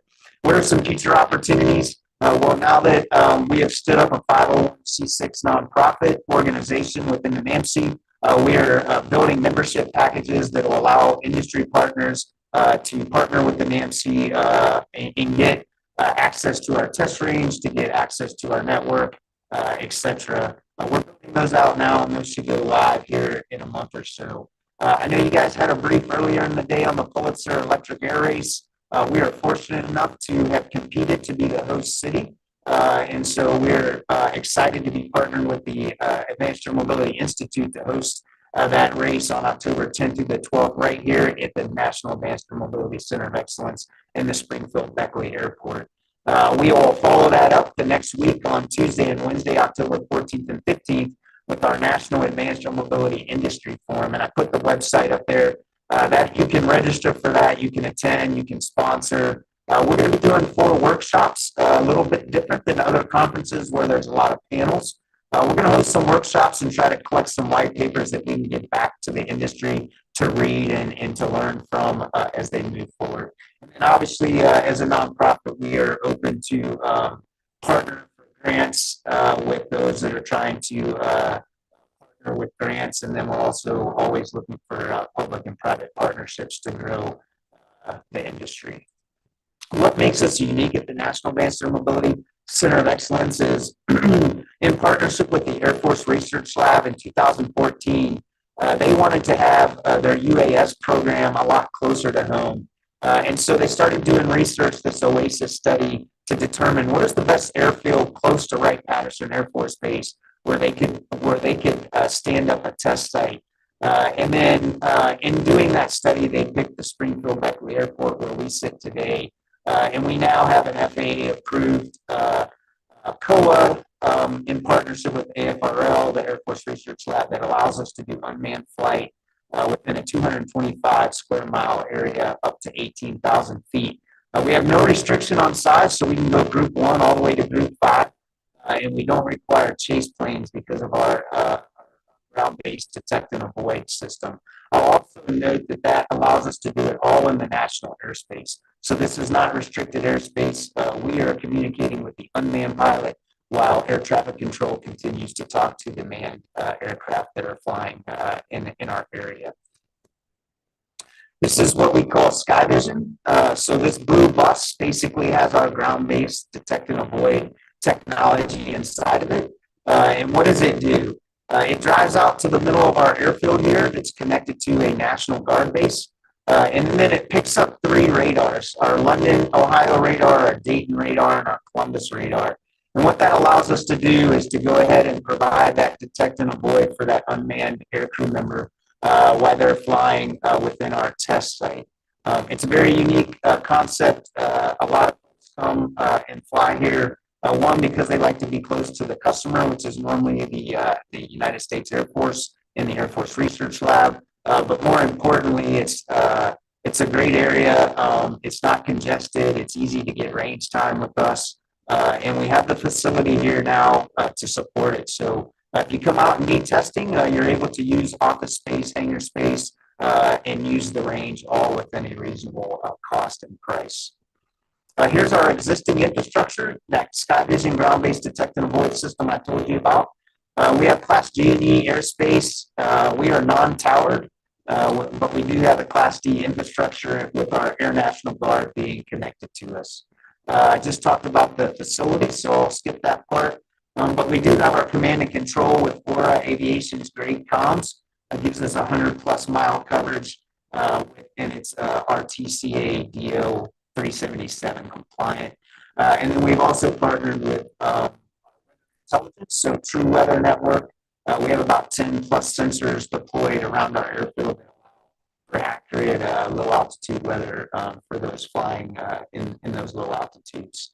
How do we use this? How do we advance? How are we advancing this through our capabilities? Again, that great ground-based detect and avoid technology that we have. Again, we can do visual line of sight, and we can do beyond visual line of sight up to 18,000 feet. We do have dedicated 107 zones and runway deconfliction areas that allow us to do this very safely. Our original COA only allowed us to go to 10,000 MSL, but we were able to show the FAA that our history of flight safety allows us to move it up to 18,000 feet, which allowed us to help our Air National Guard base, who was trying to land MQ-9s here without a chase plane, and we were able to do that the last 2 years during some exercises. So this is a busy slide, but I wanted to throw the AAM technology test bed up there and just give you an idea of all the different things that are here on the airfield and what makes us unique. So when you come out to the Center of Excellence, you get access to all of this technology in some form or fashion when you partner and test out here. And so we have a great relationship with Sinclair College that you see on here. What makes them very unique for a 2-year college, they have a pivotal black fly in a simulator. They have a CTOL that they just purchased from Beta Technologies and a mobile simulator, drone simulator that is here at the facility. And they also own a lift Hexa that they're doing simulation and digital twin work with their students on. And so very robust area for workforce development and strengths within the center as well. It's all scalable, and we're working to do that. We started out small with our Sky Vision project, but we continue to look at radar expansion right at adding an L-Star radar. We're looking at some remote digital tower work in partnership with the authorities. We have some portable observation towers that will be coming as well. We're working with Danner on some future mobile charging, so being able to take charging to the aircraft versus having to park at a permanent station. And then working through our UTM opportunities with some of our drone for first responder projects and some of our other aircraft moving at the lower altitudes. We have plenty of fiber networks that run through the area, and we have smart corridor just north of us that's designed for not only ground autonomous work when it comes to autonomous vehicles on the ground, but also using it for autonomy within the air. As I said, I know Minnie mentioned the different OEMs in the U.S. that are working towards certification and leading these efforts. We have a presence of 2 of the major ones on our airfield. Joby Aviation has an office within the facility, and then they also have the trailer that you see up there on top that is housed here at the local airport and at the Center of Excellence. And then we have a prototype vertiport there that you can see with beta simulator and off airport charging. And again, even more partnerships in the next slide. As you can see, we have about 16 to 20 major colleges and universities in the state that have partnered with the NAMC. And so as you come through the NAMC, you get access to those resources and to those folks who are doing great things within their colleges and universities as well. Some of our partners, not all inclusive, but some of the key ones that we work with on a daily basis. And so if you're partnered with any of those, obviously coming through the Center of Excellence here, you would continue to have access. And then lastly, what makes the NAMC, as we call it, a site advantage for you guys? Well, you're able to see that partnership we have with the Air Force Research Lab and the Ohio Department UAS Center. We provide that beyond visual line of sight up to 18,000 feet with no chase plane requirement. You can see our wind conditions are very favorable. Our visibility is very favorable for the majority of the year. You have exclusive access to airspace and runways, instrument approaches. We have some pretty robust infrastructure when it comes to primary runway and then our crosswind runway. And we have no noise abasement requirements. And even though these aircraft are small, it allows us to still be able to do the things we need to do. And then you can see the average takeoff and landing per day here at the facility. So with that, I have added my information here at the top, my email, my phone number, and then my LinkedIn as well. And again, I really appreciate the opportunity to be a part of this today. And thank you. Thank you, Theodore. That was really good. And, we're all looking forward to coming to Ohio in October for the Pulitzer Air Prize race and hopefully to see your beautiful facilities. One question came from Jeff Wilson was, does the mobile unit detect using radar or does it detect using ADS-B and MLAT? Mode 5 as used. Yeah, so it does it using radar. So it plugs into the existing radar at the airfield, and then it picks up 3 other radars in the local area so that they can really fine tune the detection and avoid capability. So they're basically, we have an air traffic control system that sits in that bus, and then we have air traffic control retired folks that are basically monitoring that system and talking to the unmanned pilot. Well, thank you, Theodore. And it was really good having you here. And on behalf of the AAMI, we look forward to a lot of future cooperation. And that actually brings us to the end of this first day of the Global AAM Forum. And I would really like to thank 2 people, Amin Fafadar, for all the work he's put in over the last few months to make this possible. And then Henry Stanley, sitting in Arizona, who has coordinated and run everything in the background. Thank you, Henry. Really appreciate it. And we look forward to seeing all of you tomorrow night, morning, and afternoon. Thank you so much. Have a good evening, good day, and we look forward to seeing you, as I said earlier. Thank you. Thank you, Gary. Yes. Okay. Thanks, Henry. Thank you, everyone. I'll end the meeting. Thanks, Thank you. everyone. Bye now. Bye-bye. Thank you all for tuning in.